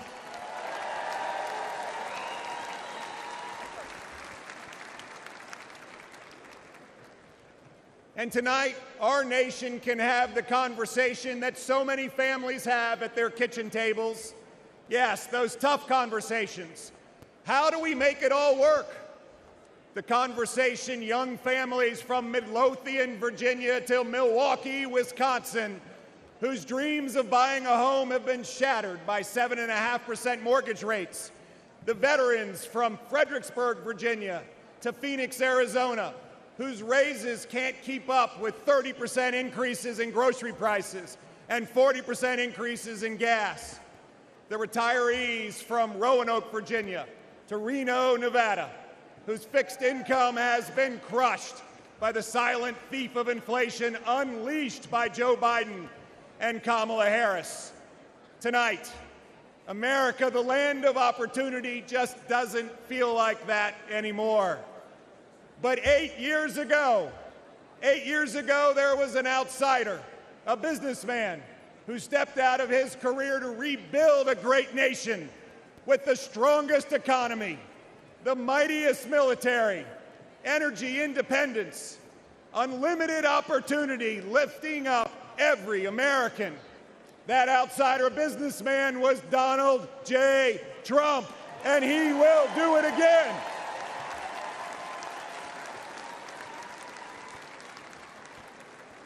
I'm proud to be a homegrown Virginian, from a family like a lot of families, with ups and downs and highs and lows. My mom was a nurse, and she was my hero. She pulled our family together after my dad lost his job.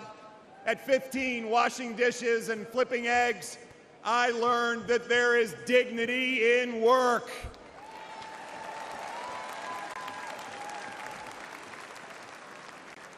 At the height of the pandemic 4 years ago, I asked my amazing wife, Suzanne, to go on a walk with me. I told her I planned to quit my job and run for governor. She looked at me with tears in her eyes and a quivering lip and asked, "Governor of what?" We prayed together, and we asked God for guidance and wisdom, and we said if elected, we would serve. After 12 years of only electing Democrats statewide, in November 2021, Virginians elected a Republican outside businessman as their 74th governor.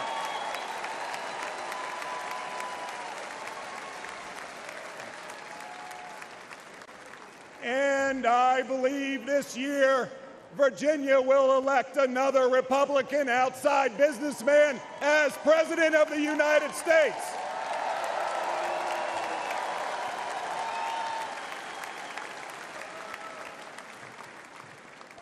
President Trump proved that common sense conservative leadership works. It works for America. And we're proving it in Virginia, too. $5 billion of tax relief, backing the blue.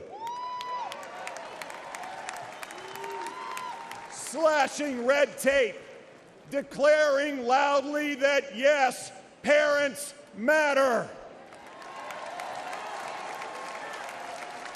And creating jobs, lots of jobs. Virginia now has record job growth, and we were just named America's top state for business.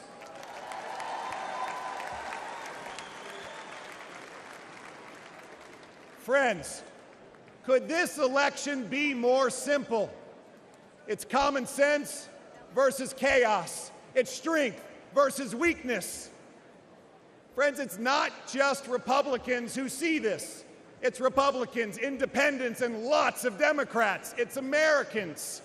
Under President Trump, America had high growth and low inflation. Under Joe Biden, America has low growth and high inflation. 66% of Americans now live paycheck to paycheck. Moms and dads worrying, can they buy new shoes for their kids going back to school? Can they write the tuition check for college? Will they ever be able to retire? Under President Trump, 2.4 million Americans were lifted out of poverty.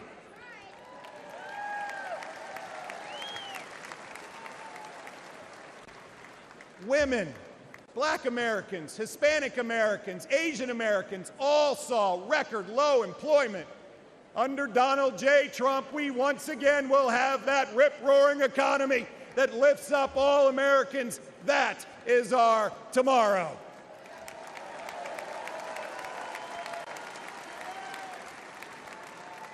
A tomorrow where work is celebrated, where taxes are cut and inflation is slashed, where we cut red tape, where we unleash American energy dominance, where businesses proudly say, "Made in America."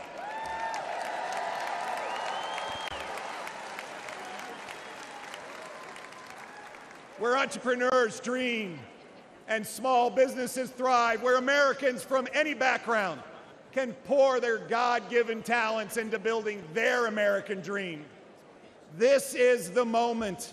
This is our moment to make America the land of opportunity again.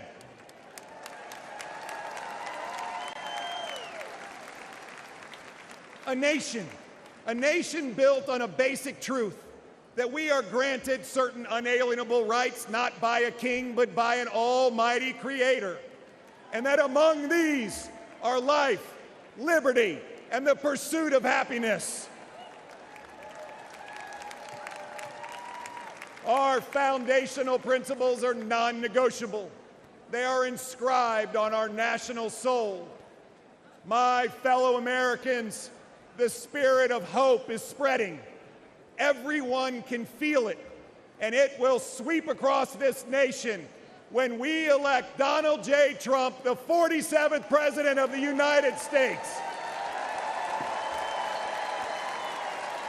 May God bless you, and may God bless the United States of America. Thank you.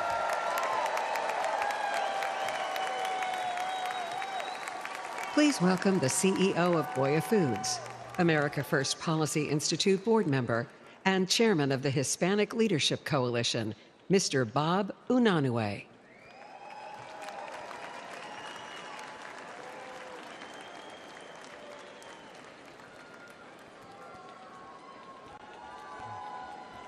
Buenas noches, familia. Good evening, family.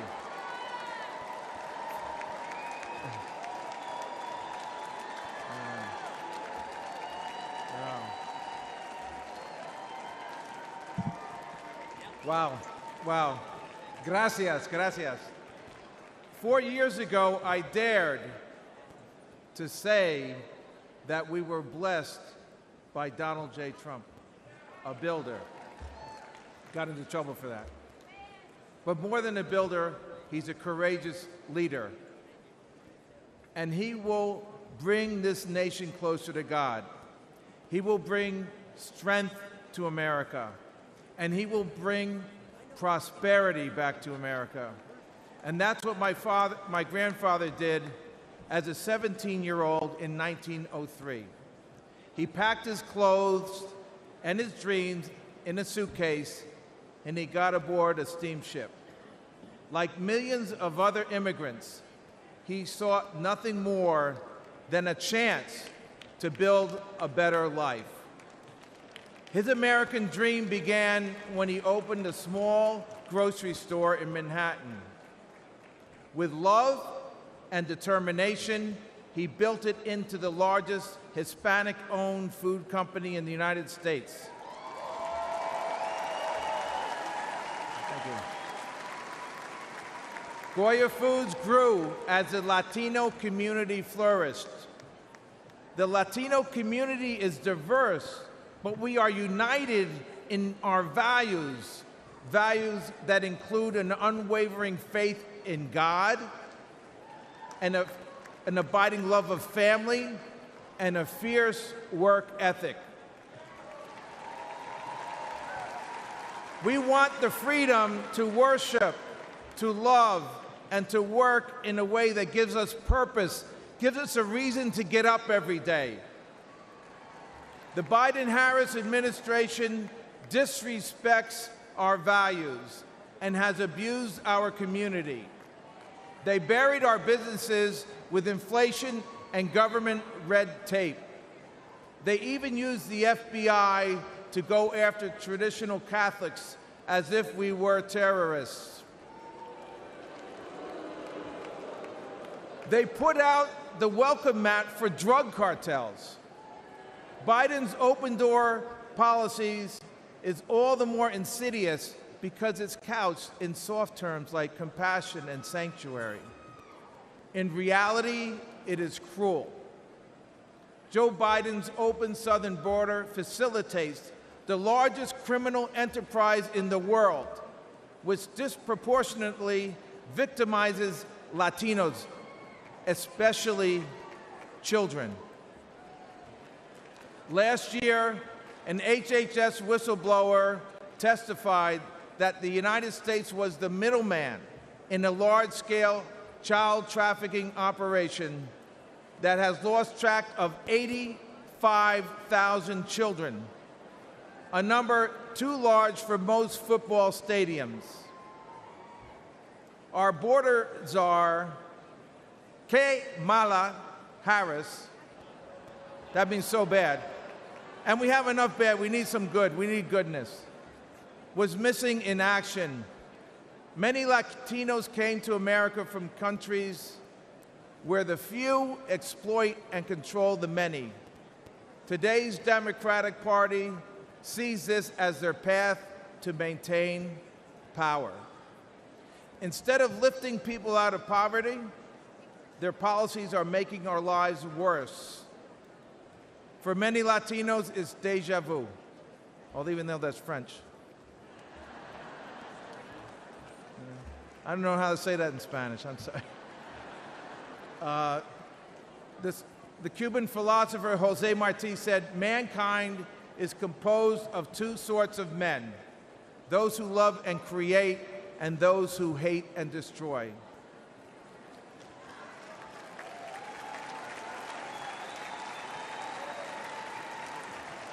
Joe Biden and his allies show contempt for anyone who disagrees with them. Their hatred of Donald Trump knows no bounds. Their radical policies are wrecking our economy and destroying our lives. On the other hand, Donald Trump loves this country.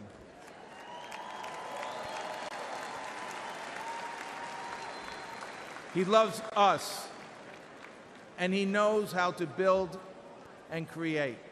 He understands that lasting prosperity is built on a foundation of family, faith, work, and freedom. And not the quicksand of government handouts. He believes we are blessed by God, and with a firm belief that with God, all things are possible, he will make America great again. Love you guys. Love you guys.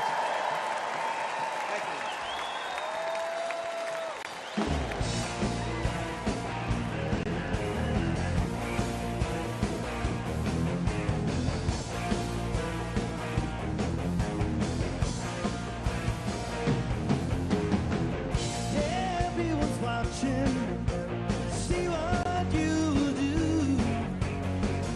Everyone's looking at you.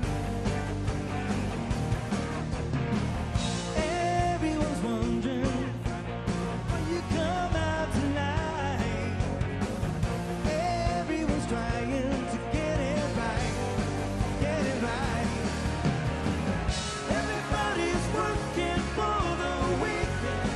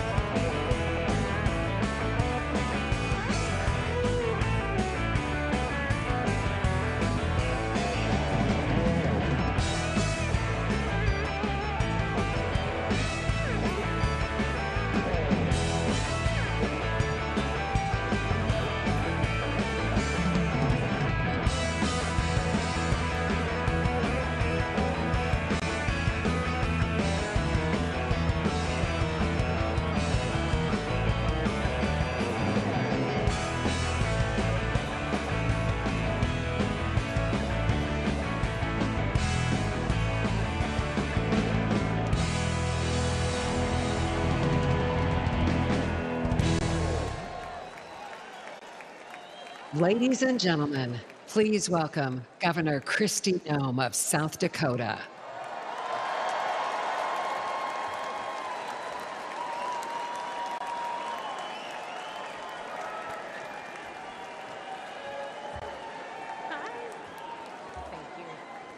Good evening. You all look fantastic. I love the cowboy hats. And a shout out to South Dakota. Hi. Woo. Listen, I'm Governor Kristi Noem from the great state of South Dakota.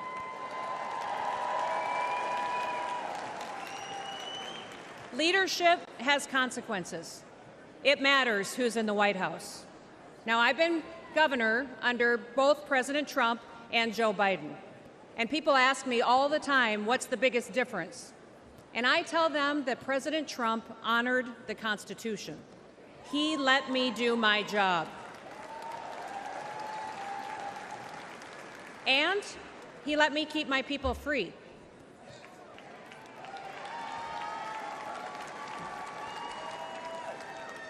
Now, leadership on the state level, it matters too. It certainly mattered in South Dakota. I am so proud to say that South Dakota's strong economy has been a beacon of freedom for America. Most of you probably first heard about me during COVID, didn't you?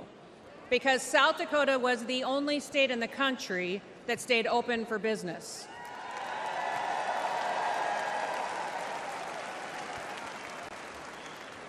We didn't mandate anything.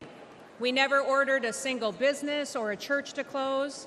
I never even defined what an essential business was, because I don't believe that the government has the authority to tell you that your business isn't essential.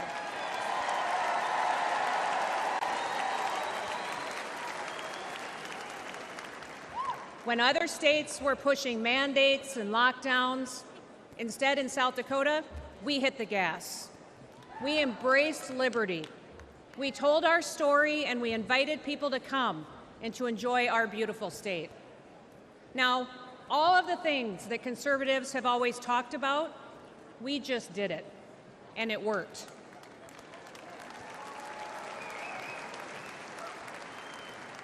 Our economy took off, and since I've been governor, we broke the national record for the lowest unemployment rate in American history at 1.8%. In South Dakota, everybody works. We paid off state debts and bonds. We fixed dams and bridges. We built roads. We have a fully funded pension plan and a AAA credit rating. We broke records for surpluses, and we balance our budget every single year.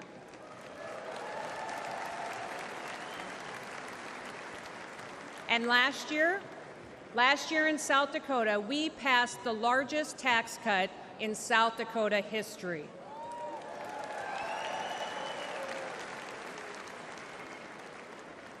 Under my administration, incomes in our state have gone up 36%. Women-owned businesses are thriving. We also have the highest birth rate in the nation. People are having babies because they're happy.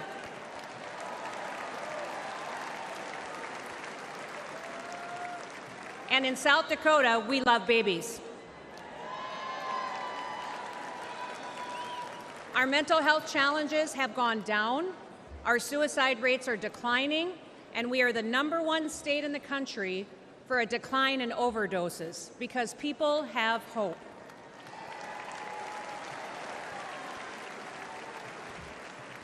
We're growing so fast that we needed more workers to catch up. So we launched the most successful workforce recruitment campaign in the history of South Dakota. And they have come by the thousands to join us and to live with us. Do you guys remember those ads when I was a really lousy plumber and a really terrible electrician? Do you remember those?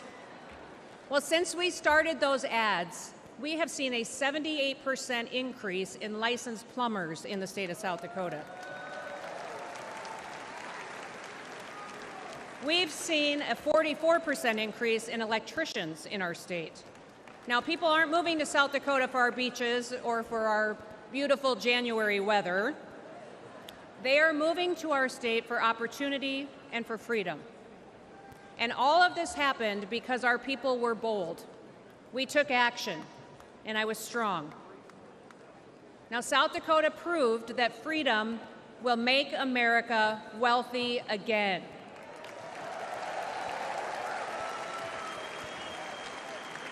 And with President Trump in the White House, with Senator J.D. Vance by his side, we will prove it across America.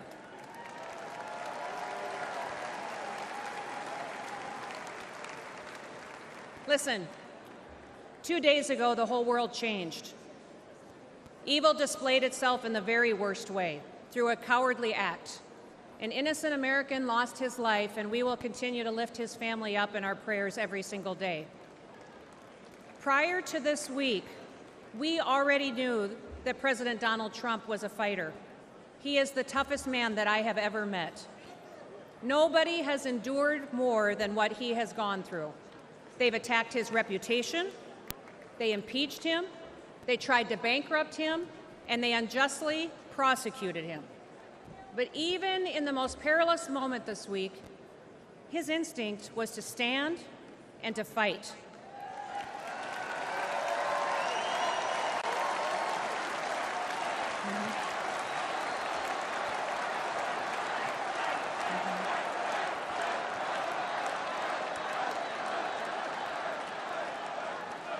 Donald J. Trump is our man in the arena. He will never stop fighting for us. He will never stop, and now he is bringing all of us together. Now, I know that many of you are angry, but now is the time to unite. And we have to get to work. We have to win the hearts and minds of every single American. Wake them up with truth and with wisdom. We need to listen to them. You can't win people over by arguing with them. Visit with your neighbors, at your job, at your church, at the gas station, or even at the grocery store. Listen, there are moments in our history, often after great hardship and tragedy, when true leaders unite our country. At one time, President Lincoln, he united our country. He delivered my favorite presidential address of all time. In fact, it's the only speech or poem or song that I ever made my kids memorize when they were young, when they were little. It was the Gettysburg Address, and it was delivered during our nation's bloodiest conflict. That speech so inspired people that they continued to fight for years, and they lost loved ones in order to preserve this union we call the United States of America.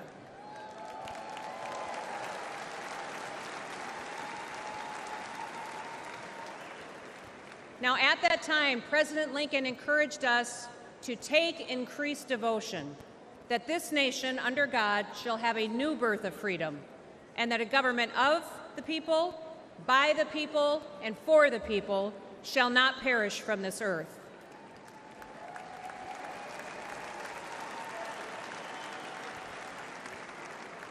Like Lincoln, in the midst of our pain and division, Donald Trump is calling us to be touched by the better angels of our nature.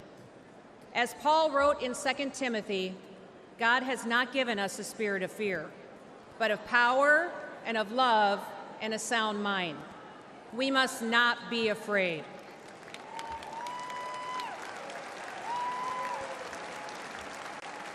Even in our darkest days, we have never once given up hope. So don't quit on America.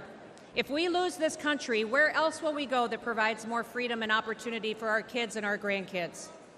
And I've got 3 grandkids, and I'm counting on a whole lot more.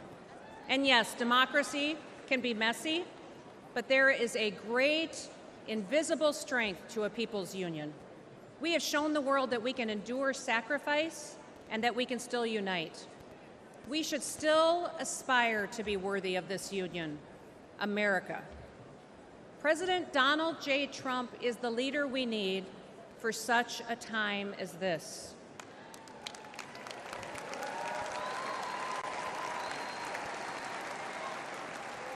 So now, I need you to get to work. Get out there, go do it. Don't quit.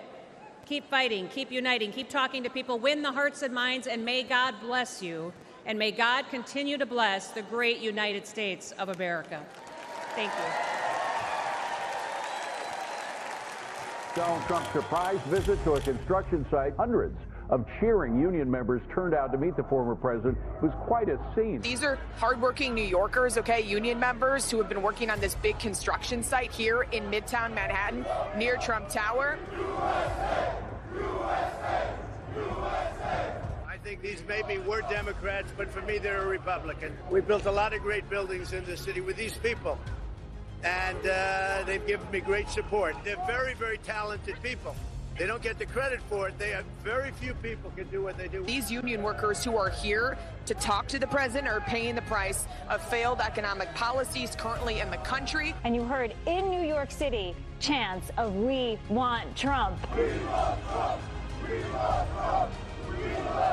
A lot of people are talking about how unusual it is to see so many Trump supporters in Manhattan at 4, 5, 6 in the morning. Does that surprise you? No, absolutely not. President Trump is leading Joe Biden 3-1 on my presidential poll out of my 9,000 members.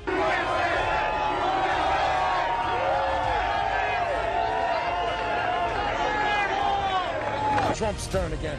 What's your message to Joe Biden? You. We're a very patriotic group, and we love our country, and we want the best for America.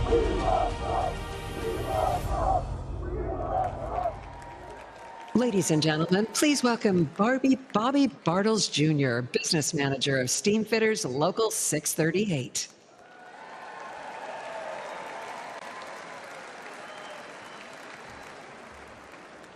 Good evening, everyone. My name is Bobby Bartels. I'm a proud member of Steamfitters Local Union 638, and like many of my fellow union members, I've been a Democrat my whole life. And like so many of my fellow union members, we have come to expect empty promises from Democratic politicians.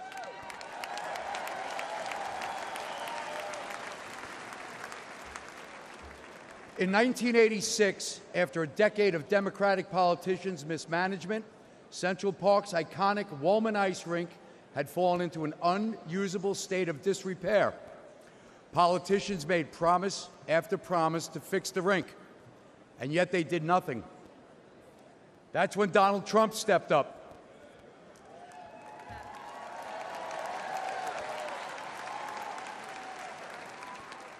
He wasn't mayor, he wasn't running for anything, but he was a guy who cared about people, and he knew how to get a job done. He put his money and his reputation on the line and committed to getting it built.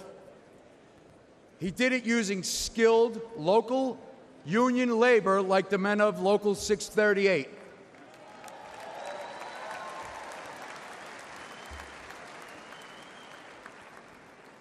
Together, we worked tirelessly on that project, completing it on time and ensuring kids would be skating that fall on that rink. And a quick note to President Biden, that involved working outside the hours of 10 a.m. and 4 p.m.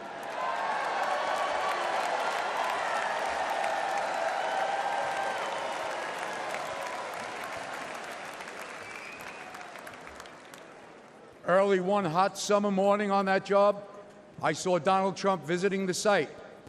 I yelled out, "Are you here to buy us coffee?" President walked right over. He wasn't the president at the time, but he walked right over, grinning, and handed me some cash and told us it was too hot for coffee. Go buy sandwiches and drinks for everyone.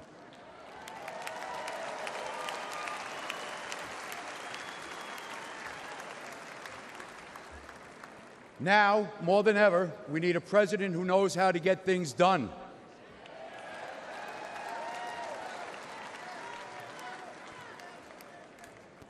We have an open border inviting illegal immigrants to take our American jobs and lower our wages. Out-of-control inflation is squeezing budgets, and both violent crime and drug epidemic are pushing people out of our cities, all while Democrats do nothing.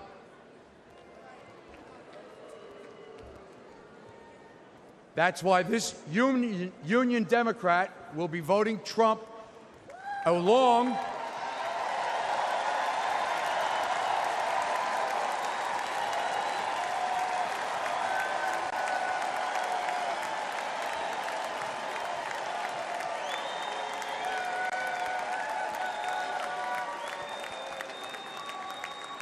So that's why this union Democrat, along with many of my local union members, will be voting Trump this November.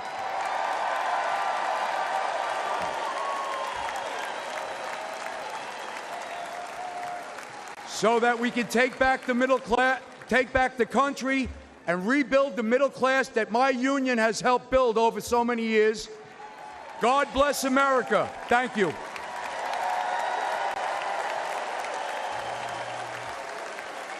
Please welcome Congressman Byron Donalds of Florida.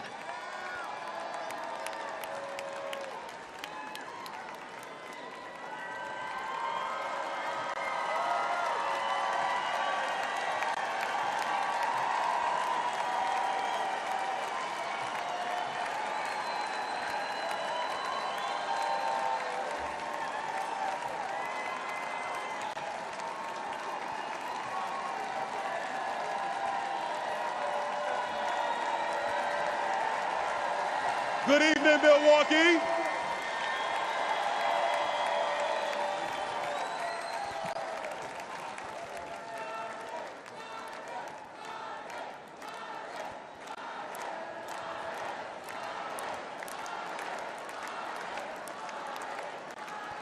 You know, Milwaukee, we're on live television. You gotta let me get to the speech now. Thank you.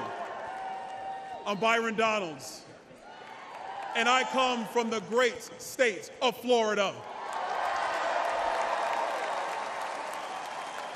And I proudly represent the people of Southwest Florida. But I was raised by a single mother in Brooklyn, New York. Life was hard, and we struggled.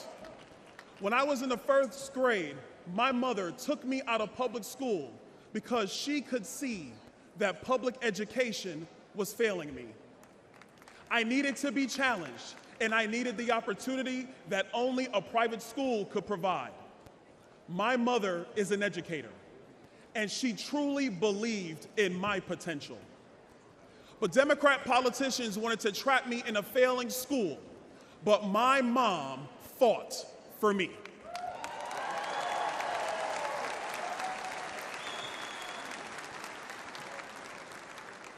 Mom, I just want to take this opportunity to say thank you.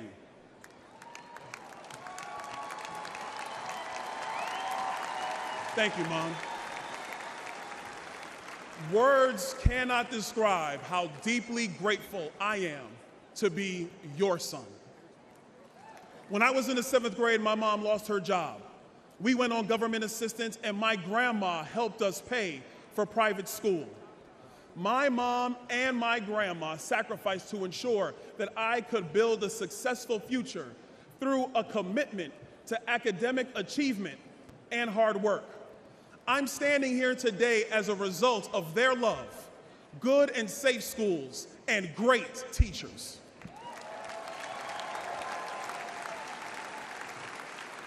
And to the teachers of America who pour your heart and your soul into your students and teach the next generation to love, honor, and serve our great country, we all say thank you.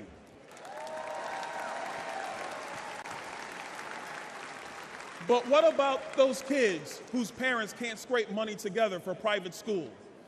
Don't those kids who grew up like I grew up deserve the same chance that I had? Joe Biden and Kamala Harris sent their kids to high-priced private schools. But since they are in the pocket of the far-left teachers' unions, they trap poor kids like me in failing schools with no way out. They say they're pro-choice, but not if you want a choice over what your kids are taught. Donald Trump believes every parent deserves a choice, and every child deserves a chance.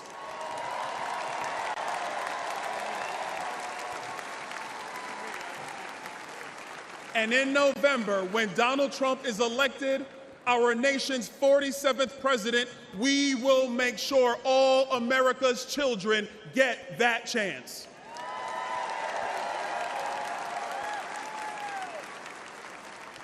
Growing up poor, I know the pain of high food prices, high energy prices, and housing costs. I remember as a kid, my mom yelling at me, "Turn off that light, you don't pay the bill." We know there's a bunch of kids in America today who are hearing that from their parents. The massive inflation created by Joe Biden and Kamala Harris has only made it worse. During my first term in Congress, I served on the Budget Committee and the Small Business Committee. We told Joe Biden that his so-called American Rescue Plan was going to cause inflation. The Biden-Harris administration told us not to worry, but I knew better. I have nearly 2 decades of experience as a financial professional, and the evidence is in. Go to any grocery store, buy eggs, buy beef, buy milk.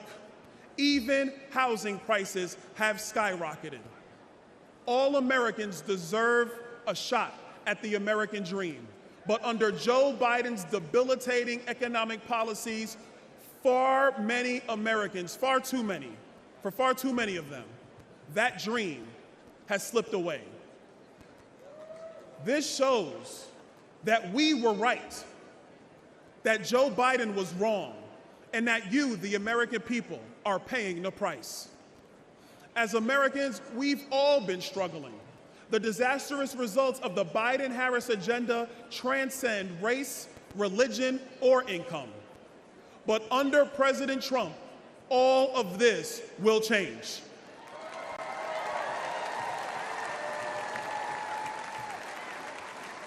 And if there was ever a time in our nation to come together, that time is now. With Trump, our economy will boom again.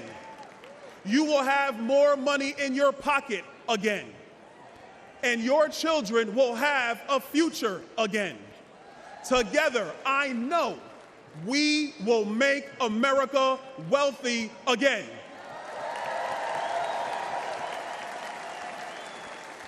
And together, America, we will make America great again. God bless you, Milwaukee. God bless the United States of America.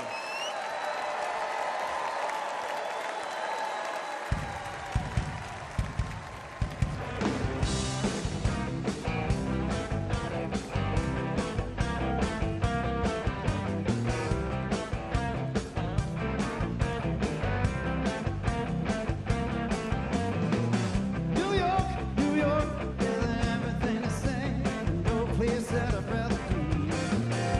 Well, can you do a half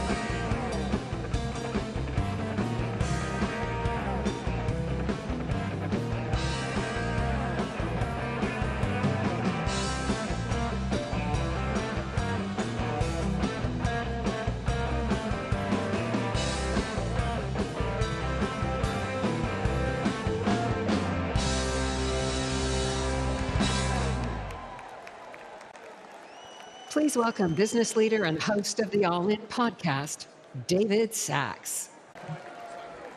Good evening, America. Good evening, America. I'm David Sachs, a legal immigrant who worked hard to achieve the American dream. Thank you. Now I'm concerned those same opportunities won't be there for future generations.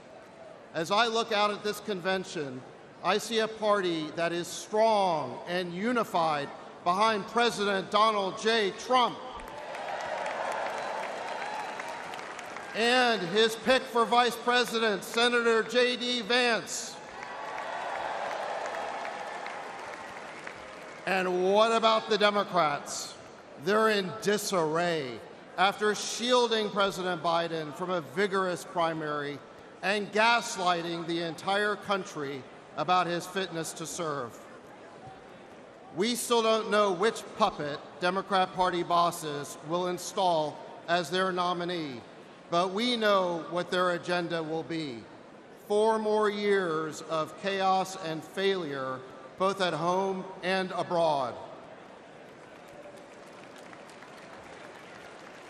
In my hometown of San Francisco, Democrat rule has turned the streets of our beautiful city into a cesspool of crime, homeless encampments, and open drug use.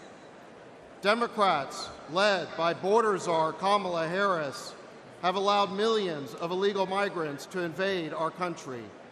They tasked Homeland Security not with stopping the illegal aliens, but with busing them all over our country.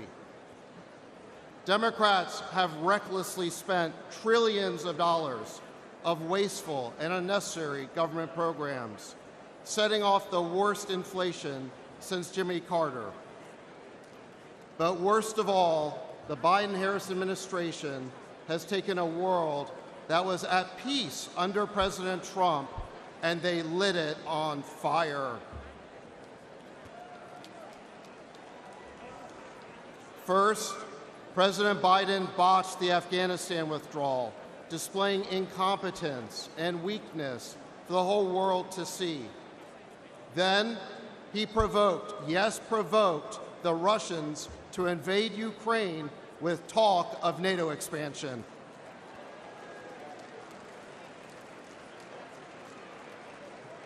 Afterward, he rejected every opportunity for peace in Ukraine, including a deal to end the war just 2 months after it broke out.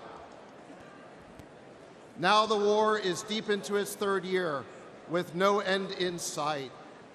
Hundreds of thousands of people are dead. Hundreds of billions of our taxpayer dollars have gone up in smoke. President Biden sold us this new forever war by promising it would weaken Russia and strengthen America. Well, how does that look today? Russia's military is bigger than before, while our own stockpiles are dangerously depleted. Every day, there are new calls for escalation, and the world looks on in horror as Joe Biden's demented policy takes us to the brink of World War III. In the Middle East, America is now losing a war with the Houthis. And the administration's policy towards Gaza has been so incoherent that the only thing that pro-Israel and pro-Palestine protesters agree on is the chant, F Joe Biden.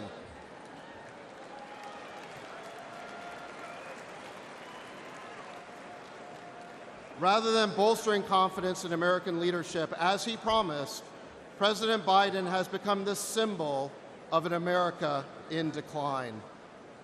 This may be our present, but it does not have to be our future.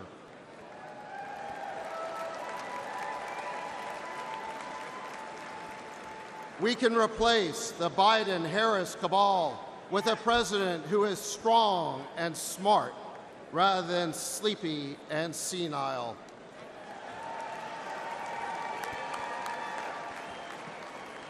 or in her case, clueless and embarrassing.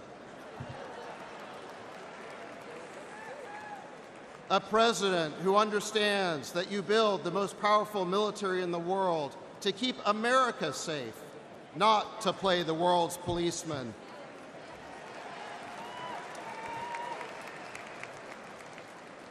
A president who is willing to talk to adversaries as well as friends, because that is the only way to make peace.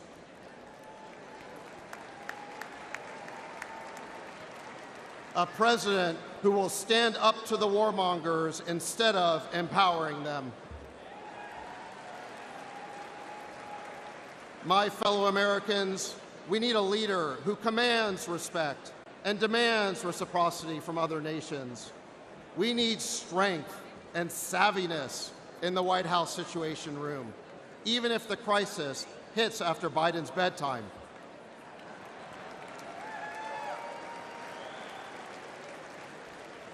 We need a president who can be president and lead, not a puppet controlled by his or her staff.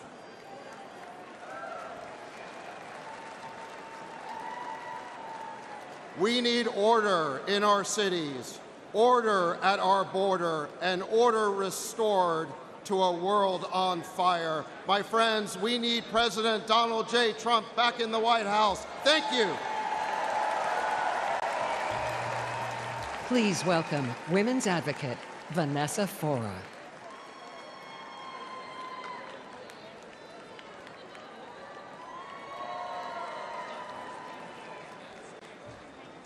Wow, you all look wonderful, beautiful from here. Look at that crowd. Good evening, everyone. Good evening, America.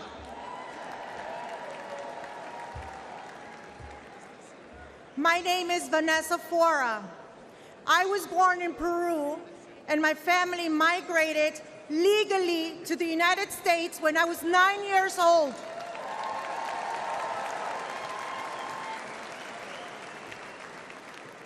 Like millions of legal immigrants, my family didn't begin our pursuits of the American dream by breaking the law. We respected America, and we wanted to earn our citizenship.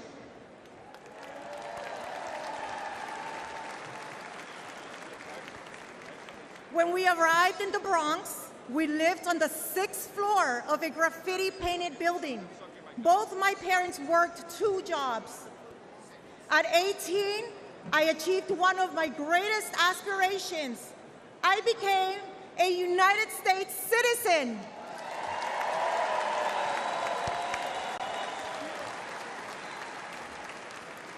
I asked my father which party I should join. He said that we're Hispanics, we vote Democrat. But the more I learned, the more I saw that the Democratic Party didn't represent my values. Republicans did.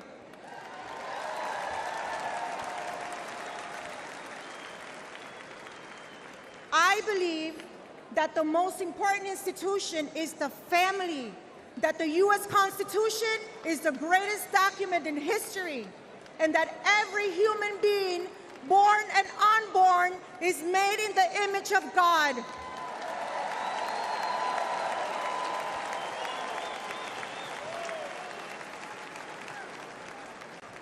Today, I'm proud to be part of an organization that protects the freedoms and opportunities of women across America. I've had the honor of meeting thousands of moms. Since Biden took office, I've heard one message from mothers from all backgrounds. The cost of living is making it harder to meet basic needs. Moms are reaching down the bottom shelf to just save 35 cents. Grandmothers who should be enjoying their golden years are working again to barely make ends meet. Under the Biden-Harris agenda, we're no longer living, we're surviving. It feels more and more like I'm back in Latin America.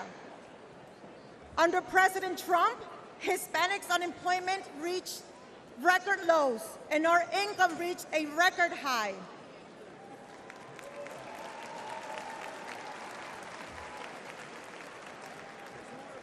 to my fellow Hispanic Americans, and to all Americans. If you believe in faith, family, freedom, financial stability, join me in voting for Donald Trump this November. Thank you, America.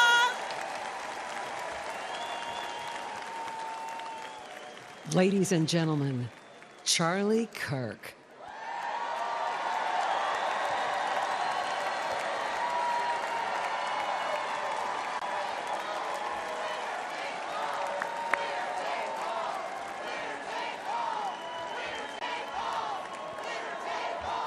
Thank you, everybody. Thank you. Good evening. I'm Charlie Kirk, founder of Turning Point USA and Turning Point Action. Together, the largest conservative grassroots organizations in the country. Thanks to our work, I talk to a lot of young people on campuses, at our events, on my radio show, podcast, and social media. Said differently, I visit college campuses so you don't have to. I hear a lot from young people about their hopes, their dreams, and their fears. You see, young people are idealists. They respond to vision. For the past 4 years, they've seen the vision of the Biden-Harris regime. That vision is, you'll own nothing and be happy. The Democrats say, instead of owning a home, you'll rent a 400-square-foot studio apartment. Instead of owning a car, you'll rent a scooter using some app. Their vision is this: limit your dreams, give up, aim lower, be content with less. If you're a 20-something in America, life has been really tough.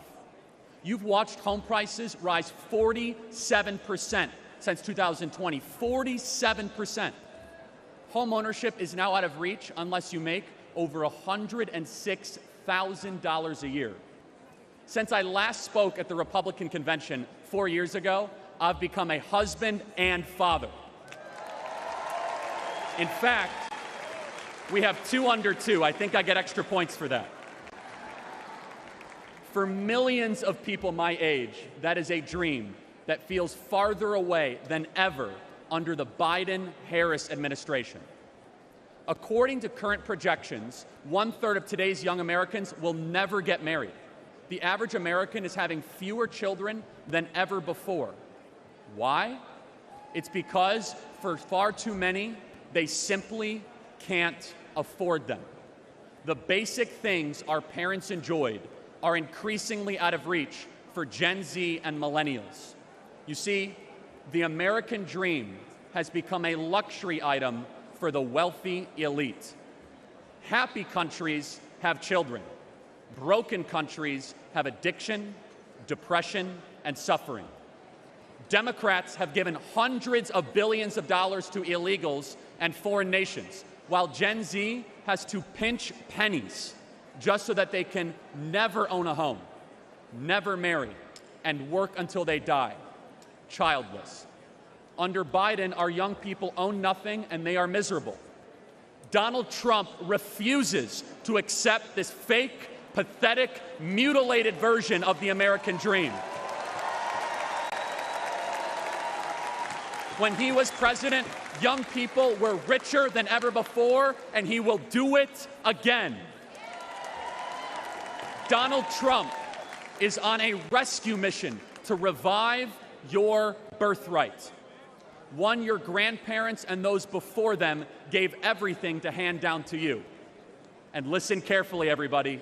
This is why young men are the most conservative that they have been in 50 years.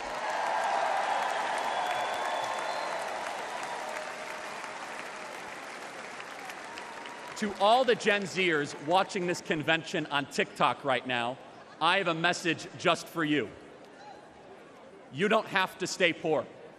You don't have to accept being worse off than your parents. You don't have to feel aimless and unhappy. You don't have to support leaders who lied to you and took advantage of you for your vote. America's future is a series of choices. Our current state of slow motion national decline is a choice. This November, we're going to choose success. We're going to choose to put the future of Americans first. We are going to choose to no longer be spectators this election. We together are going to do the work to save America. We are going to choose to work harder than ever before, to chase ballots, to vote early, to register new voters. And all of us together, working harder than ever, we will fire the Biden-Harris regime and put Donald Trump back in the White House where he belongs. God bless you guys. Thank you so much.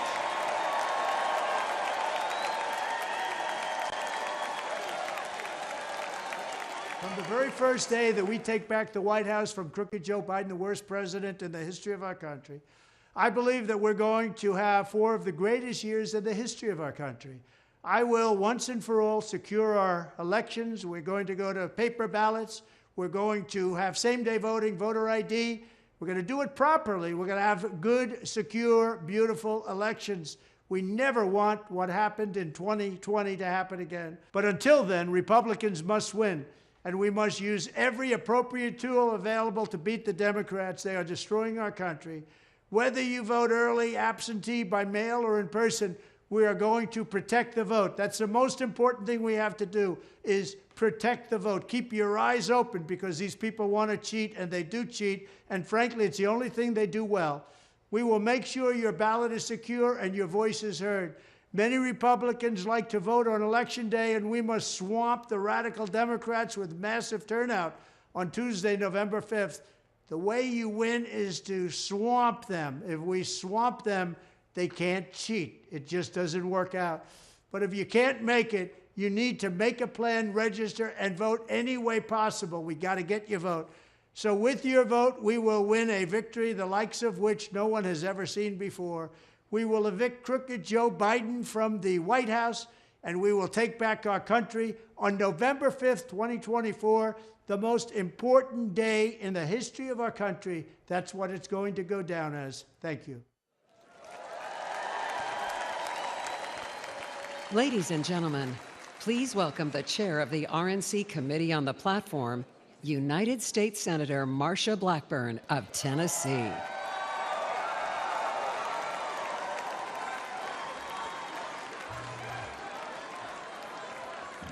Good evening, and what a great evening it is.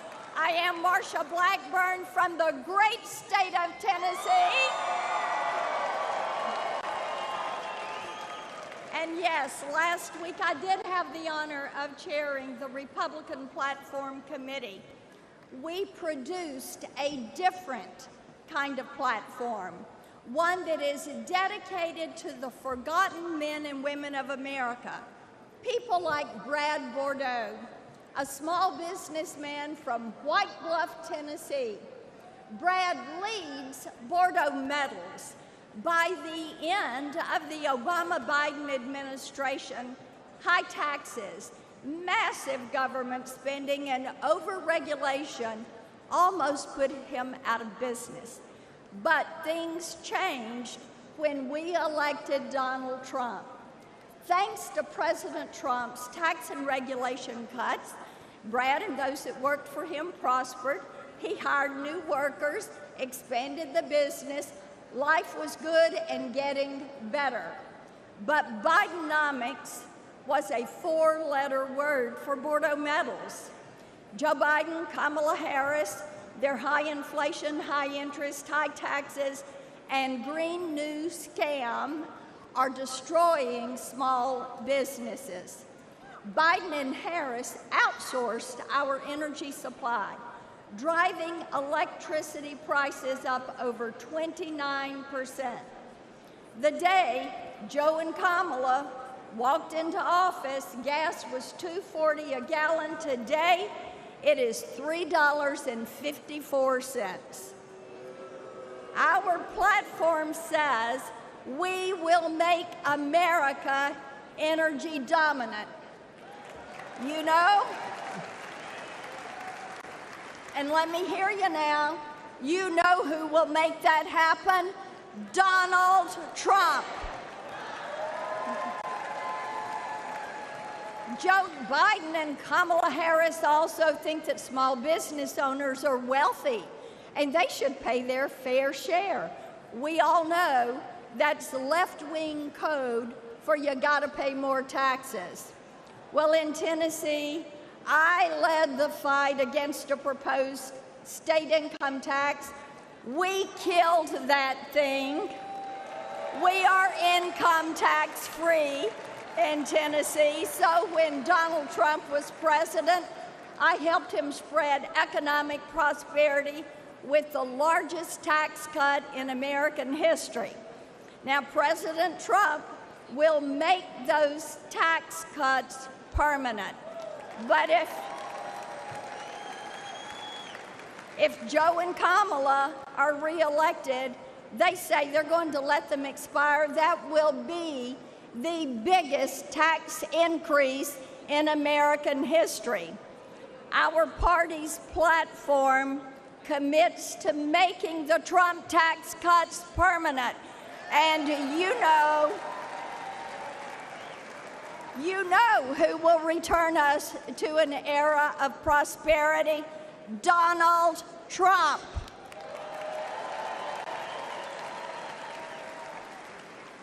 Now, Joe and Kamala, bless their hearts, they couldn't help themselves. They hired 85,000 new IRS agents to harass hard-working Americans.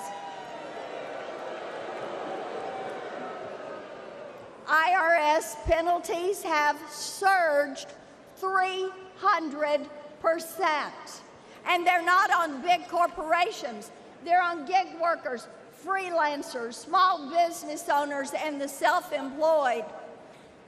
Let me ask you a question. Who is going to look at those 85,000 IRS agents and say, "You're fired"? Donald Trump.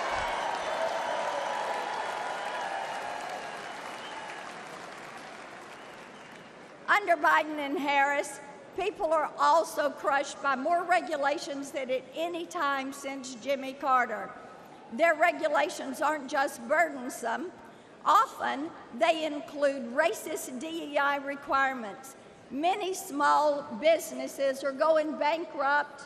Some are throwing up their hands in disgust. Our party's platform pledges 7 times to cut regulations that are killing jobs and costing you thousands of dollars. Now, you know who will slash that red tape and return this country to economic greatness? Donald Trump.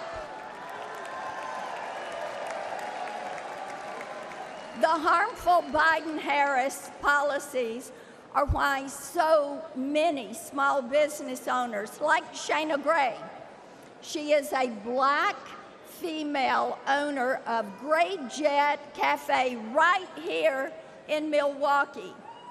She voted for Biden in 2020, and in 24, she is voting for President Donald Trump.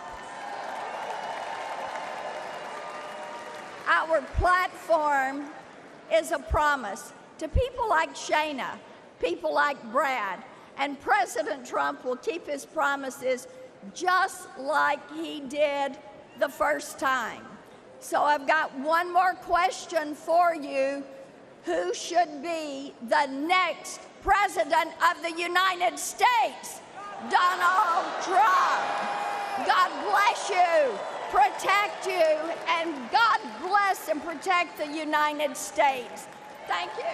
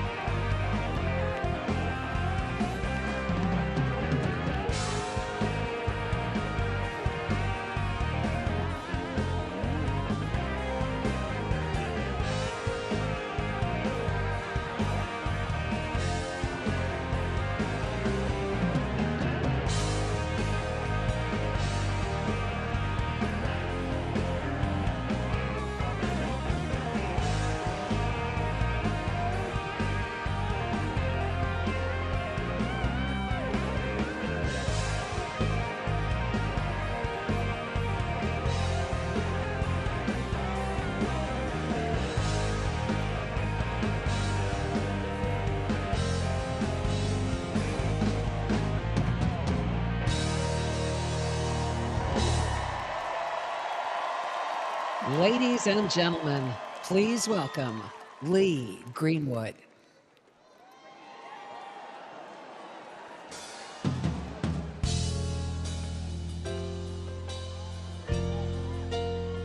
Hello, RNC. Is there any doubt who's going to be the next president of the United States? Prayer works. This nation based on faith. Prayer works. Because he was sure, as Donald Trump turned his head just slightly, that the bullet missed him just enough to save his life to be the next president of the United States.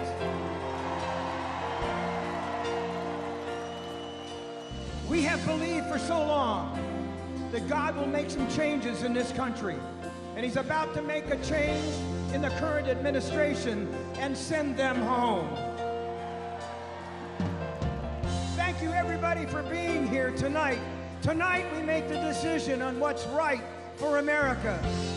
More prosperity, less gas prices, less food prices, help for our veterans, and God bless our military wherever they are in these United States and abroad. There would be no wars. Ladies there wasn't and any when gentlemen, President Trump please was president. welcome the next president of the United States, Donald J. Trump.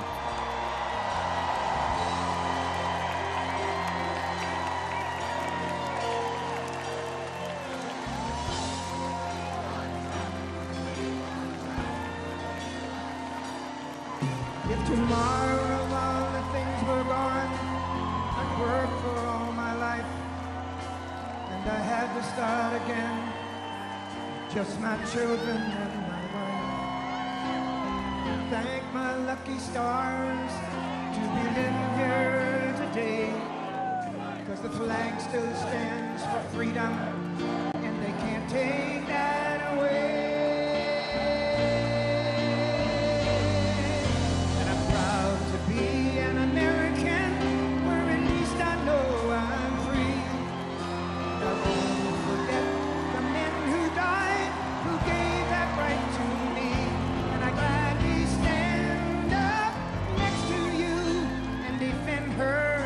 Today, 'cause there ain't no doubt I love this land. Sing it!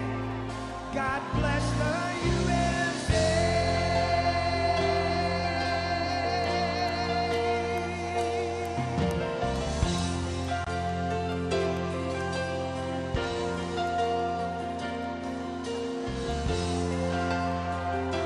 We are here tonight in one purpose, and that is to elect Donald J. Trump as the next president of the United States. He is here tonight to show his courage, his defiance against somebody who tried to kill him. You will not take this man down. He has the courage, the strength, and he will be the next president of the United States.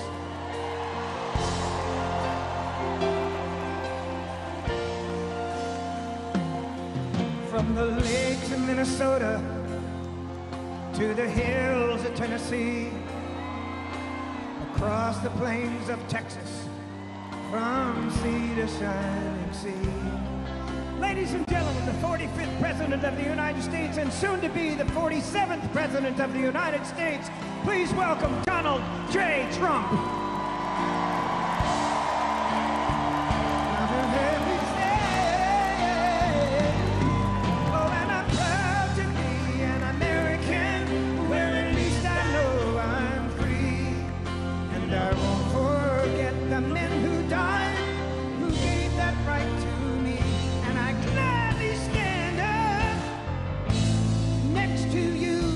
Defend her still today, 'cause there ain't no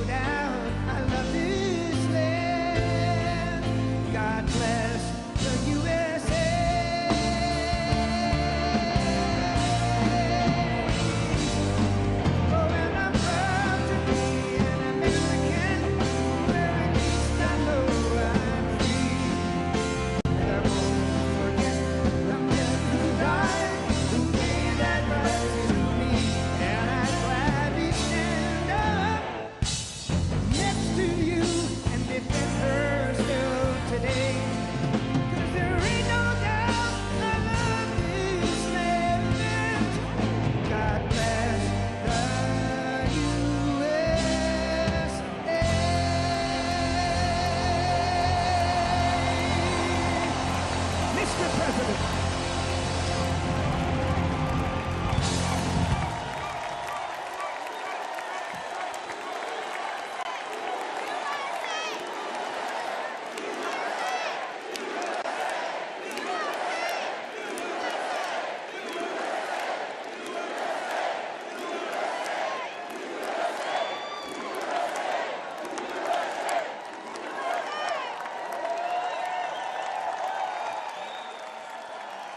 Please welcome Mark Laws from Cedar Springs, Michigan.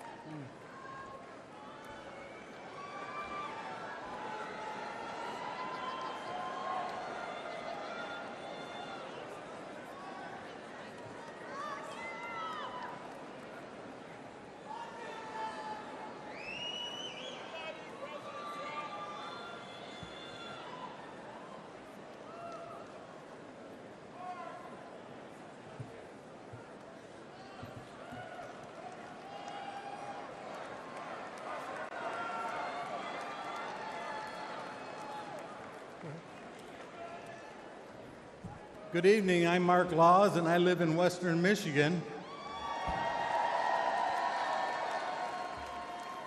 I'm not a senator or a governor or some other politician, but I'm just a regular guy. But to my kids and my grandkids who call me Peepaw, I'm the guy.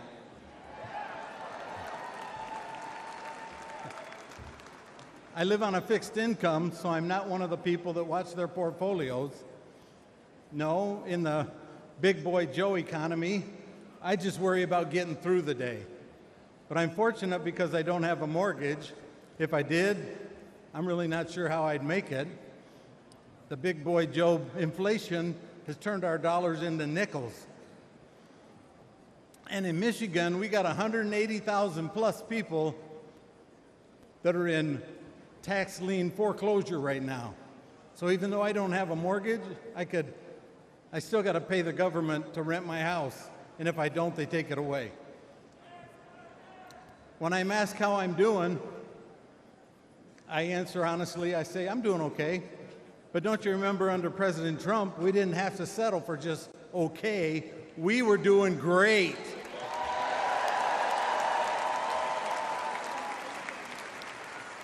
I've wanted to make some improvements to my home, but with inflation and the price of materials, that's not possible. So I don't want to go into debt, so I just put it off. I'd also like to spoil my grandkids with some great Peepaw unique gifts for their birthdays. But with the price of gas and groceries, I don't do that. I settle for a cake and ice cream. Prices keep going up, but my income stays the same. I just keep putting things off, hoping that I'll be able to afford them again someday. It's got me thinking, I've been hoping for better days, but life is happening right now, and we can't waste any more time on the big boy Joe terrible economic policies. We need to bring Donald Trump back right now.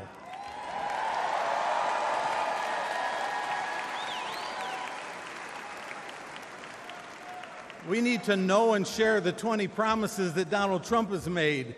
We need to get involved with the Trump 47. And you remember, ballots win elections, so that's the best way to do it. I know a lot of folks just kind of tune the politics out, but we really can't afford to anymore because we're not living in the same country that we grew up in. Cutesy time is over. We need to, all of us, put our shoulder to the wheel and push along and get Mr. Trump, Donald Trump, to be number 47 again. Thank you, and God bless America.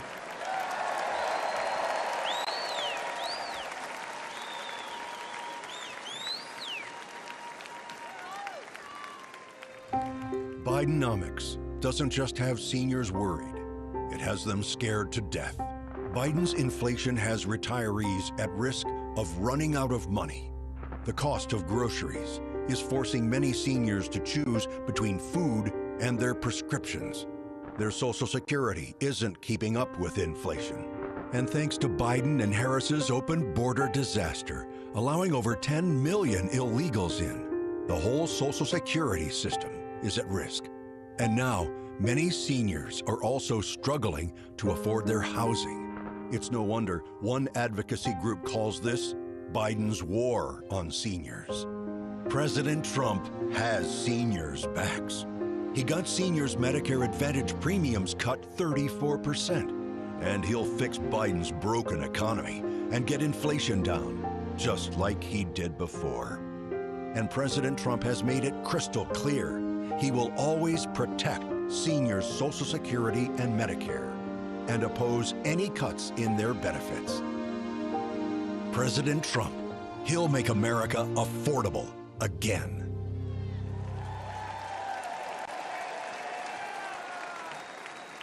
Please welcome Benjamin Joseph.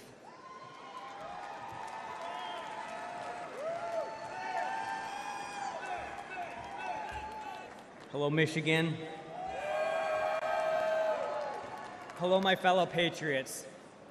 I am the owner of a home remodeling business that my father Steve started in 1972. During the Trump boom, we were thriving. Under Biden, we are surviving. I know other business owners, like many of you in this room, can relate. With the financial strain caused by the Biden-Harris economy, many clients are tightening their belts, closing their wallets, and cutting back on their home remodeling projects. To keep work coming in, I've had to lower my margins, and I mean lower them. I'm now barely making payroll, and our families just have enough to live on. But we can't build up any savings, and we can't move forward. As parents, we want to provide for our children. But more and more parents like myself have to look their little girl or their little boy in the eye when they're asked for something and say, "We can't afford it." Those 4 words are heartbreaking. We didn't have to say those words under Donald Trump when he was president. That's because Donald Trump is a businessman, not a crooked career politician.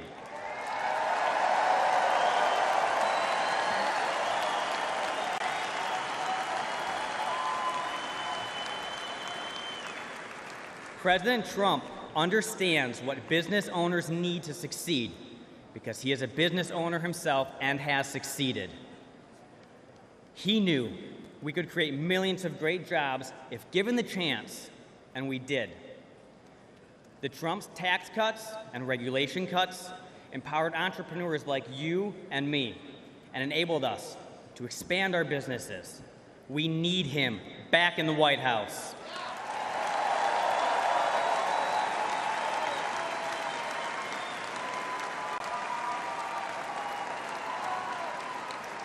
As a representative of Michigan at this convention, I want to give a special Michigander thank you to President Trump for being our champion.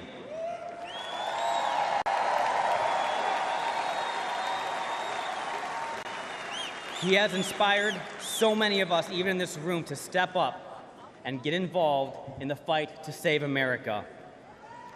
With his leadership and our help, we will make America affordable again, wealthy again, and great again.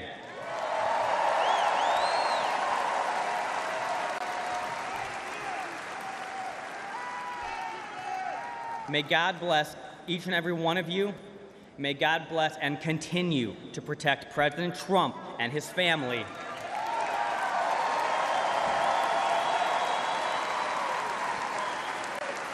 And may God bless the United States of America. Thank you.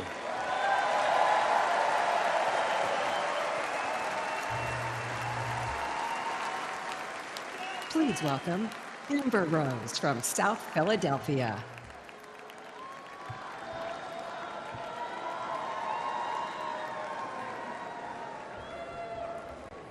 Hello, my name is Amber Rose. I'm a model and entrepreneur. Thank you. But most importantly, I'm a mother. My whole world revolves around providing for my children, keeping them safe, and giving them an opportunity for a better life. That's something that unites all American parents, whether we're Republicans, Democrats, conservatives, or liberals. We all want a better country for our children.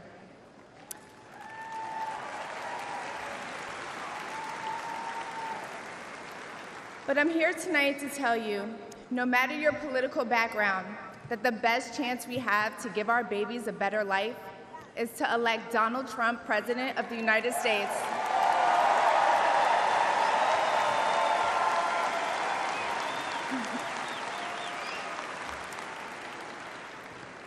Now, you may be wondering why I'm up here telling you this. I'm no politician, and I don't want to be. But I do care about the truth. And the truth is that the media has lied to us about Donald Trump.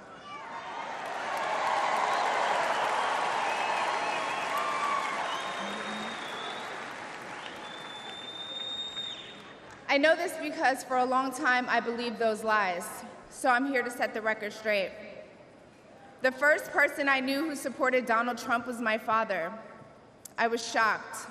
My entire family is racially diverse. And I believed the left-wing propaganda that Donald Trump was a racist. My father said, "No, he's not, Amber. What are you talking about?" And when I insisted, he said, "Prove it."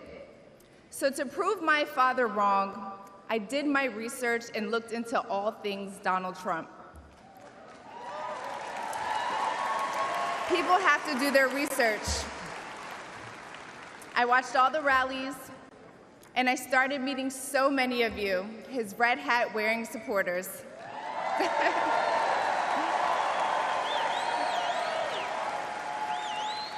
I realized Donald Trump and his supporters don't care if you're black, white, gay, or straight. It's all love.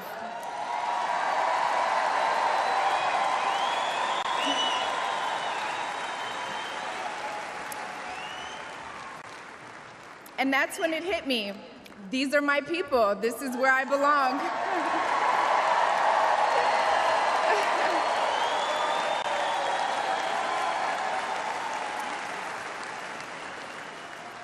So I let go of my fear of judgment, of being misunderstood, of getting attacked by the left, and I put the red hat on too. Thank you.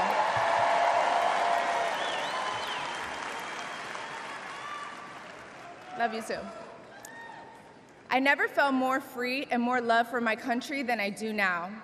I want to thank my father, who's in the audience tonight, for opening my eyes. He served over 20 years in the U.S. military. Thank you for your service, Dad. Where's he at? I love you, Dad. I love you. I love you so much. Thank you. When I met the President and Melania for the first time, he was kind and generous and funny as hell. Very funny. The First Lady was gracious and smart with a smile that will brighten up any room. If you're watching this tonight, you know our country is in trouble. Just like me. When you go to the store and buy food for your family, you're shocked. When you fill up your gas tank, you're pissed. I know I am.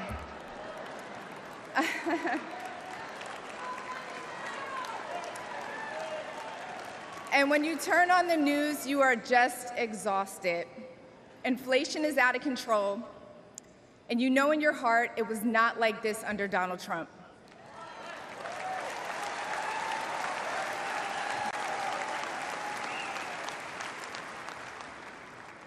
My message to you tonight comes from a humble place.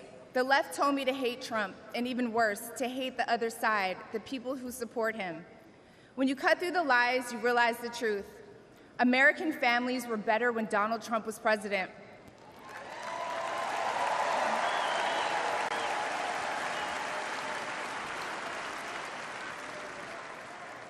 We were safer, wealthier, and stronger.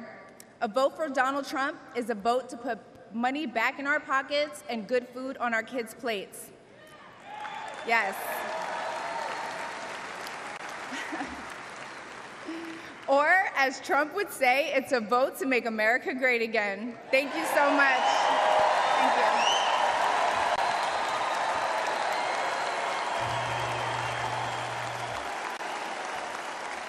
Please welcome Latino American Linda Fornos.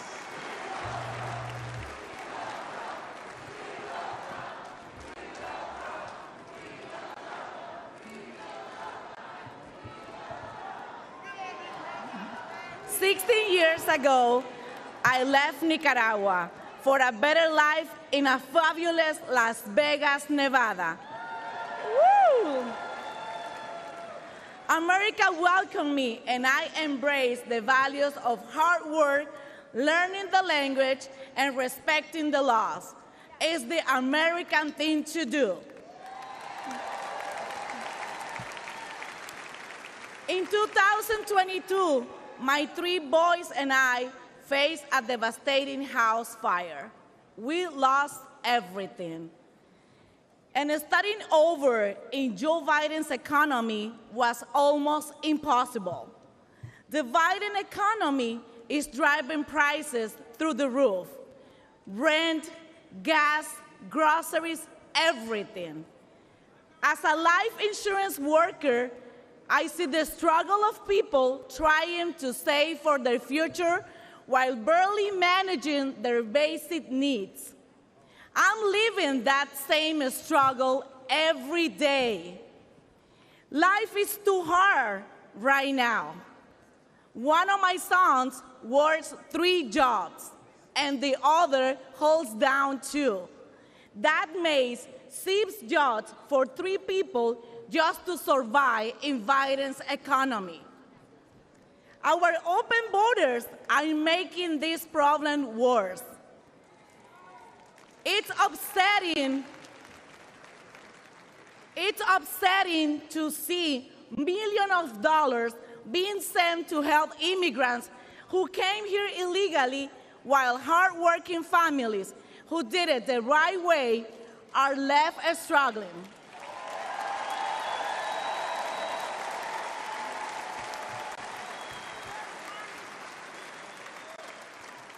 The fact is that illegal immigration hurts legal immigrants the most.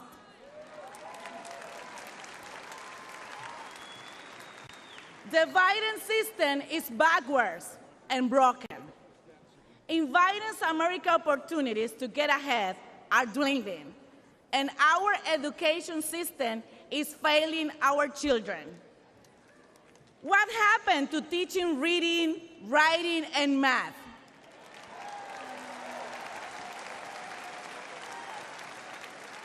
Now, it's like our kids are getting a degree in pronoun studies. He, she, they, them. I have expected my son to come home with a diploma in advanced day 10 theory. Life was completely different under President Trump. We prosper.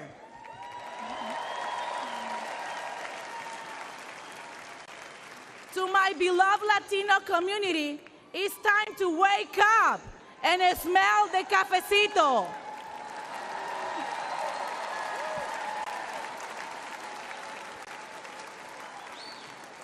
In 2020, I made a mistake that is hard to admit, especially in this room.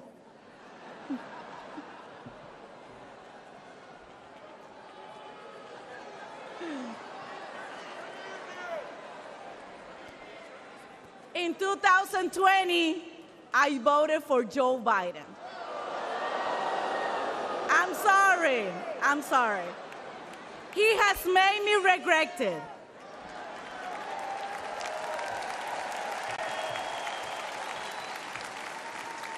This November, my vote won't be taken for granted. And this time, I won't regret it. Please join me in voting for Donald J. Trump.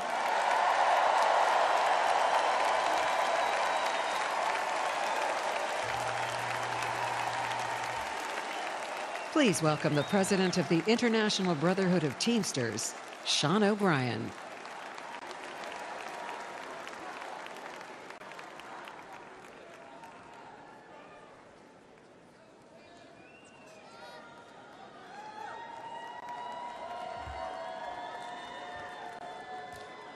Greetings, delegates and guests.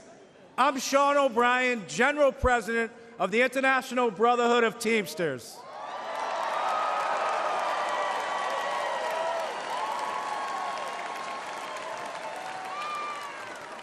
I'd like to give my peeps from the greatest state in the nation, Massachusetts, some props. What's up? First, I want to thank the hardworking Teamsters and union members here in Milwaukee who play vital roles in the building and operations of this convention.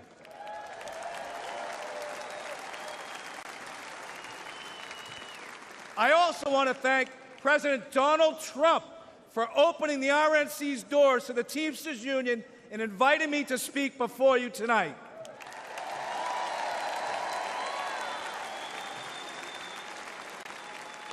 I travel all across this country and meet with my members every week. You know what I see? An American worker being taken for granted. Workers being sold out to big banks, big tech, corporates, and the elite. And I'm not the only one who sees this. Everyday families see it. The American people aren't stupid. They know the system is broken. We all know how Washington is run. Working people have no chance of winning this fight. That's why I'm here today. Because I refuse to keep doing the same things my predecessors did.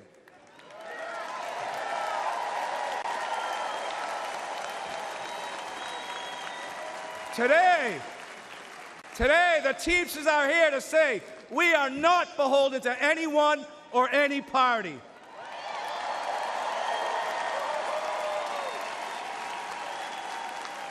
We will create an agenda and work with a bipartisan coalition ready to accomplish something real for the American worker.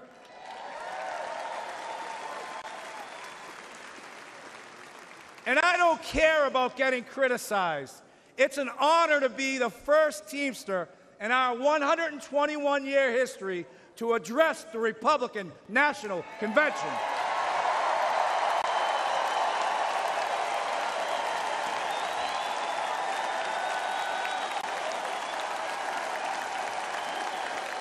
Several months ago, I asked the RNC and the DNC for the opportunity to speak. To be frank, when President Trump invited me to speak at this convention, there was political unrest on the left and on the right. Hard to believe. Anti-union groups demanded the president rescind his invitation. The left called me a traitor.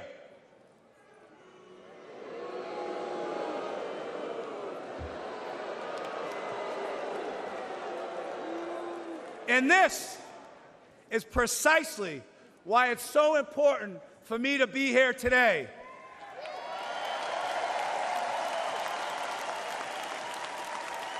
Think about this. Think about this. The Teamsters are doing something correct if the extremes in both parties think I shouldn't be on this stage.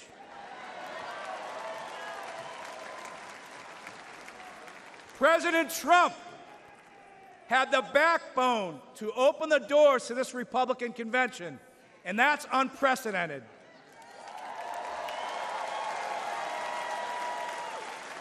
No other nominee in the race would have invited the Teamsters into this arena. Now, you can have whatever opinion you want, but one thing is clear. President Trump is a candidate who is not afraid of hearing from new, loud, and often critical voices. And I think we all can agree, whether people like him or they don't like him, in light of what happened to him on Saturday, he has proven to be one tough SOB.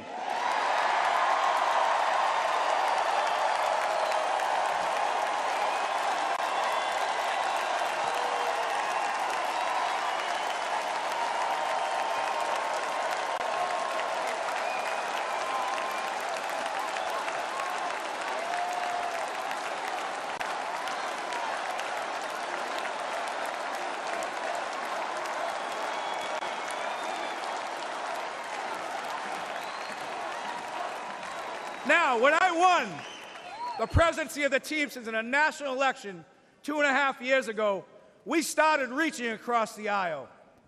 In the past, the Teamsters have endorsed GOP candidates, including Nixon, Reagan, and George H.W. Bush. But over the last 40 years, the Republican Party has really pursued strong relationships with organized labor. There are some in the party who stand in active opposition to labor unions. This, too, must change. And I want to be clear. At the end of the day, the Teamsters are not interested if you have a D, R, or an I next to your name. We want to know one thing. What are you doing to help American workers?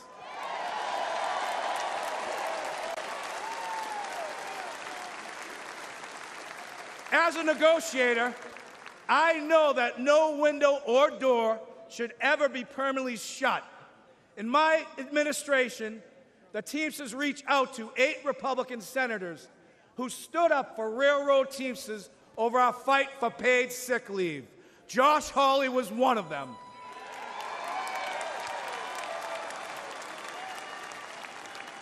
We started talking. Senator Hawley changed his position on national right to work. Then we started walking. Senator Hawley walked a Teamsters picket line in St. Louis and a UAW picket line in Wentzville, Missouri. More than that, I want to recognize Senator Hawley for his direct, relentless, and pointed questioning of corporate talking heads, lawyers, CEOs, and apologists. He has shown he is not willing to accept their pillaging of working people's pocketbooks. I know from a career in negotiating that you get nowhere by slamming your fist on the table. The first step is to listen. The Teamsters and the GOP may not agree on many issues, but a growing group has shown the courage to sit down and consider points of view that aren't funded by big money think tanks. Senators like J.D. Vance, Roger Marshall, and Representatives Nicole Malliotakis, Mike Lawler, and Brian Fitzpatrick are among elected officials who truly care about working people. And this group is expanding and is putting fear into those who have monopolized our very broken system in America today. There are far too many people on both sides of the aisle still caught up in knee-jerk reactions to unions, who subscribe to the same tired claptrap that unions destroy American companies. Take a moment to consider United Parcel Service, which is the largest private sector logistics company, and it's been unionized for more than 100 years. More than 350,000 Teamsters make it run. We work for good middle-class wages, quality health care, and secure pensions. There are work rules that ensure fairness and due process for both sides.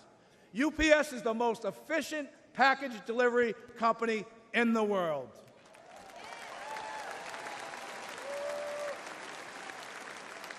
But let's not forget that UPS doesn't provide these great wages and benefits out of the kindness of its heart. UPS does it because the Teamsters fight for it, all 350,000 of us.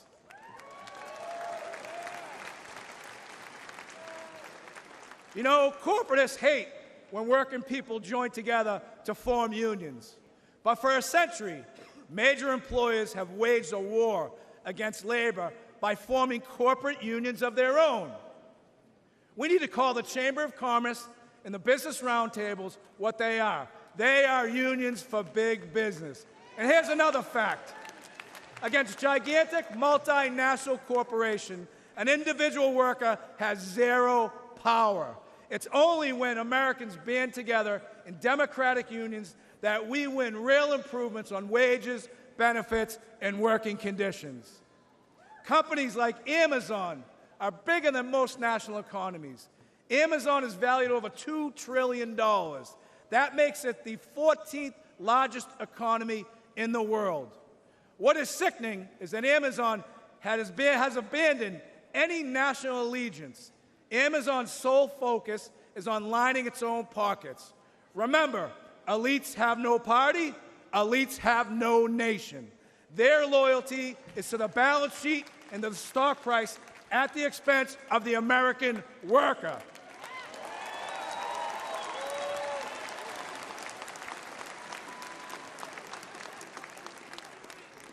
In my office in Washington, D.C., I can see the United States Capitol from my window.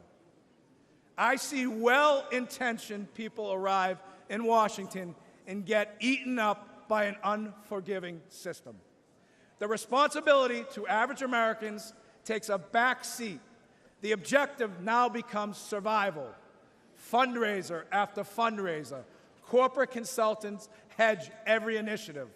The Hill crawls with lifers, bouncing from government jobs to corporate jobs and back again. I think we can all agree D.C. is a pretty treacherous area.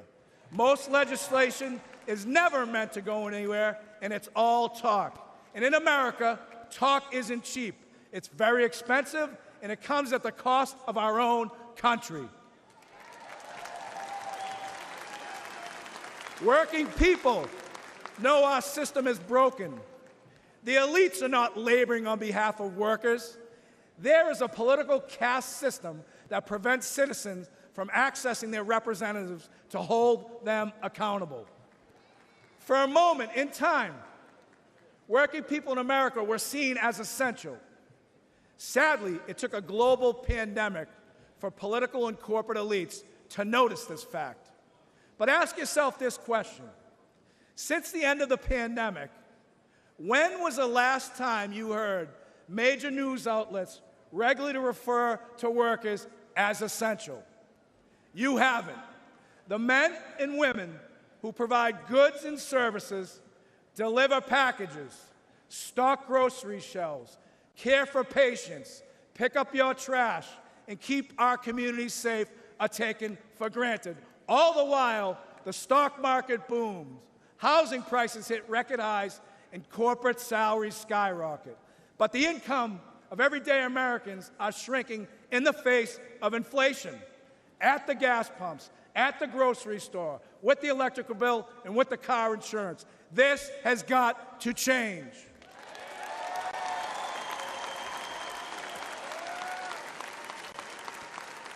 Never forget, American workers own this nation. We are not renters. We are not tenants. But the corporate elite treat us like squatters, and that is a crime. We've got to fix it.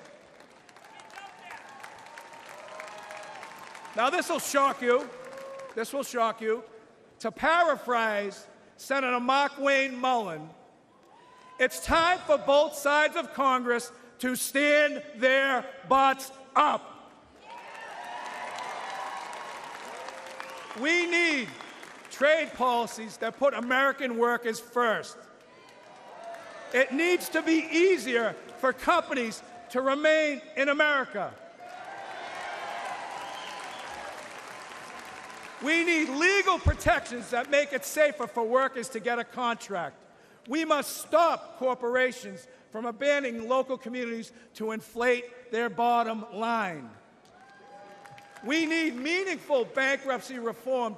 Today, corporate vultures buy up companies like Yellow Freight with the intent of driving them into bankruptcy and feasting on their remains. The courts leave workers begging for crumbs as third-tier creditors. Labor law must be reformed. Americans vote for a union but can never get a union contract.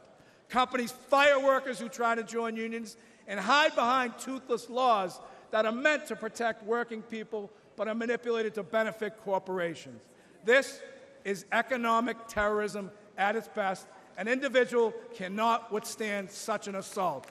A fired worker cannot afford corporate delays, and these greedy employers know it. There are no consequences for the company, only the worker. We need corporate welfare reform.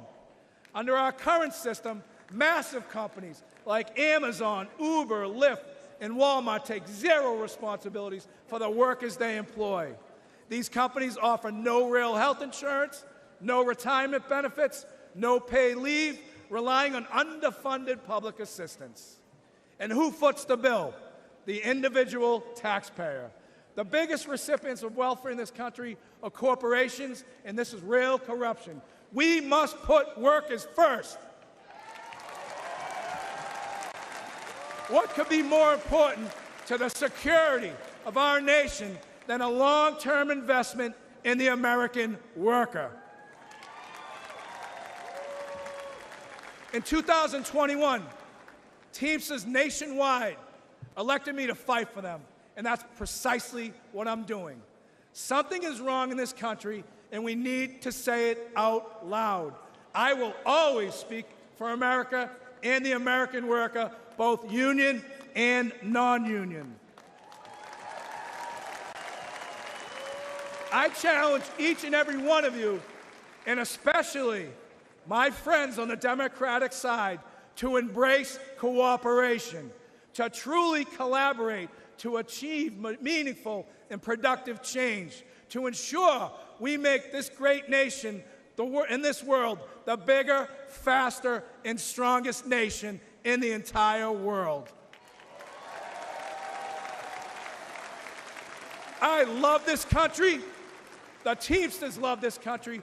Our 1.3 million members move America on the roads, in the ports, on the rail, and in the air.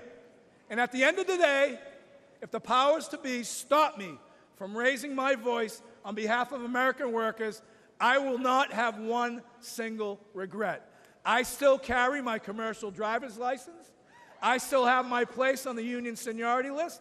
You'll find me back in Boston driving a tractor-trailer, delivering equipment for Shaughnessy and Ahern, because I have the protection of a union contract that gives me the freedom to speak my mind and to fight like hell.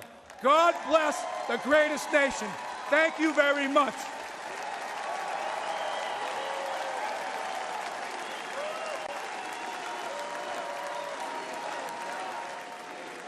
Ladies and gentlemen, please welcome back RNC Chairman Michael Whatley.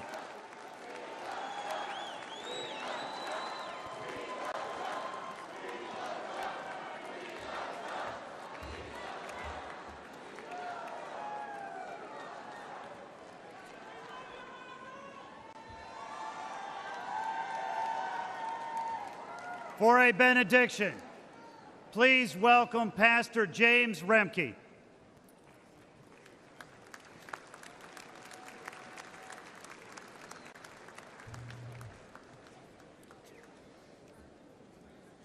It's a great pleasure to be here. Great pleasure to see President Donald Trump safe.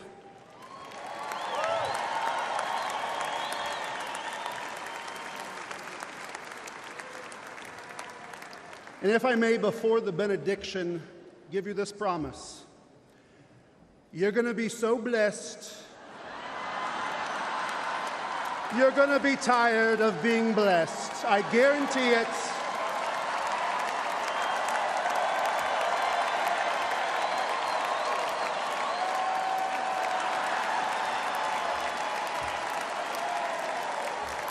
Believe me.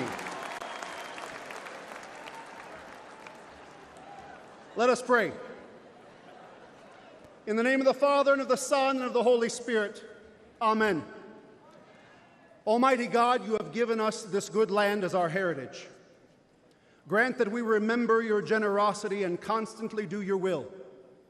Bless our land with honest industry, truthful education, and an honorable way of life. Save us from violence, discord, and confusion, from pride and arrogance, and from every evil course of action.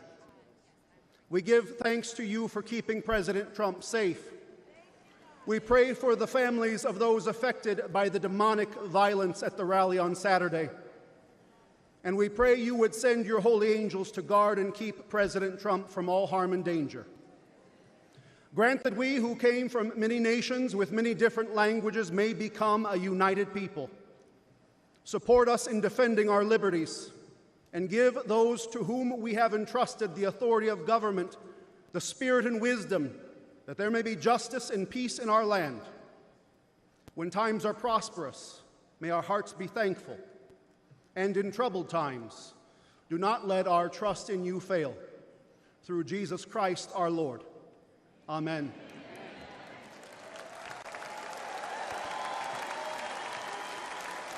The Lord bless you and keep you.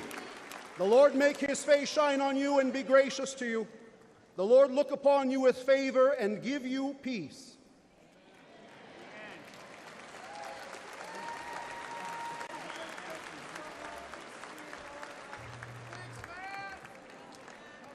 For a benediction, please welcome from California National Committee woman Harmeet Dillon.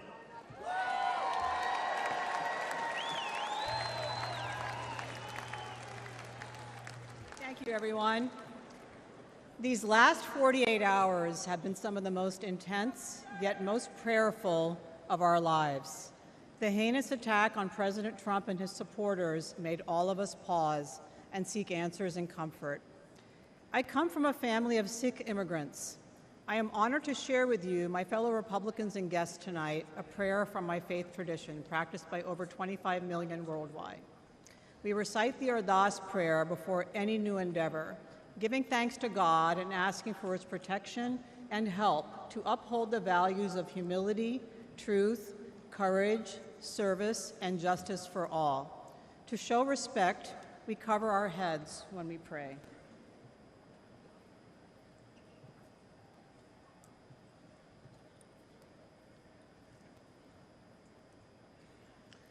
तू ठाकर तुम पे अरदास जियो पिंड सब तेरी रास तुम मात पिता हम बारक तेरे तुमरी कृपा में सुख कनेरे कोई न जाने तुमरा अंत ऊंचे ते ऊंचा भगवंत सगल समगरी तुमरे सूतर धारी तुम ते होए सो आज्ञाकारी तुमरी गत मित तुम ही जानी नानक दास सदा कुर्बानी. Dear Waheguru, our one true God, we thank you for creating America as a unique haven on this earth where all people are free to worship according to their faith. We seek your blessings and guidance for our beloved country. Please bless our people with wisdom as they vote in the upcoming election, and please bless with humility, honesty, skill, and integrity all those who conduct the election. Finally, we thank you for the Chardi Kala spirit that we have witnessed in President Trump. That is, the tireless and uplifting spirit that is sustained even in the face of violent adversity, like a founding father centuries ago. And we thank you, dear God, for protecting his life. We thank you for his examples of nirbha, fearlessness, and nirvair, the absence of hate when faced with vitriol. These examples of extraordinary calm inspire us. Nanak Naam Chardi Kala Tere Bane Sarbata Pala. May your name forever be exalted, spreading happiness and blessings and good spirit, that everyone may prosper and enjoy the grace of your peace. Thank you.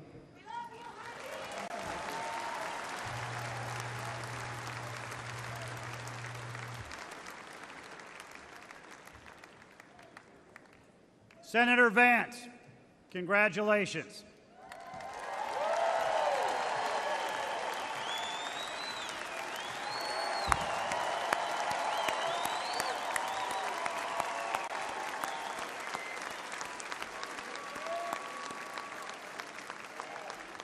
President Trump, we are honored to have you here tonight, and on behalf of the entire Republican Party all across America, we are grateful for you to be our nominee for the 47th President of the United States of America.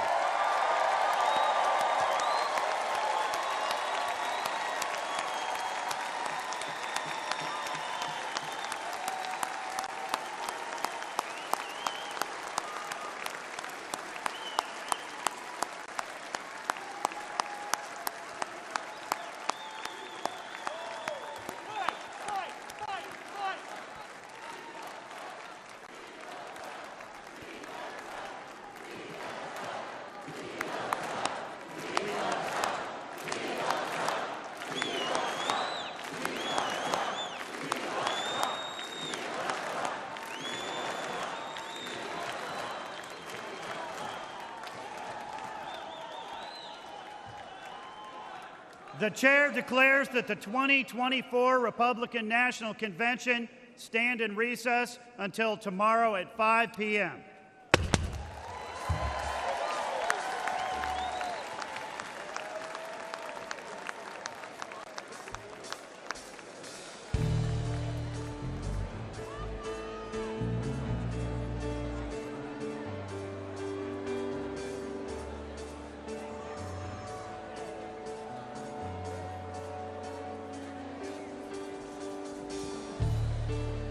Just a small town girl living in a lonely world. Took the midnight train going anywhere. Just a city boy, gonna raise a self-control. He took the midnight train going anywhere.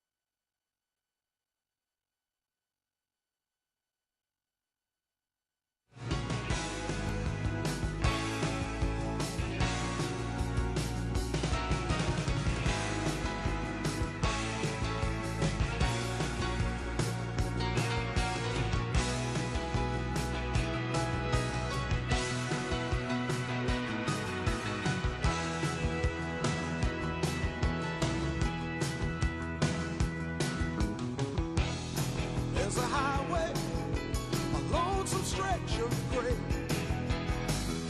It runs between us and takes me far away.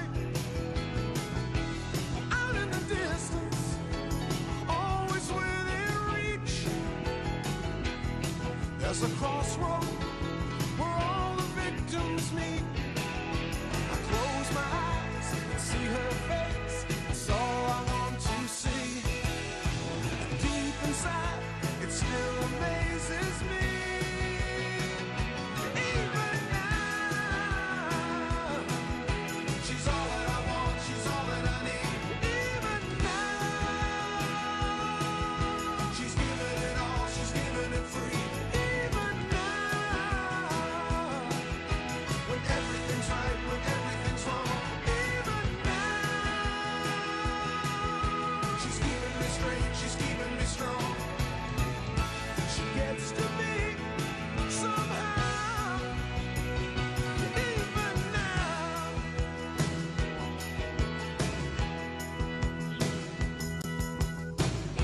And through the darkness, through all the endless days, through all the changes, the pointless one and ways, I can still make it, I can still stand tall, 'cause I got my girl to get me through it all. Through all the doubt and all the fear and all that I can't say, still somehow she'll help me find my way. Even now, she's still in my heart, she's still in my soul. Even now, she's still on my mind wherever I go. Even now, through all of my days and all of my nights. Even now, she's keeping it real, she's keeping it right. She gets to me somehow.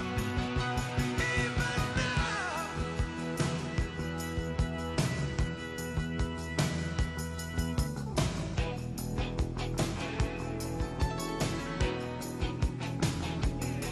Even now. Oh, even now.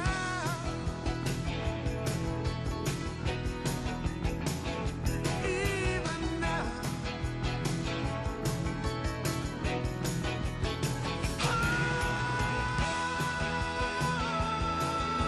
She's all that I want, she's all that I need. Even now, she's giving it all, she's giving it free. When everything's right, when everything's wrong. She's keeping it real, she's keeping it strong.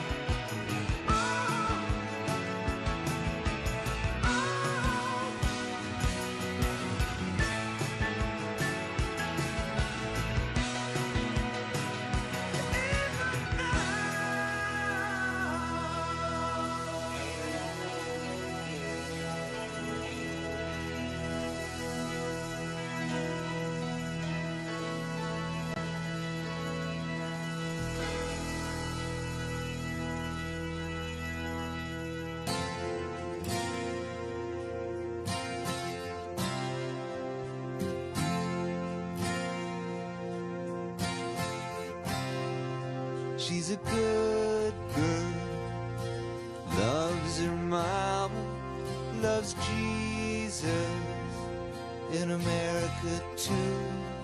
She's a good girl, is crazy about Elvis, loves horses, and her boyfriend too.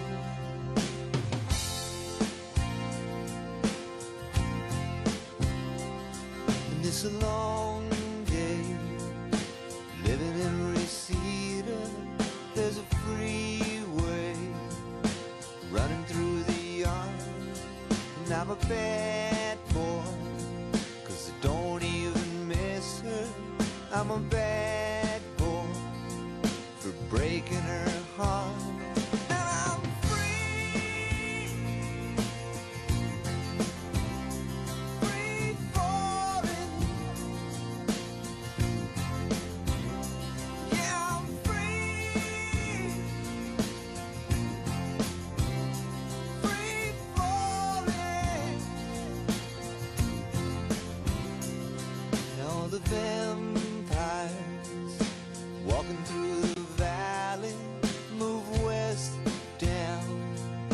Ventura Boulevard, and all the bad boys were standing in the shadows, and the good girls are home with broken